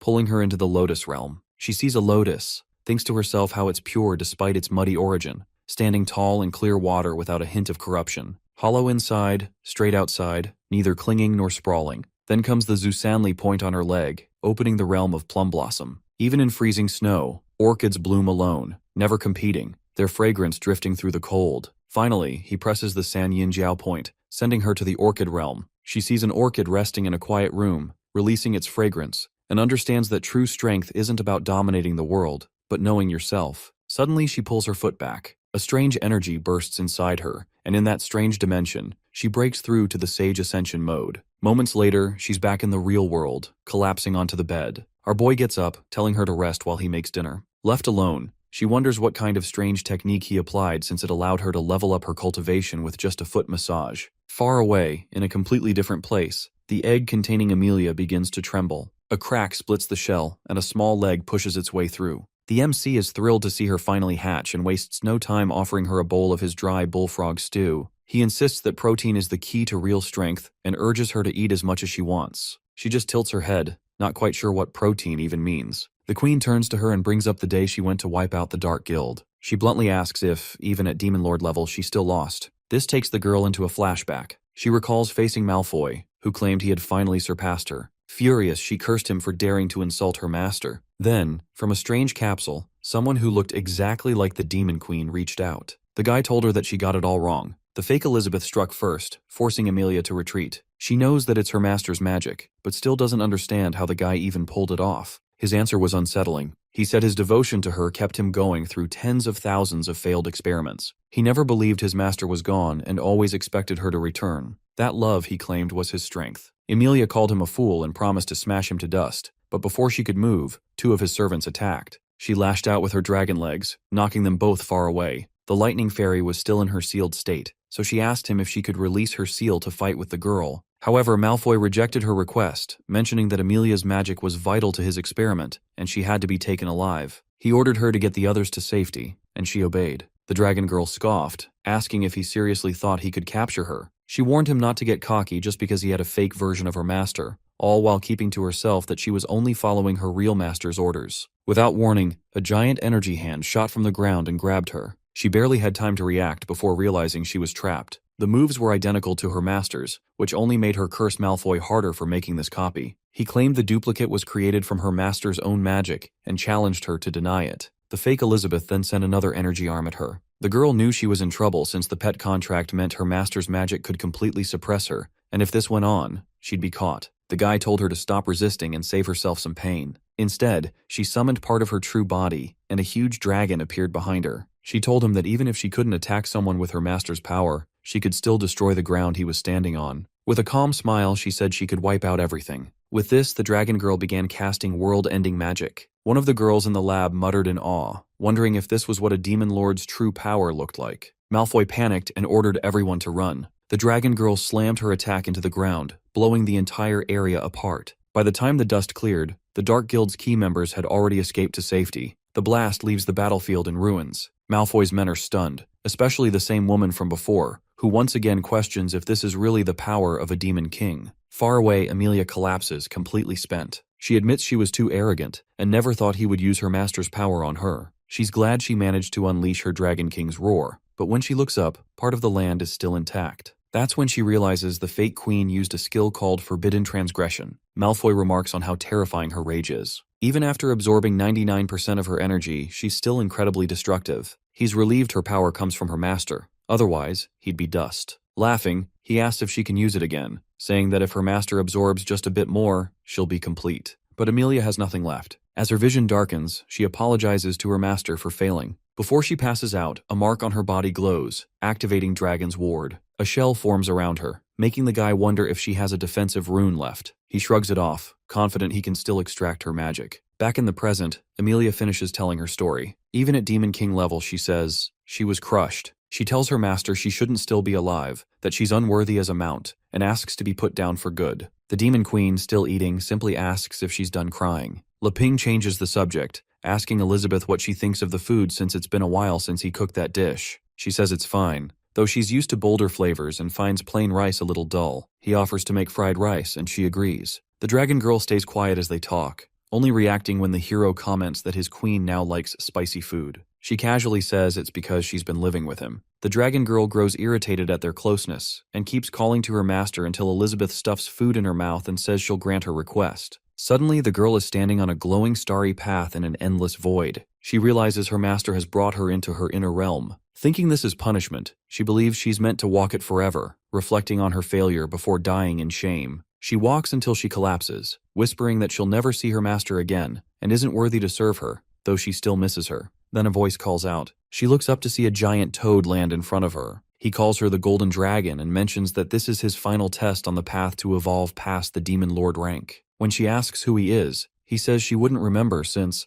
back when he was just a tadpole, she was already the Beast King. In her absence, he took her place, but to be recognized as Lord of Beasts, he must defeat her. He's been waiting for this day. With a group of beasts behind him, he leaps forward, declaring that if he wins, he'll complete his evolution and reach Demon King level. Emilia tries to stop him, but the fight has already begun. Back at the table, Leping serves the fried rice. He notices the dragon girl looks distant and asks what's wrong. The Demon Queen smiles as she looks at her, saying that she is just savoring the protein he made for her. Hearing this, he thinks that dragons are just slow eaters. Meanwhile, the dragon girl is still trapped in that realm, trying to fight the frog. After losing all of his summoned creatures and suffering heavy damage, he admits that she is truly worthy of being called the Beast King. She asks him if he still wants to fight, but the toad has had enough. He admits his defeat and says that it will be fuel for his next evolution. As the toad falls down, she thinks to herself that she must also accept her defeat. Otherwise, she has no right to serve the Demon Queen. Even with that one loss, she is still the Beast King. With this, she suddenly transforms into the Golden Dragon. Meanwhile, our boy watches her tensing up and asks if she needs some water. Elizabeth assures him that it's all fine and she just needs some time to adjust to his food. During this time, the dragon girl is leveling up and she finally realizes the peak stage of the Demon Lord. The Demon Queen looks at her and says that she is worthy of being her pet since she can get up after falling down. This makes her emotional, and she thanks her while shedding some tears of happiness. Leping also smiles as he sees her enjoying the food, mentioning that protein works wonders. The dragon girl looks at him with a serious expression, finally realizing why her master likes him. She blows his previous comment out of proportion and thinks to herself that by protein, he meant that she must taste defeat to reach the peak. She tells him that she is ready to take on any other food that he has. Our hero laughs and tells her that the Demon Queen was also like this during her first night here. However, Elizabeth denies it, saying that she wasn't this greedy. The next morning, our boy wakes up with the dragon girl sneaking into his bed. She takes his spot and says that it's her turn to sleep with the Demon Queen. The hero has no other option, so he simply tells her that he is going to make breakfast. As he walks away, Elizabeth gets up, wondering if he is still waiting for the end of the month to take the next step. She decides that she is going to take him down before that. After making breakfast, he notices the Demon Queen riding on the dragon girl and realizes that she is truly her mount. As he washes dishes, the two of them start talking. Emilia asks the Demon Queen how she is still improving when she has already reached the peak in everything. Elizabeth admits that it's a bit hard to explain. She gives her an example of a girl who just reached the peak of a huge mountain. However, when she finally gets there, she notices a much higher peak in front of her. The dragon girl still doesn't understand, since the Demon Queen has already mastered all types of magic, so there should be no higher peak for her. Elizabeth reveals that she won't be able to understand how small she is until she climbs the mountain. She turns her attention towards the TV show they are watching, and Emilia almost freezes as she realizes how complicated it is. She can't wrap her head around all the characters and suddenly gets knocked out by the information overload. The Demon Queen smiles and advises her to take it slow. At the same time, our boy finishes washing the dishes and suggests going outside to get some fresh air. The two of them step outside for some alone time and also bring the robot dog. Leping throws a frisbee for the dog to catch. Wangchai takes the job a bit too seriously, but for some reason, he can't seem to catch it. Bro even summons quantum mechanical black holes, but the frisbee seems to be one step ahead of him. As it starts space jumping, he realizes that something is wrong. He uses his robot eyes to analyze the frisbee and finds out that it's actually an alien spaceship that snuck over from another dimension. This makes him excited since it's been a long time since he met a worthy opponent. Our boy and the Demon Queen watch from a distance, and the two fight. She changes the topic and asks him what he wants to do with her. When he acts confused, she reminds him that he had a surprise planned for her at the end of the week, but he has been acting distant after telling her that. They are already too close, so he doesn't need to wait for the month to end. This makes him nervous as he originally planned to propose to her on their hot spring trip, but it seems like she can't wait any longer. When she demands to do it now, he starts sweating and tells her that they are outside, so it's not possible. Our boy thinks that he needs to be bolder for her, since if he just does what she says, it might get boring. To his surprise, she lets it go and asks him about his past. However, he doesn't hear her right and starts preparing to take off his clothes. She repeats herself, admitting that it may be impolite, but she wants to know everything about him. Our hero agrees with her that real relationships mean truly knowing each other. He notes they've lived together for ages without sharing their pasts, then asks if she actually wants to hear his warning that it's nothing special. Leping starts from the beginning. In his old world, he grew up in the countryside with his grandparents, doing all kinds of farm work. It was tough, but those were his happiest days.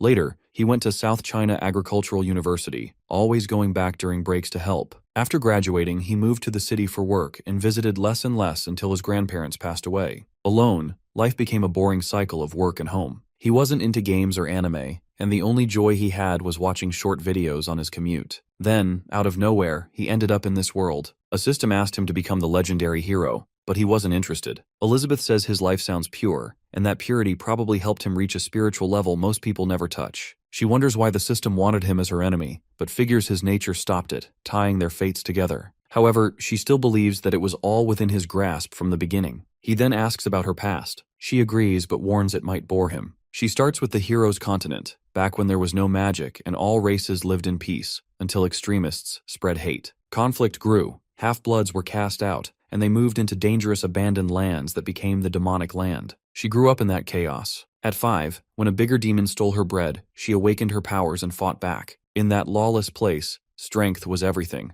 By 9, she ruled a district as Witch Elizabeth. At 13, she formed the Crimson Moon Mercenaries, feared across the demonic land. She secretly used missions to gather forbidden magic books, and on her 16th birthday, she had a second awakening so strong it shook the continent. She conquered the demonic land, declared herself Demon King, and started a war until every race surrendered. When she finally reached the human kingdom on her dragon, she saw Malfoy staring at her from below. Without wasting any time, she completely annihilated the fortress. Standing on top of the rubble, she realized that the intel was right and threatened to eliminate scum like him from the world. The guy appeared to be king and was using his corpse magic to take on a monstrous form. He challenged her, thinking that he could beat her, but in seconds, she destroyed him and forced him to surrender. With her, she rebuilt the world with equality and peace, but despite achieving her dream, she felt empty. Then came a prophecy about a legendary hero who'd challenge her. She trained harder than ever, becoming the first to surpass the demon's sovereign barrier, but the hero never appeared. Eventually, she took the sacred sword and went searching for him,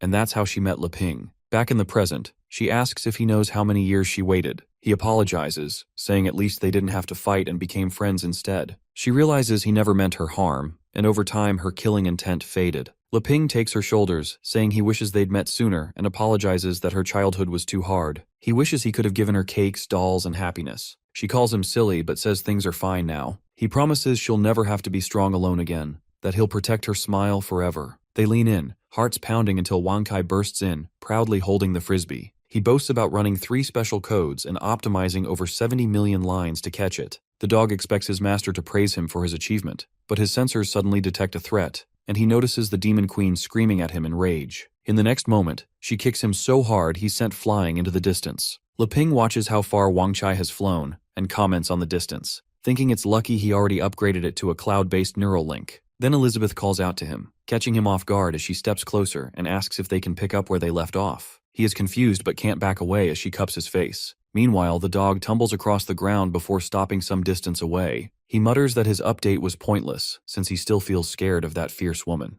What he doesn't know is that nearby, a mysterious figure asks Alpha if this dog is the top general under the hero and the Demon Queen's command. Alpha addresses the guy as a hero and mentions that the dog is named Wang Chai. The guy doesn't really think the dog is much of a threat and calls him a dumb mutt. Suddenly, a warning pops up for the player not to underestimate the enemy and to complete the final mission, which is to eliminate the hero and the Demon Queen. The reward for this mission will be full system access rights for the player. The mysterious figure nods and commands Alpha to keep an eye on them and report anything immediately. Alpha agrees and calls the figure Hiro-sama before the man disappears, leaving him to continue watching. The dog notices Alpha nearby and thinks to himself that he has picked up a bunch of weirdos. He admits he doesn't really care and that his priority is fixing himself so he can get over his fear of that woman. At the same time, in the Sea of Darkness, all the fragments of Azathoth are lingering around waiting for their chance to descend to the other world. The Thousand-Eyed Fiend mentions that he's measured the energy through chaotic entropy, so even if they send one vessel first, they can all be empowered later and combine together. Hearing this, the Devouring Worm argues that the locals might catch them and their plan will fail. The Profane Man thinks that they can beat all the locals if they can even send one body through the gate. The Cranial Weaver calls him an idiot, reminding them of the legendary hero in Malfoy, who is waiting to reap the rewards. However, the Watcher assures them that it has seen every future and none of them ends in failure, so they should be good to go. This makes all the fragments excited as they think about destroying the world and consuming everyone. They laugh as they talk about facing the Demon Queen and making her regret. Meanwhile, our boy is packing for a trip. He checks off his comb, nail clipper, bath sponge, handmade soap, and moisturizer, knowing his skin gets dry after hot springs. His own stuff is simpler. A few clothes changes and his swimsuit. He writes a reminder to pick fresh ingredients from his garden and wonders what else to bring. Then suddenly, something clicks in his mind, and he reaches into his drawer to find the most important thing for the trip. Bro is finally about to see the light. The Demon Queen asks what he's doing and offers to help, but he says he's almost done and asks if she needs anything. She comes in asking for help picking a swimsuit since she can't decide. He blushes, wondering how she found out about his swimsuit, but quickly changes the subject to focus on the bikini. He remembers how yesterday, while helping Elizabeth design swimsuits, he got carried away and ended up making some pretty strange sets. Elizabeth is surprised and asks if there's something wrong with the swimsuits. She snaps her fingers, changing into another suit, and asks if it's better. He nervously asks her to wait, admitting he accidentally packed way too many outfits. The Demon Queen is confused by his hesitation and wonders if none of the suits are good enough. She says their bond is growing, and she's starting to feel what he likes, trusting her intuition to pick the outfits. Seeing his reaction, she wonders if her intuition failed. She snaps her fingers again, promising not to give up, and tries another swimsuit, convinced her intuition is stronger than it seems. Then Amelia shows up, asking why humans wear such tight clothes in hot springs since they're uncomfortable. She adds that she used to bathe with her queen without any clothes, and that won't be a problem at the springs. Elizabeth snaps her fingers and agrees. Nothing is really needed at the hot springs. She realizes she almost fell into a trap, thinking those swimsuits reflected Leping's tastes, but that they're just clothes. She knows if she obsesses over them, she'll lose focus. What he really loves is her, not her outfits. So she takes everything off and says none of those suits can be worn in public. Our boy panics and covers her with a towel, reminding her there'll be other people at the springs, and she can't be seen like that. Another day, the group is ready to leave. Leping says they can finally go and is excited to see what amazing things the Dwarf King and Bosi found. She admits she's eager too and wonders what surprises the hero has planned. The dragon says she's excited too,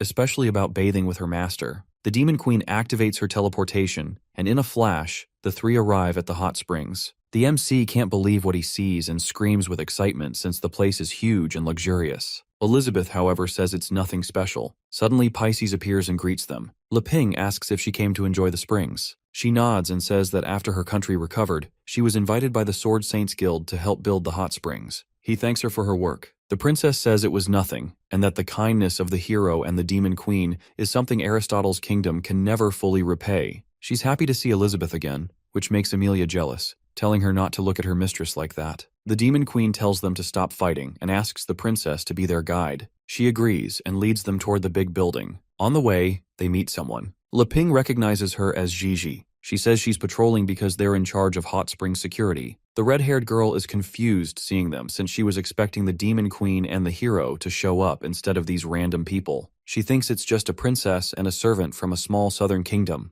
Their confusion grows even more when Gigi bows down to greet them personally. Leping comments that she seems to be doing well with the Sword Saints Guild. She agrees and credits him for her success. They chat while her group watches, shocked at how close they seem. Qing wonders if that's really the legendary hero and is impressed by how well he hides his aura. The red-haired girl is amazed that he taught her aunt the Tai Chi sword technique and says he doesn't look like a hero. The blonde guesses the woman beside him is the Demon Queen. The hero smiles, greeting them and saying he remembers them from the last guild tournament. The three misunderstand and think he said he'll never forget their faces and their attitude. Both sisters faint from the pressure. Someone calls out to Qing and he freezes in panic, wondering what's going to happen to him. Our boy puts his hand on his shoulder and asks Gigi if she's really learned well from him, saying his swordless style is impressive. The white hair guy questions that, but she fires back, asking if he actually wants her to learn the sword techniques of her disciple, thinking to herself that all of his moves originally came from her. Leping explains that when she asked him about the Tai Chi sword's swordless form, he just watched how the guy moved and taught himself from there. He laughs and says it's like that old saying,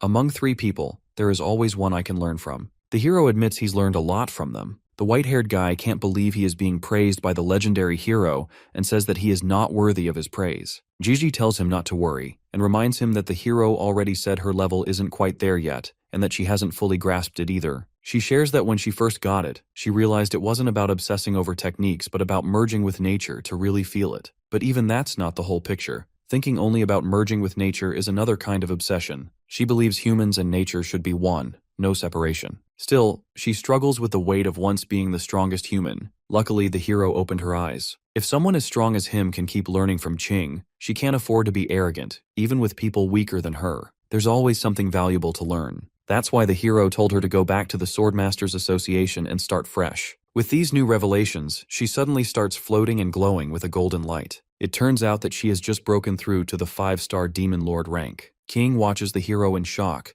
thinking to himself how one sentence from him was enough for his master to break through. The legendary hero has been quietly traveling among mortals, pushing every big figure in each kingdom to grow stronger. This whole thing is nothing like anything he knows. He wonders why, if the hero is so powerful, he'd want to learn from him. The guy kneels and apologizes, which makes our boy wonder if he's suffering from heat stroke since the same thing happened with 2 girls who came with him. He asks if he's okay and advises him to take a break. The guy thanks him for the wisdom and undergoes his own breakthrough. Just then, the Demon Queen tells Leping to hurry up, thinking he had already given his blessing when he arrived. She wonders if he realized that they still aren't strong enough to handle the chaotic forces of the Sea of Darkness. This might even be the reason he set up this hot spring at this location, so they would act as their safety net if needed. Gigi tells the hero to leave outside matters to her. He agrees and thanks her, deciding it's best not to interrupt her training for now. The group finally heads inside the building, where they meet Bozzy, Elif, and the Dwarf King. Our boy thanks them for building the hot springs and hotel, but when he sees the inside, he's speechless. The place looks absolutely stunning with different cheerful blossom trees and floating waterfalls. He turns to Elizabeth and excitedly mentions how this place looks much bigger from the inside than outside. However, she seems unimpressed and tells him that it's just basic spatial magic. Hearing this, he points to the upside-down water column and asks if it's also magic. He admits that everything here is seriously over the top.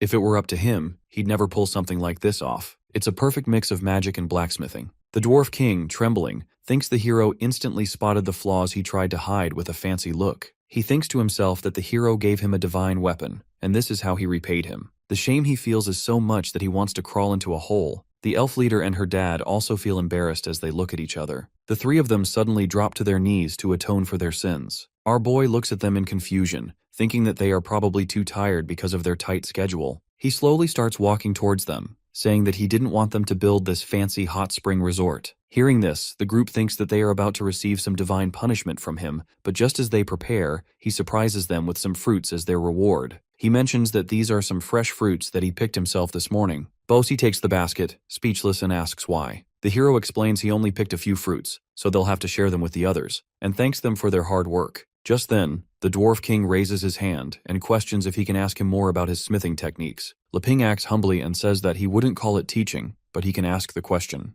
The Dwarf King admits that no matter how hard he tries, he can't make weapons like the heroes. He asks what he's missing. The hero thinks that he is just acting in front of the queen. He knows the Dwarf King is Elizabeth's retainer and always asks forging questions out of respect for her boyfriend. Since they asked, he has to answer seriously and can't look bad in front of Elizabeth. He says it's not about obsessing over every little detail, but about feeling it with your heart. In other words, it's not what your eyes see, but what your heart feels, and that's enough. Inside, the hero thinks his skills are limited. What he really means is practice makes perfect, but it has to be guided by intuition. The Dwarf King lights up at that and asks if he shouldn't always trust what he sees. He admits that was exactly what he'd been missing. Hearing the hero's words makes him feel like his 700-year blacksmith career was wasted by walking in circles. Perfect proportions, precise polishing angles, exact tempering times. Even if he refined those details thousands of times, it still wouldn't be working from the heart. It was just an excuse for his stubbornness. He concludes that true forging can't be limited by external limitations. Suddenly, he takes off his glasses and his eyes start bleeding since they are literally connected to his real eyes. Our boy screams in panic, asking him what he is trying to do. With blood still coming out of his eyes, he thanks the hero for his wisdom and reveals that he has seen the light. Bossy congratulates him on reaching Demon Lord level and asks his daughter if she can help heal his eyes. She confirms that she has some healing products, but the Dwarf King doesn't need them. He tells them he can see better than ever. Right now, his eyes can see every forging flaw in his workshop. Seeing all this, the MC asks him if the glasses were actually limiting his power. The Dwarf King says that the tools he once took pride in became the very things that prevented him from achieving greatness. He tries asking him another question, but the Demon Queen interrupts, telling them to stop, as they won't be able to handle it if they get too greedy. He immediately kneels down, apologizing for his actions. At the same time, Pisces informs them that she will lead them to their rooms. As they walk, she reveals that they will be taking a shuttle next. She looks around for a bit and finds some leaves that look the right size. Without wasting any time, she tosses a spatial capsule on the leaves, The leaves turn into a flying vehicle. The princess explains that this is her new invention she made by combining magic and technology. The four of them step on the leaf, and they start flying away. Our hero is impressed since it's much more stable than the mechanical flying fish from before, and it also makes less noise. The princess says that they are the ones who inspired her to make it. Ever since she saw the robot dog, she knew it was the pinnacle of technology. However, the dragon girl is not happy with this since she is the demon queen's personal ride. The princess assures her that it's just a vehicle and they can replace it any time. This makes the girl even more furious and asks if she is really trying to take her place. The queen tells them both to stop wasting time and just get going. They move through the air at an incredible speed, but our hero still has time to look at all the things they've prepared for him, like the toilet seat on a floating rock in a whole water park. The princess tells him that each of the floating islands has hot springs with different themes, so they can visit whichever one they want. She finally takes them to their room, which is on an island with a single massive door. After leaving them on the island, she instructs them to ring the bell inside the room if they need anything. Leping tells her that it's fine and she should take a break. Soon after she leaves, Elizabeth looks at our boy and asks what surprise he had planned for her. He assures her that she will know soon enough, and they should get inside first. The two of them hold hands as they walk through the door together. Inside is a beautiful cabin with red leaves sprinkled on the bed in the shape of a heart. Elizabeth thinks to herself that he doesn't even need to reveal the surprise since she already knows that they are going to take the most important step in their relationship tonight. As she thinks about all the stuff, the dragon girl jumps on the bed and announces that she will be sleeping with her master tonight. Before she can say anything else, the demon queen uses her magic to seal her inside a ball and tosses it in their luggage bag. She then grabs our boy and says that there is nothing between them anymore. The two of them finally kiss, but it doesn't last long as the nerd girl Annie barges into the room dressed as a maid. Leping awkwardly greets her and asks why she is here. She says that she isn't really good with the architecture stuff, so she volunteered to be the maid for them. He tells her that she doesn't need to do it since he can handle the cleaning himself. All the while, the demon queen is losing her mind. The nerd girl thinks it's her fault, and she must have done something wrong with the room's cleaning. She apologizes to him, asking for one more chance to stitch the sheet and the pillows. The hero assures her that it's not about her sewing techniques, but now is just not the right time. Before they can say anything else, the demon queen furiously slams the door and says she has had enough. She asks how many times they are going to replay the same scene since it's getting old now. The girl starts apologizing, but she ignores her, saying that since she wants a gift from the hero so badly, she will get one from the demon queen. Suddenly, the whole room lights up and overflows with energy as she gives her the abyssal gift. The nerd girl screams as the energy flows inside her and suddenly starts to level up. Her skin changes to purple as she successfully undergoes a full awakening. Leping looks at her with a worried expression and asks if she is okay. The demon queen reveals that she has awakened her full bloodline potential, but she needs to learn to control it on her own. With that out of the way, she throws her outside along with the broom. Immediately after, she turns to our boy with a demonic look in her eyes and mentions that it's his turn now. She throws him to the bed, telling him that she has been waiting for this moment for a long time. Before he can say or do anything, she is already on top of him, pinning him down. With the moment all set, she asks him to show her the surprise he had been preparing all this time. He starts blushing as he wonders if she found out about the proposal plan. Meanwhile, the demon queen looks down at him, demanding that she wants it now. The two of them start making out, and just when things are about to get steamy, our boy decides to lock in and asks her to stop. She looks at him in confusion, wondering if he doesn't want to do it with her. He explains that he wants to do it, just not like how they are doing it right now. In his mind, he just wants to propose to her before they get into all this freaky stuff. The queen, on the other hand, thinks our boy just wants to be on top, so she volunteers to let him take the lead. He quickly corrects her, saying that it's not the case. When things start getting a bit confusing, he grabs her hands and compares it to baking a cake. They can't make a perfect cake if they don't follow the recipe down to the last detail. All the steps, including mixing, baking, and even smoothing the cream,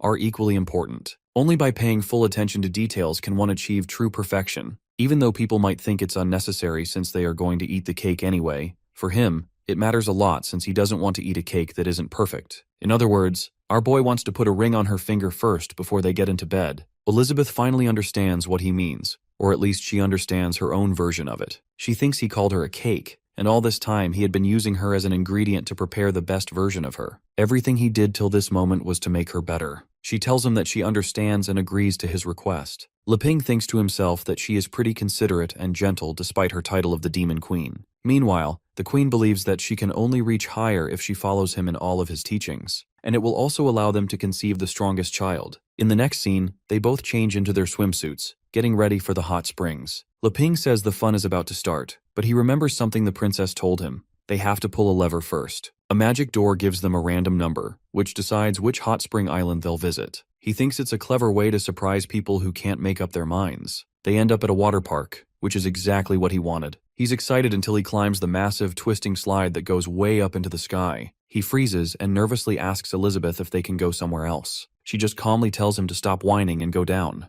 Before he can say anything else, she pushes him, and they go flying down together, wrapped in each other's arms. Leping screams, but the Demon Queen is smiling and having a great time. Halfway down, his fear turns into pure excitement, and he shouts that it's actually really fun. She watches him quietly, amazed at how easily he enjoys simple, everyday things. She remembers how he gave up his old life to help the people of Aristotle and thinks about her own journey. Even though she's reached a high level of power, she realizes she still needs to learn how to appreciate small joys and let them make her a better person. He showed her it's possible just by being himself. They hit the water at the bottom of the slide, laughing. Their playful splashing continues. They hide under a giant elephant sculpture, hugging and kissing as things get more passionate. When the kiss ends, our boy looks into her eyes and tells her he really likes her. She blushes and says she feels the same, with her heart racing. Then she feels something hard pressing against her leg and asks what it is. Bro got caught lacking. He freezes, realizing that she has probably noticed the proposal ring in his pocket. The moment feels perfect. His heart is pounding,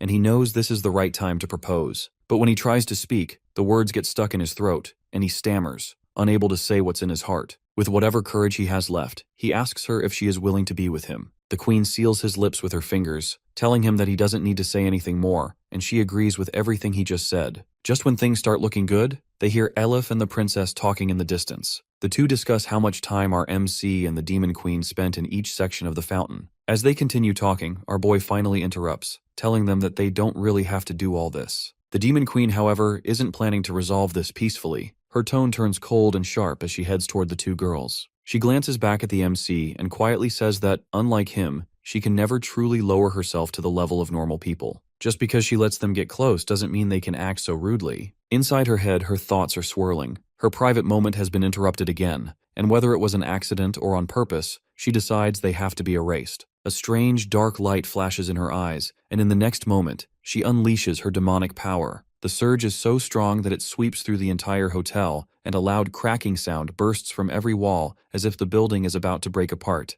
At the same time, somewhere else, Bozzy turns to the Dwarf King in alarm, asking what's going on. The Dwarf King can only stare ahead with his eyes wide with shock. In a low voice, he says it is terrible. He knows this feeling as it's the same one he felt 500 years ago when the Demon Queen got angry. Back then, half the people in the human kingdom vanished in an instant. At the same time, Ching shouts that the entire inn has been swallowed by a suffocating aura. Even space itself is starting to twist. Shaking, Anna asks her aunt if this is the evil power she once warned her about, and if they should go in to help. Juji's face turns serious. She stops them, saying they wouldn't survive against such strong magic. She tells them to stay put and that she'll go instead. In her mind, she knows that this is the power of the Demon Queen and wonders what could be happening. Meanwhile, in his dark hideout, Malfoy laughs like a maniac. He yells that this is the same power, the powerful feeling he's been dreaming of. His breathing gets heavy as he admits the power completely fascinates him. He can never forget the day he first saw her rage. He has a flashback to the day he took her to his father's underground lab,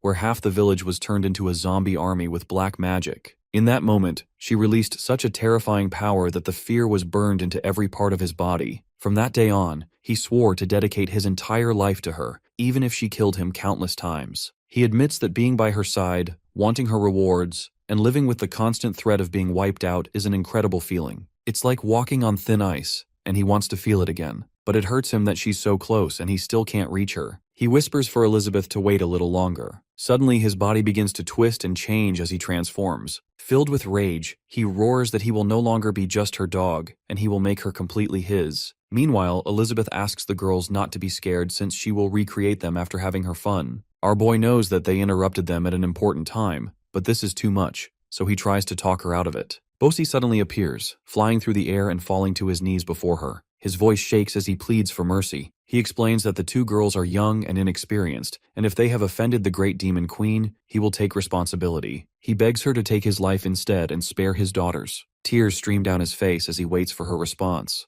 The demon queen looks at him with a cold expression and asks if he also wants to vanish with his daughter. She also binds him along with the girl, and even Leping's enchanted cards can't help him this time. Bro realizes that he is truly done this time. Meanwhile, the MC watches all of this and thinks to himself that it doesn't have to be this way. He had forgotten that she was the demon queen. She tells him not to interfere, but he grabs her from behind and says every soul is unique, and so is she. His words shake Elizabeth, making her question if recreated lives are ever truly the same. She realizes they aren't, that she's been treating life like a game. Thinking of Leping, she sees how he calms her, guides her, and maybe planned this trip to push her past her limits. With that realization, she breaks through to the creation realm. The others rush in, confused. Leping laughs it off as a misunderstanding, noting how easy it is to change Elizabeth's mood. Bosi begs forgiveness, but before they leave, Leping stops them. He tells everyone they're pathetic for always relying on him and misinterpreting his words. 176 chapters in, he's finally had enough.